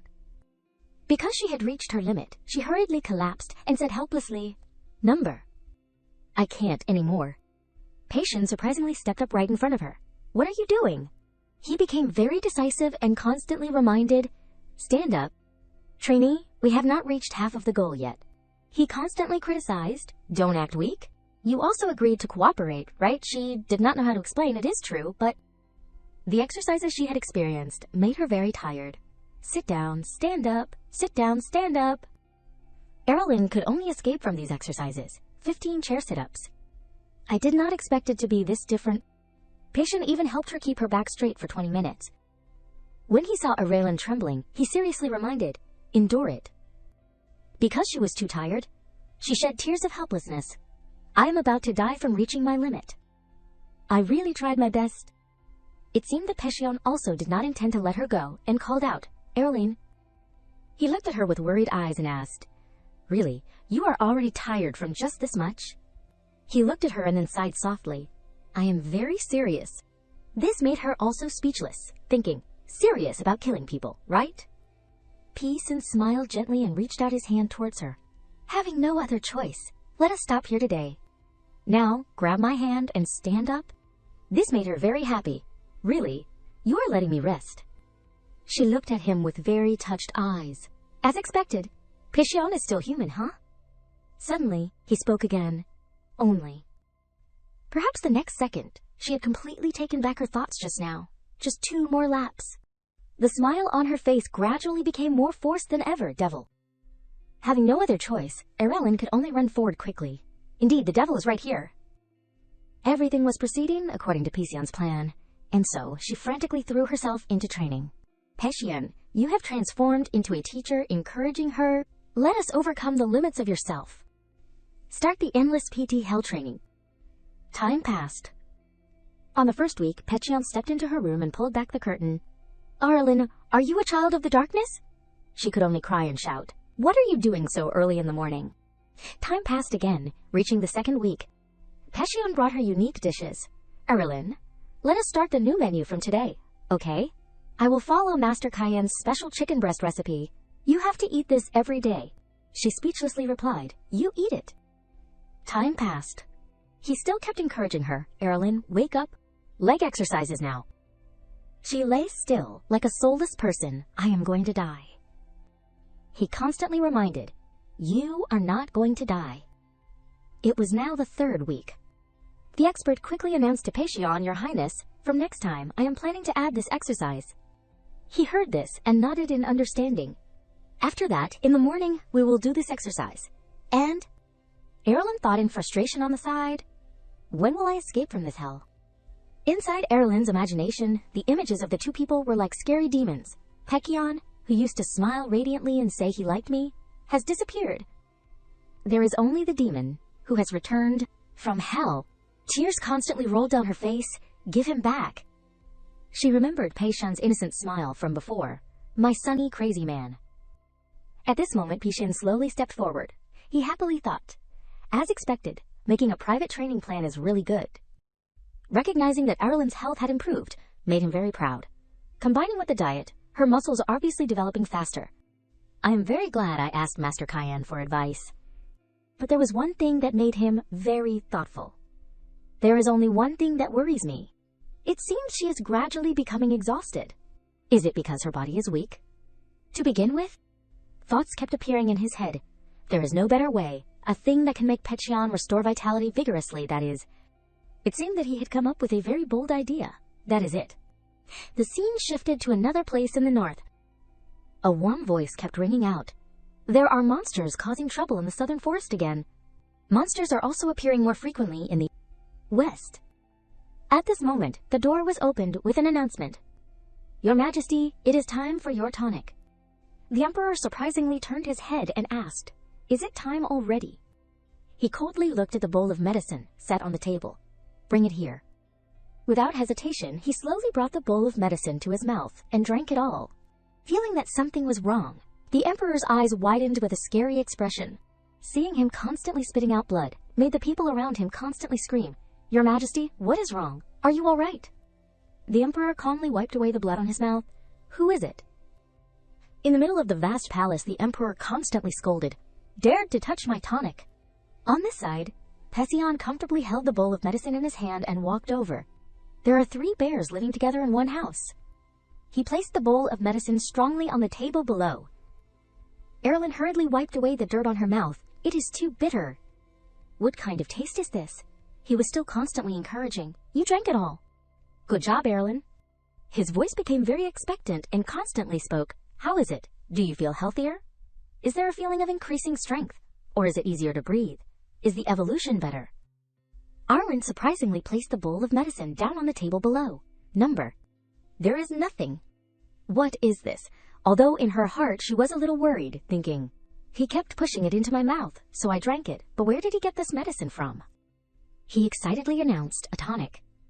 She heard this and surprisingly said, A tonic. Pishon smiled and nodded with pleasure, explaining, It is very precious. This is what my father always drinks. These words made her freeze for a moment, Father. Immediately, Aerilyn's face turned pale with fear. The prince's father is the Emperor. What I drank was the Emperor's tonic. This is crazy. On this side, the soldiers constantly ran over. Aerilyn and Pishon are still chatting. How is it now? Has a minute passed? Do you see anything changing? Tell the truth. Are you a spy? Right, a spy? What is that? The sound of singing made the two of them surprised and paid attention. Recognizing the royal army walking in made Pishon very surprised. Sir Hainte, everyone, why are you here? He slowly stepped forward and announced, "I apologize, lady. First, please excuse my rudeness, and I ask for permission to be disrespectful, Your Highness." Pishon was still not understanding what was happening. His voice rang out, "Arrest him." Pishon was suddenly escorted away. They constantly reminded, "Please follow us, Your Highness." He still was not understanding what the heck was going on. Wait, what is going on? Wait, what is happening? Aerilyn, Aerilyn, Aerilyn. The door of the room immediately closed. "Then please excuse us, lady." Everything happened too quickly, making Aerilyn blank for a moment. What is this? She continued to look at the bowl of medicine set on the table. They even took the bowl. It is definitely because of the tonic? Wait. Her eyes shone with joy that could be seen. If so, then won't I be able to stop training for a period of time? The scene shifted to the vast royal palace. The Emperor's voice rang out, "Pishon." The Emperor's face at this moment had become very scary. "Is this your prank?"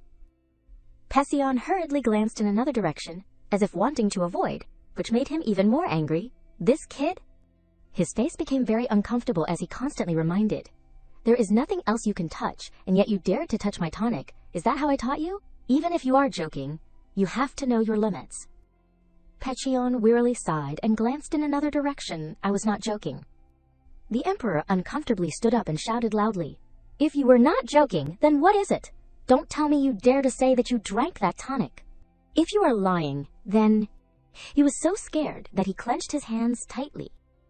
Even so, he still loudly replied to his words, "I really drank it, but it was not me." These words made him freeze for a moment. What? The more he thought about it, the more confused he felt. "If it was not you, then who drank it?" Pishon slowly recounted. Actually, it was... After hearing the whole story, the Emperor had also understood something. So it was. You thought that if your sick friend drank it, she would be healthier, so you brought it for your friend to drink. He nodded in a very certain way, yes. Seeing his son act like this made the Emperor very helpless. He did not know how to express his feelings with this foolish son, honestly. Tears constantly fell down his face because he was moved. How kind, like an angel. Looking at Pishon's awkward expression, the Emperor became even happier. If it was just out of curiosity or joking, then I would have punished him to learn a lesson. But with this reason, I can't be angry. How lovely. Having no other choice, he could only cough once, all right? If it was a good intention like that, then I can forgive you once. Pishon's eyes immediately brightened up noticeably. He did not hesitate and rushed straight into his arms, father. The Emperor chuckled and nodded. "My lovely little dumpling." Remembering something, he asked, "That sick friend is Lady Halburn, right?" This made him a little surprised. "How did father know?" He gently replied, "You made such a commotion. Who would not know in Pagursa?" Saying that, he chuckled and chatted. "Rumors that you, like Lady Halburn, have spread throughout the royal palace." This made him blush in surprise, like the Emperor teasingly teased. "So you do not like her?" After a moment of silence, Pishon shook his head to explain, "It is not that." Seeing his son like this for the first time made the Emperor very surprised. Recognizing that his son had grown more than he thought made him very happy. "My son, since when have you grown this much?" To the point of blushing when looking at someone else. This made him feel very happy, the person who made you tremble like this. It seemed that the Emperor knew something. It is just a pity that it is Lady Halburn. Even so, there was one thing that kept making him feel very confused. Perhaps that is why they are still silent. The Emperor recognized that the closeness of the two people was getting closer every day, even though you go to the Halburn residence every day, constantly immersed in that lady. At that time, there were those evil people constantly discussing, even if she is destined to be the crown princess, what is the point? She is going to die anyway. They all thought that... Unconsciously, the Emperor remembered the intimate scene of him together with his wife. This kid is really like me, loving someone to death, and that is it. But that was precisely the problem. Perhaps that is what Agani is worried about. Returning to reality, the Emperor surprisingly asked, "Pishon, you want to cure that girl's illness?" He nodded to confirm, "Yes. I want her to get well." A gentle smile appeared on the corners of his lips. "It is good to be healthy." The Emperor said to himself, "But who knows, maybe a miracle will happen." He continued to say, "Then if you are healthy, what about you becoming the crown princess?" Pishon's face suddenly turned red. This made him very amused. "Look, your face is as red as a tomato." He gently raised his hand to stroke his head and instructed, "Son, do not be impatient. Your achievements are not built overnight. Health is the same. You have to progress slowly." He nodded in understanding, yes. Seeing that his son was understanding, the emperor smilingly decided, "As for the tonic, let father help you out." Time passed, and Pishon had finally returned to the Halburn residence, making Aerilyn a little speechless, really. As usual, he waved his hand to greet Aerilyn. The subordinate on the side reminded, "Your Highness, the items have been wrapped up like this. Let me hold them for you." She felt very confused. That kid, why is he back so fast? Aerilyn's face turned ashen noticeably. Daring to touch the Emperor's tonic, I thought he would be confined for at least a month. At the same time, she also saw the scene of Pishon and his subordinate right before her. Who would have thought, looking at the prince's radiant expression and the things he is holding? It seems His Majesty gave him even more things.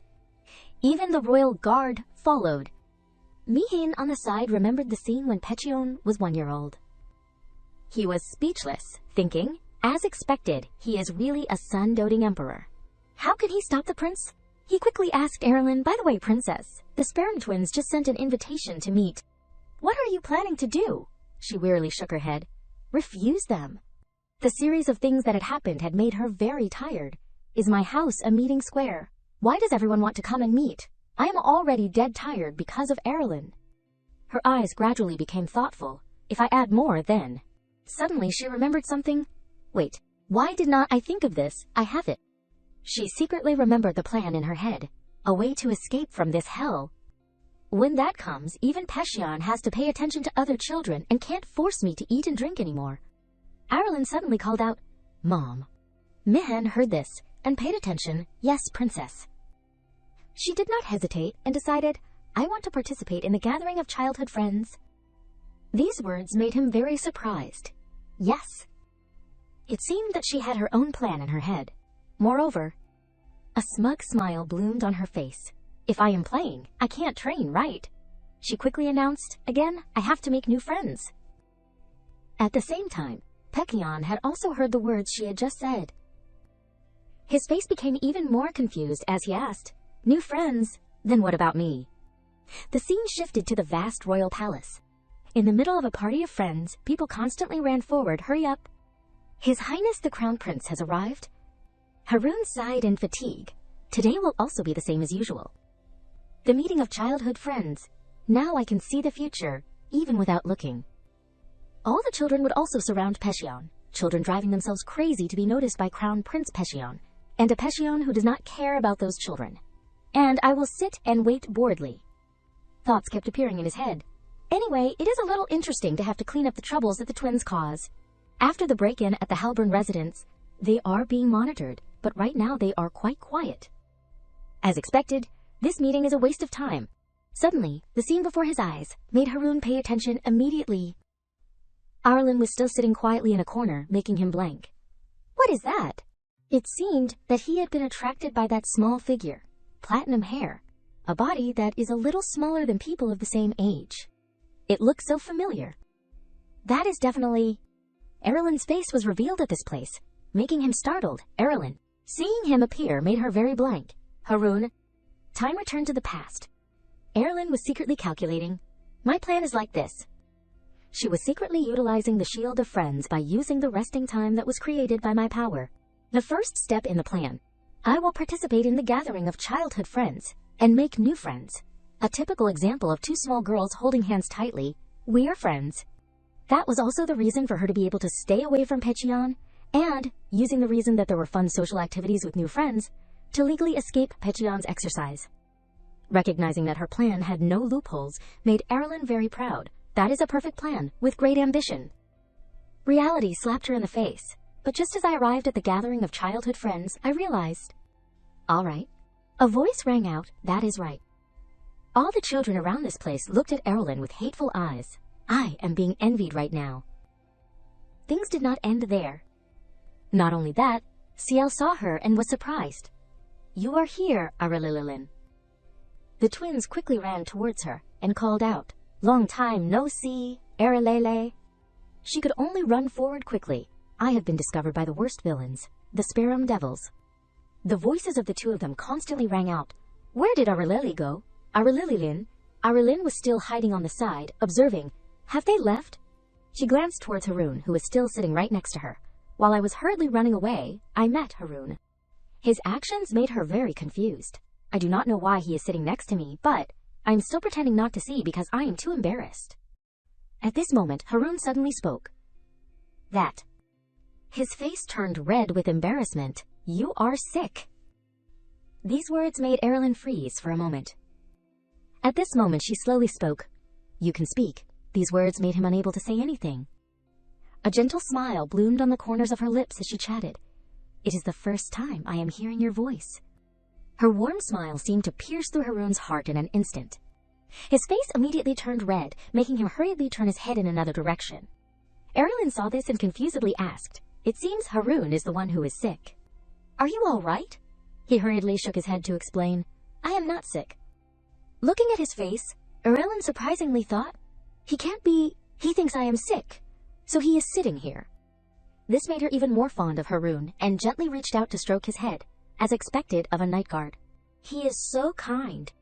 How lovely. Thoughts constantly appeared in her head. Haroon is truly a perfect friend. If there is only one problem. She constantly remembered Haroon in the original storyline before. Then the person he prioritizes will be Pishon and not friends, because that is the fate of a knight guarding the crown prince. But then something bad happened to him. In the novel, Haroon is only loyal to the path of a knight, and the characters around him also feel quite annoyed by that attitude. That was also the reason Aerilyn decided to befriend Haroon, but if I can shift that rigidity just a little towards me. After a moment of silence, Aerilyn slowly reached out her hand towards him. Haroon, be my friend, okay? These words made him very confused. Be friends? She nodded and continued. Actually, today I came here to make friends. I do not expect much. Just play with me occasionally. He became silent and thoughtful. She constantly chatted. It is really just occasionally. If you are embarrassed, just once is fine. Haroon became very hesitant, not knowing what to do. This made Aerilyn even more suspicious, thinking, seeing that he is not refusing right away, it seems like there is an opportunity. Let us attack a little more. After a moment of silence, she gently asked, Haroon, do you hate me? These words made him freeze for a moment. The close distance between the two people made him not know what to do next. His voice was a little stammering. Let us be friends. This made her very happy, all right? I have gotten a friend. She excitedly grabbed Haroon's hand. Thank you, Haroon. Let us get close to each other, okay? He nodded in agreement. All right. In her head, thoughts constantly appeared. I can't use it often, but it is still a trump card anyway. Thanks to that, I have gained one more step out of exercise hell. At this moment, Pishon appeared at this place. Aerilyn, why are you with Haroon? Time seemed to stop flowing. She did not know how to explain this issue. Her face became very innocent as she turned her head and announced, We have decided to become friends from today, so we are talking to each other. These words made Pishon freeze for a moment. Recognizing that the two people were close made him unable to hide his anger. Is that so? The twins, witnessing this scene on the side, also had to discuss, CL, what is this situation? I do not know. Noelle, it is probably. It seemed that the two of them witnessed something, a complex love triangle. Pishon's face wore a very uncomfortable smile. While I am still speaking politely, why do not you give up, Aerilyn? She also did not want to be outdone and retorted, Pishon is the one who should give up. This made the twins very excited and sat down to discuss enthusiastically. Hey, the two of them are not arguing, that is right. His Highness cried, but when did the two of them get this close? And so the two people constantly wrestled for Haroon. Haroon is my friend. There is no way. He has been my friend for longer. What does Aerilyn know about Haroon to say that? This made the twins feel the story was very interesting. His Highness has become forceful. Seriously speaking, Aerilyn can't win against His Highness in terms of knowing each other first. Unable to bear it anymore, Aerilyn decisively announced, there is no need to know anything about Haroon first to play together. I just like Haroon. I like him. These words made Pishon very confused. What, you like Haroon? Like Haroon, she did not hesitate, and nodded in agreement. That is right. Haroon is kind and handsome. He also did not want to be outdone and retorted, if you like someone who is kind and handsome, then what about me? I am also kind and handsome. She was still planning to say something more. Her words became very decisive. I like Haroon more. This made the twins very blank. His Highness is standing still. At this rate, Haroun will be snatched away by Aerilyn. Pishon slowly let go of his hand and called out, "Haroun!" His face became very uncomfortable and gave an order. "Come here. Sit down here." This is an order from the Crown Prince. Seeing this situation made the twins unable to bear it anymore and stand up. His Highness is playing dirty. This is the first time I have seen His Highness do this. Aerilyn grabbed Haroun's hand tightly, not willing to let go. "Why are you treating Haroun like this?" Pishon uncomfortably frowned and reminded, "Are you planning to hold hands, Aerilyn? Do not you know that actions must come with responsibility?" She very uncomfortably retorted. "I do not know. So what?" Haroun on the side was very embarrassed. "Please stop it." Seeing this, the two turned around and started to blame him, but Haroun just stood there. This made Haroun so upset he was shaking. He quickly turned and ran as fast as he could, causing Aerilyn to shout in despair. My friend, even the twins felt a pang of regret. Haroun had finally run away. Without hesitation, she hurried after him. "Haroun, wait." Suddenly, Pishon grabbed her hand tightly. She turned around, annoyed, and reminded him, "Let go of me, Pishon." He was incredibly stubborn and would not let go. She repeated quickly, "Just let go a little." Unable to take it anymore, Pishon loudly questioned her. "What is it? What is the reason?" Aerilyn slowly turned back to him. What? His voice was a little hurt. "You chose Haroun last time, and you are doing it again this time too." These words left her frozen in place. What is he talking about? More importantly, my free pass from exercise is running away. She involuntarily remembered what she said before. Could it be that this kid... I will play with young Master Haroun. Is he still hung up on that? Pishon's hands began to tremble. Just looking at him was enough to see how hurt he was. "So you like Haroun more than me?" He repeated his question. "You like Haroun more than me?" Aerilyn slowly turned her head. "What?" She quickly pulled her hand away. "Like who more? I am just..."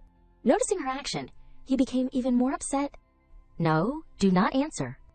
I do not want to know." Aerilyn hurriedly explained. "No, Pishon, I mean..." He quickly covered his ears with his hands. "I can't hear it. I can't hear it." With that, Pishon ran quickly in the opposite direction. Okay, Aerilyn can stay here. I will go find Haroun now." The more she thought about it, the more confused she became. Like Haroun more? Could it be? She involuntarily remembered her words from before. "He is still bothered about what happened last time. I do not like you." This made her feel extremely awkward. I thought he was over it. Aerilyn realized that she herself had hurt Pishon because he always smiled as if nothing was wrong, as if he had never been hurt. She gently raised her hand to her chest and clenched it. If that is really the case, I feel so bad. At this moment, the twins appeared and spoke reproachfully. "Aerilyn, now we know your intentions." Surprised, she turned to look at them. What is wrong with them? I am already in a mess. Their faces became extremely strange. Actually, we realized it a while ago. Aerilyn was still confused. What? This time? The twins stared intently at her. What you are planning to do. Realizing the situation, Aerilyn's face immediately became awkward. What is going on? Could it be that they realized my plan to use friends as shields, the others are one thing? But the twins are a bit of a problem. While she was still lost in thought, the twins continued to analyze. Because Haroun ran away, so he could not score any points, you changed your target to His Highness. Did not you? You were blinded by winning the best friend game. You knew beforehand that we were secretly preparing the bonus. Did not you? Hearing this, Aerilyn was speechless. A game? You guys see this as a game. The mood of the two people at this time had become very happy. But do not worry, instead of Haroun and His Highness ran away, we will become your best friends. What? Are you grateful? Happy? She turned away coldly and left. No, I do not need it. This made both of them extremely disappointed. What? Why? The scene shifts to another place in the vast royal palace. Haroun sat there tiredly and sighed helplessly. I agreed to be best friends, but it turned out like this. Just thinking of Aerilyn made his face turn red. Next time, if I see Aerilyn, should I avoid her? I do not know why, but when I am near her, I feel awkward. His eyes slowly glanced in the direction next to him.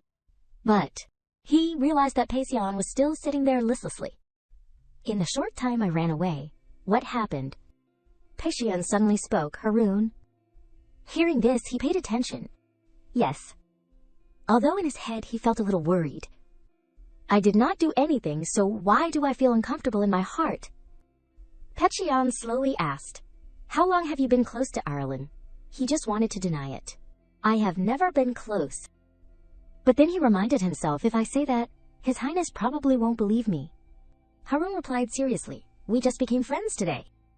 Pishon's eyes became very expectant. So, is it me or Aerilyn? This question just made him want to escape. This is so tiring. His face became awkward. That question, does it mean anything? Pishon nodded in confirmation. Yes. Harun slowly spoke. It is you. This made Pishon silent for a moment. I see. Thank you. Looking at Pishon's actions, Harun secretly thought, a magnificent Pishon is worried about someone like this. The more he thought about it, the more unbelievable he felt. Every action of Aerilyn's puts him in heaven and hell. Next, Pishon's mood plummeted. Aerilyn seems to like Harun. Seeing Pishon so desperate, he did not know what to do. What is wrong? Should I comfort him? Pishon suddenly spoke. Even so. Pishon's face became very firm as he declared, I won't give up. Just wait and see, Harun. I won't lose to you.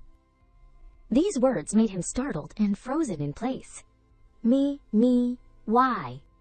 At the same time, the twins ran over and shouted loudly, Harun, Harun, His Highness. Everyone, do you know what Aerilyn just said? She said she does not want to be friends with us. Then the two continued to look at Pishon. She also said she does not want to be friends with His Highness either. Pishon immediately stood up and reacted. What? Remembering something, Pishon continued to ask, then what about Harun's best friend? Did she make one? Both of them shook their heads and replied, I did not ask that. Is His Highness curious about that? Pishon nodded. Certainly, I have to know immediately. The twins became very happy. Then Noel will go ask, or Ciel will go ask. Feeling the situation was not good, Harun immediately stood up and raised his hand to declare, I. He became very sure, I will go ask. Hearing this, the twins nodded in agreement. Okay, then. A moment later, Harun returned to inform everyone. She said she won't. Hearing this, the twins were very happy. As expected, she did not become friends with us either. She even refused His Highness too. Pishon nodded in agreement. That is right. At this time, he breathed a sigh of relief. Luckily, they are simple people. In fact, he did not even get close to Aerilyn. He continued to look at the smiles on the faces of the three people. Everyone is probably waiting for Pishon, but right now, both the twins and Pishon are very excited. Harun quickly walked in a different direction. I need to separate from them for a while. The scene shifts to the large garden. Aerilyn was still standing there without moving. A voice sounded, Aerilyn, alone again. The children around were constantly discussing. Go talk to her. Hey, did not you see how coldly she treated the crown prince? Even so, the chatter continued, but now might be an opportunity. Aerilyn on the side heard all of this. Crap, from someone who is envied and jealous. Now I also have an unapproachable image. She did not know what to do with her current life. Is making friends really impossible now? But when Pishon comes back, what should I say? Thoughts flooded her mind. Should I apologize? Is that too serious? But I feel guilty. Her eyes gradually became sad. I just wanted to make friends, to escape exercise hell. Aerilyn angrily threw the flower petal to the ground. Everything is complicated. Again like this. Her actions caught the attention of everyone around her. What is wrong with her, I do not know. The warm sunlight shone on her face, and Aerilyn gradually calmed down again. She looked thoughtfully at an indefinite direction in front of her. From the previous life to this life, my immaturity is still the same. The children around were still constantly saying sarcastic things. Hey, really not going to talk to her. Chatter continued to appear around her. She is close to the crown prince. It would be good if we were close. But my mom said that she is a bastard. Bastard. My dad said that she has a terminal illness. A girl who heard this laughed in surprise. But it is true to the rumors, she really is beautiful. The scene in front of her made the girl immediately silent.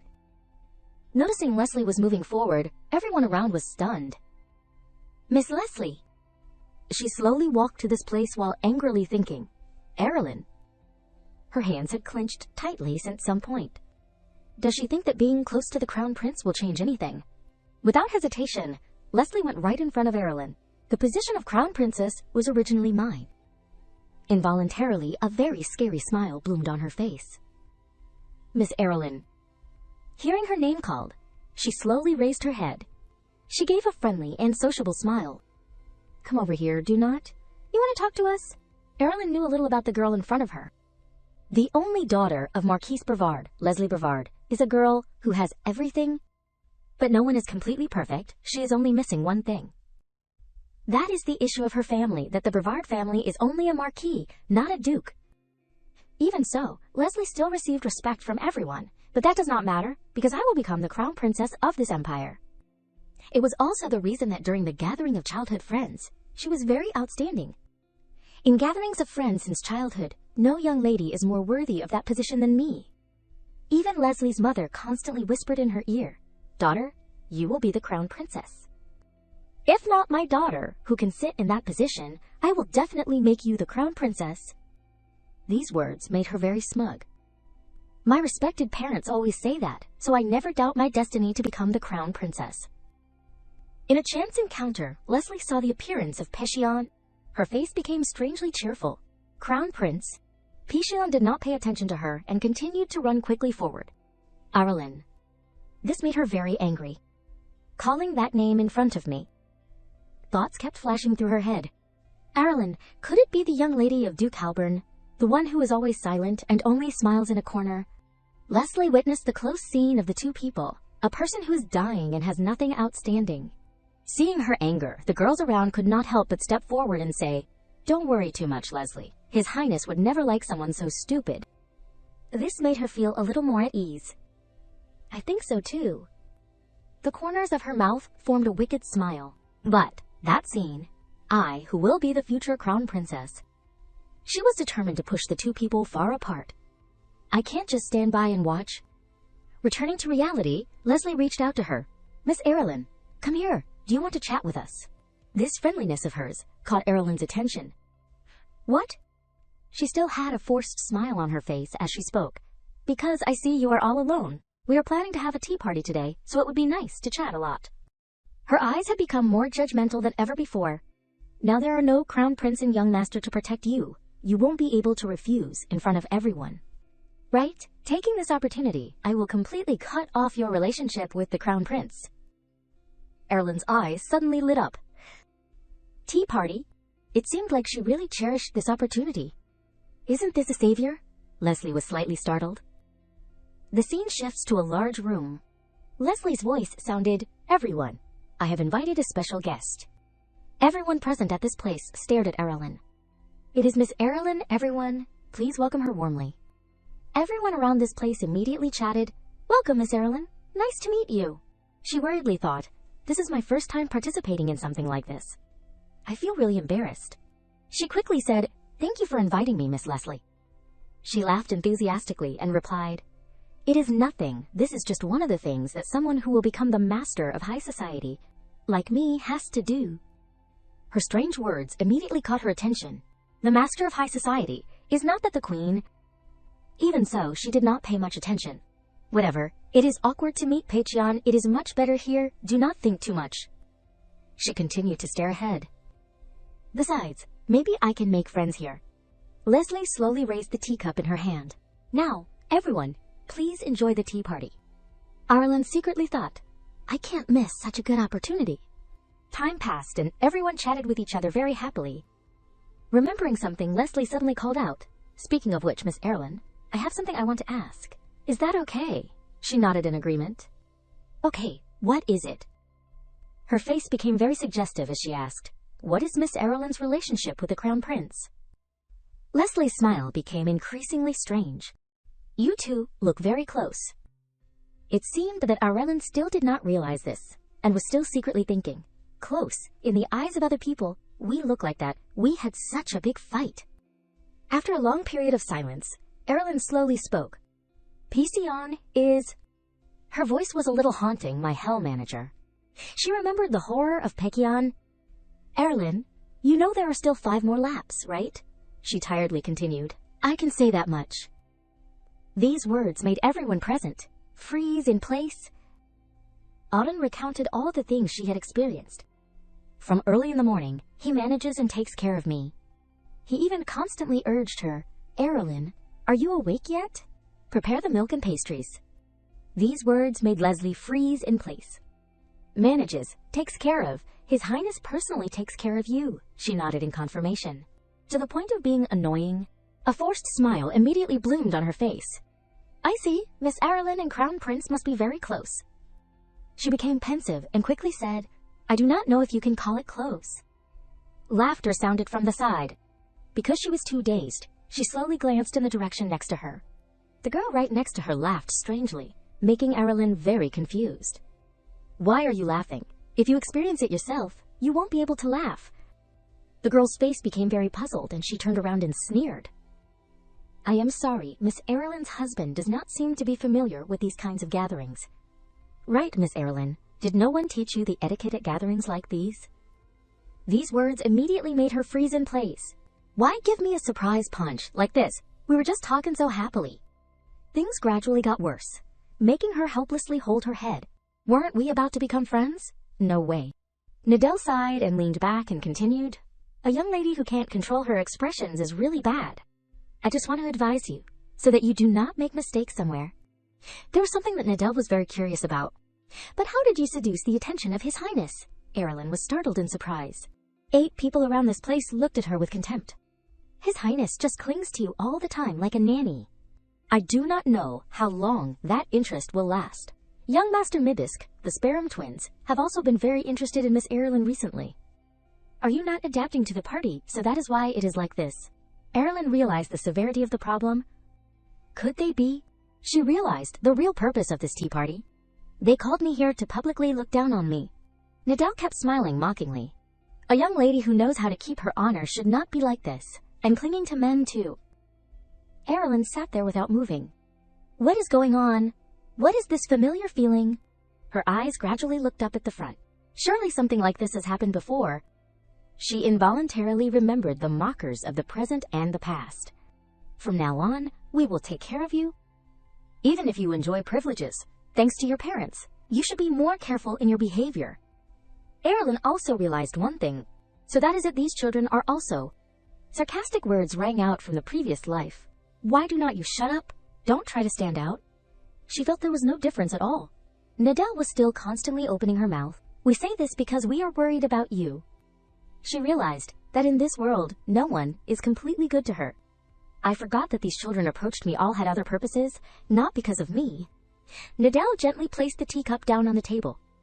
So from now on, you have to listen to us? Understand, Miss Aerilyn? She asked uncomfortably. Why?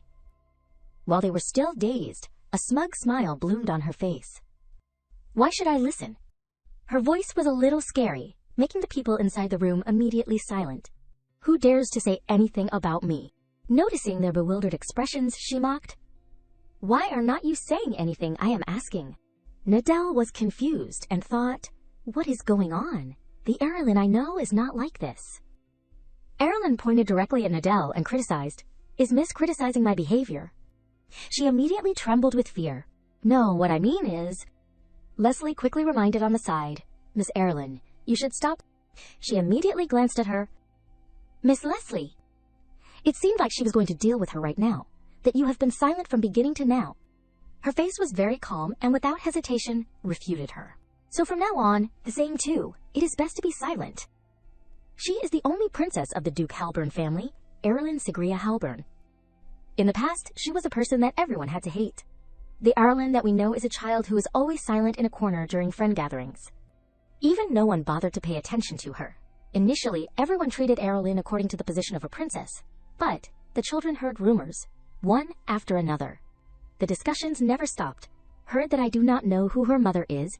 Even the Grand Duke Halburn completely treats her like heir. Heard that even the maids in the Grand Duke's mansion despise her. Because she was too familiar with these things, Aerilyn did not care anymore. At the same time, the children gradually forgot about Aerilyn, or acted like they did not see her. All the children had completely turned their backs on her. Should have been angry at the children's contemptuous and disdainful attitude, but The children's eyes became surprised. Aerilyn again. On her face, there was always a gentle smile, always smiling like an idiot. It was also what the children were confident about, so surely today will be no different than before. Returning to reality, Aerilyn asked uncomfortably, "Why is everyone silent?" Nadel could only hold her breath, because she was too scared. This is not the Aerilyn we know. She flashed a scary smile on her face. Who is going to say anything to me? The room was filled with a fearful atmosphere, and no one said a word to anyone. Aerilyn stepped in front of Nadel. "Miss?" She hurriedly nodded in agreement. "Yes, yes." She quickly called out, "Name?" She hurriedly responded, "Nadel." She continuously questioned, "Father's title?" Nadel trembled slightly. "Viscount." Hearing this, Aerilyn slowly pointed at her. "Miss Nadel, do you know? This is just a friendly gathering, so that is it." Her eyes became extremely scary as she placed her hand on her shoulder. "If it was a regular social party, you would not be able to talk to me. Thank you for your advice, but..." Her voice had a hint of intention. "I have never allowed you to advise me." Even Aerilyn's eyes, when looking at Nadel, seemed to want to devour her. Advice from someone who is unworthy is just excessive lineage. And a sin created with words? Do you know that... These words completely made her tremble. Unable to take it anymore, she immediately burst into tears at this place. Nadel was just a child crying pitifully. "Mom?" Aerilyn maintained a calm attitude as she glanced at her. Realizing that the atmosphere here had completely changed, she asked herself, "Just children like this. Why would an Aerilyn in the past want to make friends so much?" At this moment, the servant slowly opened the door. "Excuse me, do you need more tea or pastries?" Noticing that Nadel was still constantly crying, the servant was startled in surprise. She hurriedly stepped forward to comfort Nadel. "What happened?" Aerilyn slowly spoke. "Just..." Her face had become extremely calm. "I was telling Nadel a truth a little too early, that in this world, nothing is solved by crying." Hearing this, the servant was stunned for a moment. "Yes." Unable to stay here any longer, she quickly turned and left. "The tea party was fun, so I will take my leave first." The more she thought about it, the more tired she felt. "Surely I can't make friends. Let us go home." The scene shifts to the large Halburn mansion. Mayan was still processing the pile of documents stacked on the table. He thoughtfully read the documents in his hand. "The Sky Tower is coming. This place called the Sky Tower is the Holy Land of Mages. This place is very vast, the headquarters of the Mage Tower and the home of all mages." Mayan knew the information about this place well, a place where one cannot know if it exists in the sky or in the universe, or if it even really exists. From that Sky Tower, they expressed their official intention to visit the Albrecht Empire. He continued to bury himself in work. It must be because of the Cherit incident.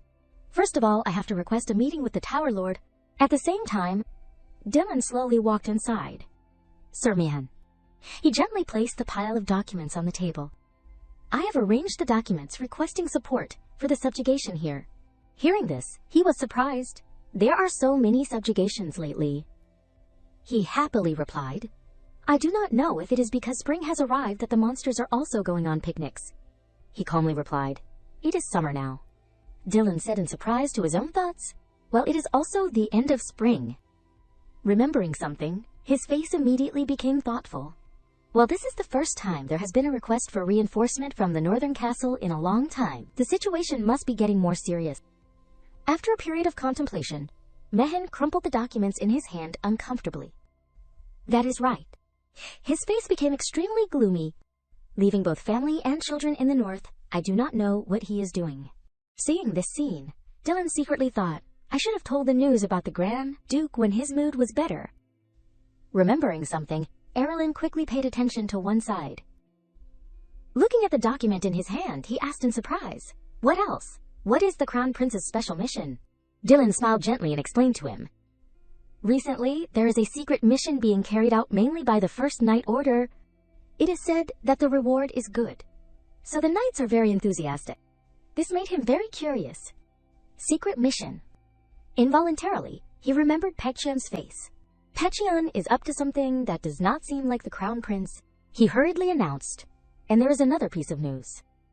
Dylan became very serious as he reported. The royal family said that today at the meeting there was a bit of a commotion between the young lady and the other young ladies. The young lady made another young lady cry. These words made Mayan very dazed. The young lady also knows how to argue, and even made the other person cry. He sighed and replied, because they are children, they will just argue and grow up. He did not forget to sigh and add, and it is better to hit others than to be hit. Mayan had to nod in agreement. That is right. His face became thoughtful, and he wondered to himself, if Aerilyn is similar to Valor, should I scold her to prevent it or not? Hearing this, Dylan did not know what to say. If she is like the Grand Duke, then it is useless anyway. Isn't it better for both sides? Hearing this, he sighed and said, anyway, I still have to scold her.